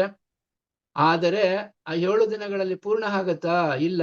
ಕೇವಲ ಕೆಲವೊಂದು ವಿಚಾರಗಳನ್ನ ವಿನಿಮಯ ಮಾಡ್ಕೊಳ್ಬೋದೇ ಹೊರತು ಪರಿಪೂರ್ಣವಾಗಿ ಯಾಕೆಂದ್ರೆ ಭಗವಂತನ ವಿಚಾರವನ್ನ ಸಹಸ್ರ ಎಡೆಗಳಿರ್ತಕ್ಕಂಥ ಶೇಷನು ಇದುವರೆಗೂ ಹೊಗಳ್ತಾ, ಅಂದ್ರೆ ಅವನ ವಿಚಾರವನ್ನ ಹೇಳ್ತಾ ಬಂದ್ರು ಸಹ ಇನ್ನೂ ಪೂರ್ತಿಯಾಗಿ ಮುಗ್ದಿಲ್ಲ ಅವನ ಲೀಲೆಗಳು, ಅವನ ವಿಚಾರಗಳು ಅಂತ ಹೇಳಿದಾಗ ನಾವು ಭಾಗವತಮನ್ನ ಅಲ್ಲಿ ಏನೇ ಭಗವಂತನ ಅವನ ಲೀಲೆಗಳನ್ನ ಪೂರ್ಣಗೊಳಿಸ್ಲಿಕ್ಕೆ ಸಾಧ್ಯವಾಗೋದಿಲ್ಲ. ಹಾಗಾಗಿ ಸುಖಮನಿಗಳ ಹತ್ರ ಕೇಳಿರ್ತಕ್ಕಂಥ ಪರೀಕ್ಷಿತ್ ಮಹಾರಾಜನಿಗೆ ಉತ್ತರವನ್ನು ಕೊಡ್ತಾ ಹೋಗ್ತಾನೆ ಯಾರೋ ಸುಖಮನಿಗಳು. ಆ ವಿಚಾರದಲ್ಲಿ ಈ ರೀತಿಯಾಗಿ ಆಗತ್ತೆ. ಅವನು ನೋಡಪ್ಪ ರಾಜನ ಆಗಿದ್ದ, ಅವನು ಇಷ್ಟು ಮಗುವಿಗೋಸ್ಕರ ಇಷ್ಟೆಲ್ಲ ಪತ್ನಿಯರನ್ನ ಮದುವೆ ಮಾಡ್ಕೊಂಡ, ಆದ್ರೂ ಆಗ್ಲಿಲ್ಲ. ಆಗ ಅಂಗೀರ ಮಹರ್ಷಿ ಬಂದ್ರು. ಆ ಅಂಗೀರ ಮಹರ್ಷಿಗಳ ಕೃಪೆಯಿಂದ ಅವರು ಒಂದು ಯಜ್ಞವನ್ನ ಮಾಡಿ ಅದರಿಂದ ಅಗ್ನಶೇಷವನ್ನು ಒಬ್ಬ ಪತ್ನಿಗೆ ಕೊಡಪ್ಪ ಅಂತ ಹೇಳಿದ್ರು. ಆ ಪತ್ನಿ, ನಾವು ಅಲ್ಲಿ ಒಂದು ಪಾಯಿಂಟ್ ಅನ್ನು ಅರ್ಥ ಮಾಡ್ಕೊಳ್ಬೇಕು. ಮೊದಲನೇ ಹೆಂಡತಿಗೆ ಒಂದು ವಯಸ್ಸಾಗಿರುತ್ತೆ ಅಥವಾ ಹಿರಿಯಳಾಗಿರ್ತಾಳೆ, ಆದ್ರೂ ಸಹ ಅವಳ ಪಾವಿತ್ರತೆ ಎಷ್ಟಿದೆ ಅಂತ ನಾವು ಇಲ್ಲಿ ಯೋಚನೆ ಮಾಡ್ಬೇಕು. ಆ ಪಾವಿತ್ರತೆಯನ್ನ ನಮ್ಮಲ್ಲಿರ್ತಕ್ಕಂಥ ಎಲ್ಲರೂ ಸಹ ಅದನ್ನ ಅಳವಡಿಸ್ಕೊಳ್ಲಿಕ್ಕೆ ನಾವು ಮನಸ್ಸ ಮಾಡ್ಬೇಕು. ಆಗ ಸಹಜವಾಗಿ ಎಲ್ಲ ನಾವು ಇತಿಹಾಸದಲ್ಲಿ ನೋಡಿದಾಗ ನಾವೇನ್ ಮಾಡ್ತೀವಿ, ಕಿರಿಯ ಹೆಂಡತಿ ಮೇಲೆ ಎಷ್ಟು ವ್ಯಾಮೋಹವಿರುತ್ತೆ. ಉತ್ತಾನಪಾದನ ಯಾರ ಮೇಲೆ ಇಟ್ಕೊಂಡಿದ್ದ? ಚಿಕ್ಕ ಹೆಂಡತಿ ಮೇಲೆ ಇಟ್ಕೊಂಡಿದ್ದ. ಅದಕ್ಕೋಸ್ಕರ ಅವನು ಧ್ರುವ ಮಹಾರಾಜನ ಕಾಡಿಗೆ ಹೋಗುವ ರೀತಿನಲ್ಲಿ ಮಾಡಿದ. ಸೊ ಈಗ ನಾವು ಶ್ರೀರಾಮಚಂದ್ರ ನೋಡಿದಾಗ ಏನಾಗುತ್ತೆ, ಅವರು ಕೈಕೆಯ ಮೇಲೆ ಇಟ್ಕೊಂಡಿದ್ರು. ಸೊ ಅವ್ರಿಗೆ 300 ಪತ್ನಿಯರನ್ನ ಮದುವೆ ಮಾಡ್ಕೊಂಡಿದ್ರು. ಆದ್ರೆ ಪಟ್ಟದ ರಾಣಿಯರು ಅವರಿಗೆ 3 ಜನ ಇದ್ರು. ಅದರಲ್ಲಿ ಹೆಚ್ಚು ಪ್ರೀತಿ ಇಟ್ಕೊಂಡಿದ್ದಾರೆ ಕೈಕೆ ಮೇಲೆ. ಸೊ ಈ ರೀತಿಯಾಗಿ ನಾವು ಇಟ್ಕೊಂಡಾಗ ಇಲ್ಲಿ ಈ ಚಿತ್ರಕೇತು ಮಾತ್ರ ಯಾಕೆ ಅವನು ಮೊದಲನೇ ಪತ್ನಿಯನ್ನೇ ಆಯ್ಕೆ ಮಾಡ್ಕೊಂಡ? ಆಕೆಯ ಪವಿತ್ರತೆ ಎಷ್ಟಿತ್ತು? ಸೊ ಈ ವಿಚಾರವನ್ನ ನಾವು ಆ ಪವಿತ್ರತೆಯ ಬಗ್ಗೆ ನಾವು ಗಮನಿಸ್ಬೇಕೆ ಹೊರತು ನಾವು ಇಷ್ಟು ಜನ ಅಷ್ಟು ಜನ. ಇವಾಗ ನಾವು ಸಹಜವಾಗಿ ಹೇಳಿದೆ, ಭಗವಂತನಿಗೆ 16,100 ಜನ ಭಗವಂತನಿಗೆ ಬೇಕಾಗಿತ್ತ? ಇಲ್ಲ. ಭಕ್ತರನ್ನ ಉದ್ಧಾರ ಮಾಡ್ಲಿಕ್ಕೋಸ್ಕರ ಭಗವಂತ ಅವರನ್ನ ಸ್ವೀಕಾರ ಮಾಡದೆ ಹೊರತು ಅವ್ರ ಜೊತೆಯಲ್ಲಿ ನಮ್ಮ ಹಾಗೆ ಸಂಸಾರ ಮಾಡ್ಲಿಕ್ಕೋಸ್ಕರ ಅಲ್ಲ. ಅವನು ಏಕಕಾಲದಲ್ಲಿ 16,108 ಜನರ ಮನೆಯಲ್ಲಿ ಸಹ ಇರ್ತಿದ್ದ. ಅಷ್ಟೂ ಜನರಿಗೂ ಅರಮನೆಯನ್ನು ಕಟ್ಟ. ದ್ವಾರಕಿನಲ್ಲಿ 9 ಲಕ್ಷ ಅರಮನೆಗಳು, ಭವ್ಯವಾದ ಅರಮನೆಗಳು ಇದ್ದವಂತ ಸಹ ನಮಗೆ ಶಾಸ್ತ್ರದಲ್ಲಿ ತಿಳಿಸಲಾಗಿದೆ. ಸೊ ಹೀಗಾಗಿ 16,100 ಜನ ಎಲ್ಲಿ ಈ ತರ ಚಿತ್ರಕೇತು ಒಬ್ಬ ರಾಜನಾಗಿರ್ತಕ್ಕಂಥ ಅವನು 14 ಲೋಕದ ಒಡೆಯನಿಗೆ ಅಷ್ಟು ಇದಕ್ಕೆ ನಾವೇನ್ ಮಾಡ್ತೀವಿ, ಮೈ ಪರ್ಚ್ಕೊಳ್ತೀವಿ. ನನಗೂ ಒಂದು 16 ಜನ ಬೇಡವಾ ಅಂತ ಅನ್ಕೊಳ್ತೀವಿ. ಆಗ ನಮ್ಗೆ ಅನ್ಸುತ್ತೆ ನಾವು ಗೋವರ್ಧನ ಪರ್ವತ ಎತ್ತಲಿಕ್ಕಾಗತ್ತಾ? ಪೂತನಿಯ ಚಿಕ್ಕ ಶಿಶುವಾಗಿದ್ದಾಗ ಪೂತನಿಯ ರಾಕ್ಷಸಿಯನ್ನ ಕೊಂದಿದ, ಅನೇಕ ರಾಕ್ಷಸರನ್ನು ಕೊಂದಿದ, ಕಂಸನನ್ನ ಕೊಂದಿದ. ಈ ರೀತಿಯಾಗಿ ವಿಚಾರಗಳನ್ನು ಮಾಡಿದಾಗ ನಾವು ಭಗವಂತನನ್ನ ಹೋಲಿಸ್ಕೊಳ್ಳಿಕ್ಕೆ ಹೋಗಬಾರ್ದು. ಸೊ ಭಗವಂತನನ್ನ ನಾವು ತುಂಬಾ ರೀತಿಯಲ್ಲಿ ಟೀಸ್ ಮಾಡ್ತೇವೆ. ಅವನು ಮೋಸ ಮಾಡಿದ, ಆ ರೀತಿಯಾಗಿ ಈ ರೀತಿಯಾಗಿ ಕರ್ಣನನ್ನ ರಥ ಊತ್ಕೊಂಡಿದ್ದಾಗ ಸೂಕ್ಷ್ಮವಾಗಿ ಅವನನ್ನ ಬಾಣ ಬಿಡಿಸಿ ಕೊಲ್ಲಿದ. ಸೊ ಭೀಷ್ಮಾಚಾರ್ಯವರನ್ನ ಶಿಖಂಡಿಯನ್ನ ನಿಲ್ಲಿಸಿ ಕೊಲ್ಲಿಸಿದ. ದ್ರೋಣಾಚಾರ್ಯರನ್ನ ಅಶ್ವತ್ಥಾಮ ಹತಕ್ಕುಂಜರ ಅಂತ ಹೇಳಿ ಸಾಯಿಸಿದ. ಸೊ ಇವೆಲ್ಲ ಧರ್ಮವಲ್ಲವೇ ಅಂತ ಹೇಳಿ ಜನ ಮೂರ್ಖತನದಿಂದ ಕೇಳ್ತಾರೆ. ಸೊ ನಾನು ಈ ರೀತಿಯಾಗಿ ಕೇಳ್ತಕ್ಕಂಥ ಒಬ್ಬ ಮಾತಾಜಿಗೆ ಹೇಳಿದೆ, ಇದೆಲ್ಲ ಹೇಳಬಾರ್ದು, ಅರ್ಥವಾಗುವ ಒಂದು ಕಾರಣದಿಂದ ಹೇಳ್ತೇನೆ, ದಯವಿಟ್ಟು ಅವ್ರು ತಪ್ಪಾಗಿ ಅರ್ಥೈಸಬೇಡಿ. ಆ ಮಾತಾಜಿಗೆ ಹೇಳಿದೆ ನಾನು, ಮಾತಾಜಿ ನಾನು ಒಂದು ಪ್ರಶ್ನೆಯನ್ನ ಕೇಳ್ತೇನೆ, ದಯವಿಟ್ಟು ನೀವು ಇದಕ್ಕೆ ಆ ಉತ್ತರವನ್ನ ಹೇಳಿ ಅಂತ. ಏನಿ ಕೇಳಿ ಪ್ರಭು, ಹೇಳಿ ಪ್ರಭು ಕೇಳ್ತೇನೆ ಅಂತ ಹೇಳಿದ್ರು. ಸೊ ನೀವ್ ಹೇಳ್ತೀರಲ್ಲ ಕರ್ಣನನ್ನ ಏಕೆ ಕೊಲ್ಲಿಸಿದ ಮತ್ತೆ ಹೀಗೆ ಹಾಗೆ ಅಂತೇಳಿ, ಒಂದು ವೇಳೆ ನಿಮ್ಮ ಮನೆಯಲ್ಲಿ ನಿಮ್ಮ ಮಗಳಿಗೋ ಅಥವಾ ನಿಮ್ಮ ಸೊಸೆಗೋ ಬೇರೆ ಯಾರಾದ್ರೂ ಬಂದು ಸೆರಗಿಗೆ ಬಟ್ಟೆಗೆ ಕೈ ಹಾಕಿದರೆ ನೀವು ಏನ್ ಮಾಡ್ತೀರಿ ಅಂತ ಕೇಳಿದೆ ಅಷ್ಟೇ, ಬೇರೆ ಏನು ಕೇಳಲಿಲ್ಲ. ಅವ್ರ ಕೈಯಲ್ಲಿ ಕುಡ್ಲಿರುತ್ತೋ ದೊಣ್ಣೆ ಇರುತ್ತೋ ಏನಿರುತ್ತೋ ನಾನು ಏನು ಕೇಳಲಿಲ್ಲ. ನೀವ್ ಏನ್ ಮಾಡ್ತೀರ, ಯಾವ ರೀತಿಯ ಪ್ರತಿಕ್ರಿಯಿಸ್ತೀರಾ, ನೀವ್ ಏನ್ ಕ್ರಿಯೆ ಮಾಡ್ತೀರೋ ಅದೇ ಅವಾಗ ಭಗವಂತ ಅಲ್ಲಿ ಮಾಡ್ತಿರೋದು. ಸೊ ಹೇಗೆ ನೀವು ಅವರ ಮೇಲೆ ಆಕ್ರಮಣ ಮಾಡ್ತೀರಾ ಅಂಥದ್ರಲ್ಲಿ ಭಗವಂತ ಆ ಮೋಸದಿಂದಲೇ ಅವನು ಬಂದಿದ್ದ ಏನಕ್ಕೋಸ್ಕರ, ಧರ್ಮವನ್ನ ಪ್ರತಿಷ್ಠಾಪನೆ ಮಾಡ್ಲಿಕ್ಕೋಸ್ಕರ ಬಂದಿದ್ದ, ಅಧರ್ಮವನ್ನ ನಾಶ ಮಾಡ್ಲಿಕ್ಕೋಸ್ಕರ ಬಂದಿದ್ದ, ಅಧರ್ಮದಿಂದಲೇ ಕೊಲ್ಲಿಸಿದ. ಹಾಗಾಗಿ ಆ ಕರ್ಣ ಎಷ್ಟು ಅಪರಾಧಗಳನ್ನ ಮಾಡಿದ ಅಂದ್ರೆ, ಆ ದ್ರೌಪದಿಯ ಮಾನಭಂಗ ಮಾಡ್ಲಿಕ್ಕೆ, ದುರ್ಯೋಧನ ಅಷ್ಟು ದುಷ್ಟತನ ಮಾಡ್ಲಿಕ್ಕೆ ಹೆಚ್ಚು ಕಾರಣ ಶಕುನಿ ಮತ್ತೆ ಕರ್ಣನೇ ಆಗಿರ್ತಾರೆ. ಸೊ ಈ ರೀತಿಯ ಎಲ್ಲಾ ಒಂದು ಕ್ರಿಯೆಗಳಿಂದ ದ್ರೌಪದಿಯನ್ನ ವೇಶ್ಯೆ ಅಂತ ಹೇಳಿದ. ಸೊ ಈ ರೀತಿಯಾಗಿ ತುಂಬಾ ಕಠೋರವಾಗಿ ಮಾಡಿದ. ಅಭಿಮನ್ಯುವಿನ ಒಂದು 6 ಜನ ಅತಿರಥರು ಸೇರ್ಕೊಂಡು ಒಂದು ಅತಿರಥನ ಒಂದು ಮಗುವನ್ನ ಅಂದ್ರೆ 16 ವರ್ಷದ ಬಾಲಕನನ್ನ ಅವ್ರು ಏನ್ ಮಾಡ್ತಾರೆ, ಅದು ಹಿಂದಿನಿಂದ ಬಂದು ಕೊಲ್ತಾರೆ. ಇದು ಅಪರಾಧ, ಮೋಸ, ಇದಕ್ಕಿಂತ ಕಠೋರವಾದ ಬೇರೊಂದಿಲ್ಲ. ಸೊ ಈ ರೀತಿಯಾಗಿ ಅನೇಕವಾಗಿರ್ತಕ್ಕಂಥ ಕೆಟ್ಟ ಕರ್ಮಗಳನ್ನ ಮಾಡಿದ ಕಾರಣದಿಂದ ಅವನನ್ನು ಆ ರೀತಿಯಾಗಿ ಕೊಲಿಸಿದ್ರು. ಇನ್ನ ಭೀಷ್ಮಾಚಾರ್ಯ ಅವರನ್ನ ಬಂದಾಗ ಭೀಷ್ಮಾಚಾರ್ಯ ಅವ್ರಿಗೆ ಏನಾಗುತ್ತೆ, ಆ ದ್ರೌಪದಿಯನ್ನ ಅಷ್ಟು ಅವಮಾನ ಮಾಡಿದ್ರು ಸಹ ಉನ್ನತವಾಗಿರ್ತಕ್ಕಂಥ ಭೀಷ್ಮಾಚಾರ್ಯವರು ದ್ರೋಣಾಚಾರ್ಯವರು ತಲೆ ತಗ್ಗಿಸಿ ಕೂತ್ಕೊಂಡ್ರು ಹೊರತು ಪ್ರತಿವಿರೋಧ ಮಾಡ್ಲೇ ಇಲ್ಲ. ಅದಕ್ಕೋಸ್ಕರ ಅವರು ಅಧರ್ಮಿಗಳು ಅಂತ ಹೇಳಿ ಭಗವಂತ ಅವರನ್ನು ಸಹ ಕೊಲ್ಲಿಸ್ತಾನೆ, ಅಧರ್ಮದಿಂದನೇ ಕೊಲ್ಲಿಸ್ತಾನೆ. ಅದು ಹಿನ್ನೆಲೆ ಹೋದ ತುಂಬಾ ಇದೆ ಪ್ರಭು. ಈಗ ಭೀಷ್ಮಾಚಾರ್ಯ ಅವರು ಇಂದಿನ ಒಂದು ಆ ಹೆಣ್ಣು ಹೇಗೆ ಬಂತು, ಅವನು ಇಂದಿನ ಒಂದು ಜನ್ಮದಲ್ಲಿ ಅವನ ಹೆಂಡತಿ ಆಗಿರ್ತಾಳೆ, ಅವಳ ಹೆಸರು ಇದೆ ಮರ್ತೋಗಿದ್ದೀನಿ ಪ್ರಭು. ಆಕೆ ಅವನು ಒಬ್ಬ ಋಷಿಮುನಿಗಳ ಹತ್ರ ಬಂದು ಒಂದು ಗೋಮಾತೆಯನ್ನ ಬಲವಂತಕಾರವಾಗಿ ಕೇಳ್ತಾರೆ. ಆಗ ಅವನು ಆ ಒಂದು ಯಾವುದೋ ಒಂದು ಲೋಕಕ್ಕೆ ರಾಜನಾಗಿರ್ತಾನೆ. ಸೊ ಆಕೆ ಹೇಳ್ತಾಳೆ, ನೀನು ಅದನ್ನ ಮೋಸ ಮಾಡಿ ಆದ್ರೂ ಏನಾದ್ರೂ ಮಾಡಿ ನಮ್ಮ ರಾಜ್ಯಕ್ಕೆ ತರಬೇಕು, ನಮ್ಮ ಮನೆಗೆ ತರಬೇಕು ಅಂತ ಹೇಳಿದಾಗ ಆ ಒಂದು ನಂದಿನಿ ಹಸುವು ಬರೋದಿಲ್ಲ. ಅದಕ್ಕೆ ಏನ್ ಮಾಡ್ತಾನೆ, ಅವನು ಮುಳ್ಳಿನ ಒಂದು ಇದರಿಂದ ಅವನು ಹೊಡಿತಾನೆ, ಆದ್ರೂ ಬರೋದಿಲ್ಲ. ಆ ಒಂದು ಕರ್ಮದ ಫಲವಾಗಿ ಅವನು ಶರಶೈಲಿಯಲ್ಲಿ ಮನಗಬೇಕಾಗತ್ತೆ. ಮತ್ತೆ ಅದೇ ಹೆಂಡತಿಯ ಒಂದು ಶಾಪದಿಂದ ಅವಳೇನ್ ಮಾಡ್ತಾಳೆ, ಅವಳು ಶಿಖಂಡಿಯಾಗಿ ಬರ್ತಾಳೆ. ಸೊ ಈ ರೀತಿಯಾಗಿ ತುಂಬಾ ತುಂಬಾ ತುಂಬಾ ವಿಚಾರಗಳು ತಿಳಿತಾ ಹೋದಾಗ ನಾವು ಪರಿಪೂರ್ಣವಾಗಿ ಭಗವಂತನ ಕಡೆಗೆ ಶರಣಾಗ್ಲಿಕ್ಕೆ, ಭಗವಂತನ ಭಕ್ತಿ ಬರ್ಲಿಕ್ಕೆ ಸಾಧ್ಯವಾಗುತ್ತೆ ಪ್ರಭು. ಹರೇ ಕೃಷ್ಣ ಪ್ರಭು, ಧನ್ಯವಾದಗಳು ಪ್ರಭು. ಓಕೆ, ಯಾಕಂದ್ರೆ ನಾವು ಈ ಚಿತ್ರಕೇತು ಬಗ್ಗೆನೇ ನಾವು ಏನ್ ತಿಳ್ಕೊಂಡಿಲ್ಲ. ಸೊ ಹಾಗಾಗಿ ಅಂದ್ರೆ ಇಲ್ಲಿ ನಾವು ಅನ್ಕೊಳ್ಬೇಕಾಗಿರೋದು, ಇಲ್ಲಿ ಪರೀಕ್ಷಿತ ಮಹಾರಾಜರಿಗೆ ಈ ಒಂದು ಉದಾಹರಣೆಗಳನ್ನ ಕೊಡ್ತಾ ಅವರ ಒಂದು ಯಾವ ರೀತಿ ಪವಿತ್ರ ಮಾಡ್ಕೊಳ್ಬೇಕು ಜೀವನ ಅನ್ನೋದನ್ನ ಅವರು ಒಂದು ಪ್ರವಚನದಲ್ಲಿ ನೀಡ್ತಾ ಇದ್ದಾರೆ. ಹೌದಲ್ಲ ಪ್ರಭು? ಹೌದು ಪ್ರಭು, ಹೌದು ಪ್ರಭು. ಅಂದ್ರೆ ಅದೇ ಆ ವಿಚಾರವನ್ನ ಹೇಳ್ತಾ ಇದ್ದಾರೆ. ಈ ರೀತಿ ಆಗಿದ್ದಾರೆ ಅವನು. ಅದಕ್ಕೋಸ್ಕರ ಅವನು ಭಕ್ತಿ ಮಾಡ್ತಾ ಇರೋರಿಗೆ ಅವ್ರಿಗೆ ಯಾವುದೇ ಜನ್ಮ ಬಂದ್ರು ಆ ಭಗವಂತನ ಜ್ಞಾನ ಹೋಗೋದಿಲ್ಲ ಅನ್ನೋದಕ್ಕೆ ಒಂದು ಭರತ ಮಹಾರಾಜನ ಜ್ಞಾಪಕ ಮಾಡ್ಕೋಬೇಕು. ಅವನು ಭರತ ಮಹಾರಾಜ ಜಿಂಕೆ ಜನ್ಮದಲ್ಲ ಇದ್ದಾಗೂ ಸಹ ಅವನು ಅದೇ ಒಂದು ಕಾನ್ಸಂಟ್ರೇಟ್ ಇದರಲ್ಲಿ ಇರ್ತಿದ್ದ. ಅವನು ಸಲ ಭಗವಂತನ ಭಕ್ತಿ ಬಗ್ಗೆ ಅವನಿಗೆ ನೆನಪಿತ್ತು. ಅದಕ್ಕೋಸ್ಕರ ಆ ಜಿಂಕೆ ಆ ಒಂದು ಋಷಿಮುನಿಗಳ ಮಾಡ್ತಕ್ಕಂಥ ಭಾಗವತ ಪ್ರವಚನ ಅಥವಾ ಅವರು ಯಜ್ಞ ಯಾಗಾದಿಗಳು ಮಾಡ್ತಾ ಹೋಗಿ ಅದು ಹೆಚ್ಚು ಕಾಲವನ್ನು ಕಳೀತಾ ಇತ್ತು. ಹಾಗೆ ನಾವು ಇನ್ನೊಬ್ಬನ ನೋಡ್ಬೋದು. ಆನೆಯಾಗಿ ಬಂದಾಗ ಆ ಗಜರಾಜನದಲ್ಲೂ ಅಷ್ಟೇ, ಅವನು ಹಿಂದಿನ ಜನ್ಮದಲ್ಲಿ ಒಬ್ಬ ಅವ್ರು ಆಕ್ಚುಲಿ ಬಂದು ತುಂಬಾ ಇದೆ ಪ್ರಭು. ಹೇಳ್ತಾ ಹೋಯ್ತು ಅಂದ್ರೆ ಸಮಯನೇ ಸಾಕಾಗೋದಿಲ್ಲ. ಅವ್ರು ಆಕ್ಚುಲಿ ಆಹಾ ಓಹೋ ಎಂಬ ಗಂಧರ್ವರಾಗಿರ್ತಾರೆ.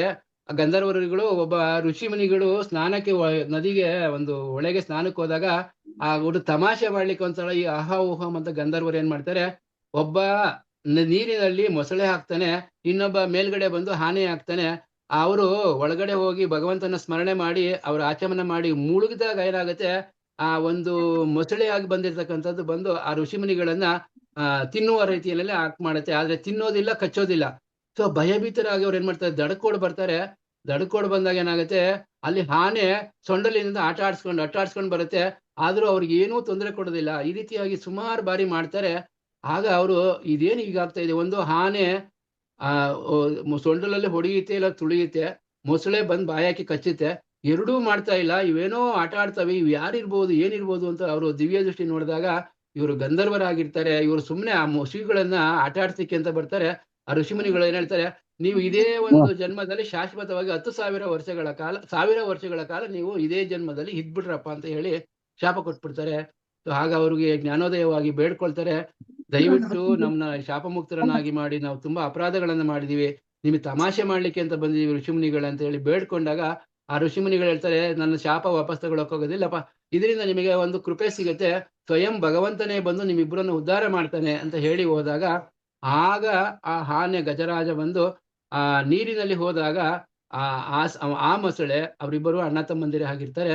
ಸೊ ಅದು ತನ್ನ ತಮ್ಮನ ಅಣ್ಣ ಅಂದ್ರೆ ಅಣ್ಣ ತಮ್ಮಂದಿರು ಇಬ್ರು ಏನ್ ಮಾಡ್ತಾರೆ, ಆ ಭಕ್ತನ ಕಾಲನ್ನ ಮೊಸಳೆ ಹಿಡ್ಕೊಳ್ಳುತ್ತೆ.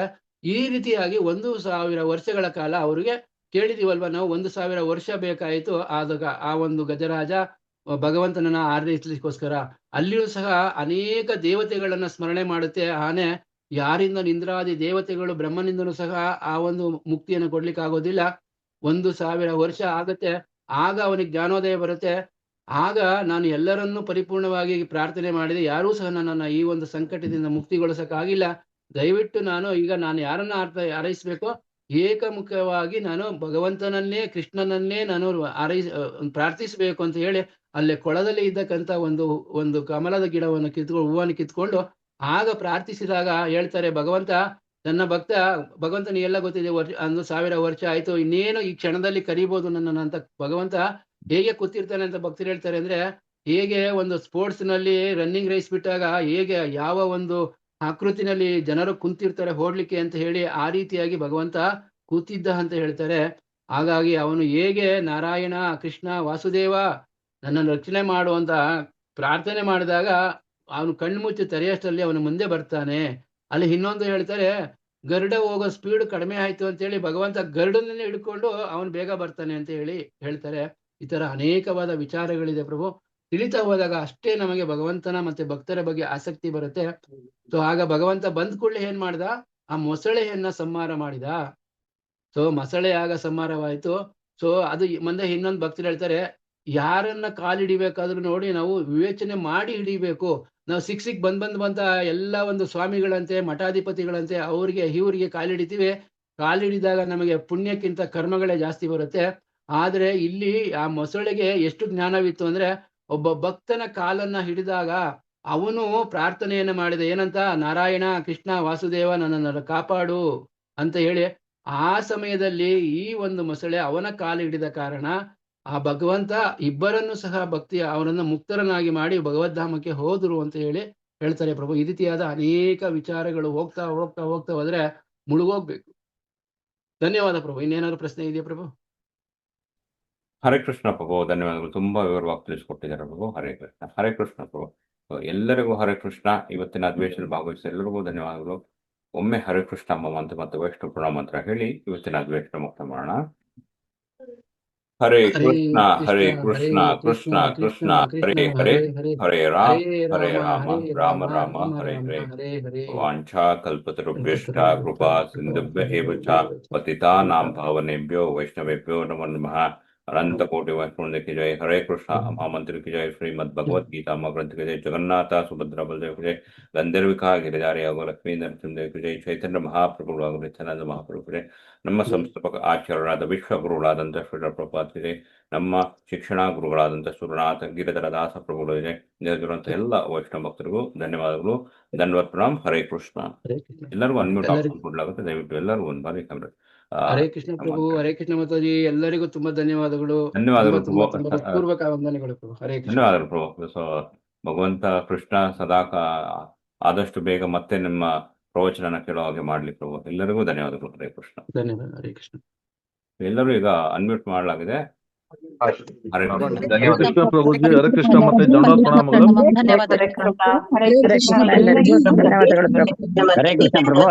ಮಾತಾಜಿ. ದಂಡವತ್ ಪ್ರಣಾಮಗಳು. ಹರೇ ಕೃಷ್ಣ ಪ್ರಭುಜಿ. ಹರೇ ಕೃಷ್ಣ ಮಾತಾಜಿ. ಪಂಚಾಂಗ ಪ್ರಣಾಮಗಳು. ಹರೇ ಕೃಷ್ಣ ಪ್ರಭುಜಿ. ಹರೇ ಕೃಷ್ಣ. ಹರೇ ಕೃಷ್ಣ. ಹರೇ ಕೃಷ್ಣ ಪ್ರಭುಜಿ. ಹರೇ ಕೃಷ್ಣ. ಹರೇ ಕೃಷ್ಣ ಪ್ರಭುಜಿ. ಹರೇ ಕೃಷ್ಣ ಮಾತಾಜಿ. ಪ್ರಣಾಮಗಳು. ಎಲ್ಲರಿಗೂ ಹರೇ ಕೃಷ್ಣ. ಸಮಯ ಆಗಿದೆ. ಹರೇ ಕೃಷ್ಣ ಪ್ರಭು. ಹರೇ ಕೃಷ್ಣ. ಎಲ್ಲರಿಗೂ ಹರೇ ಕೃಷ್ಣ. ನಿಮ್ಮೆಲ್ಲರಿಗೂ ದಿನ ಶುಭವಾಗಿರುತ್ತೆ. ಹರೇ ಕೃಷ್ಣ ಪ್ರಭು. ಹರೇ ಕೃಷ್ಣ. ಎಲ್ಲರಿಗೂ ಹರೇ ಕೃಷ್ಣ. ಸೆಷನ್ ಎಂಡ್ ಮಾಡ್ತಾ ಇದ್ದೀನಿ.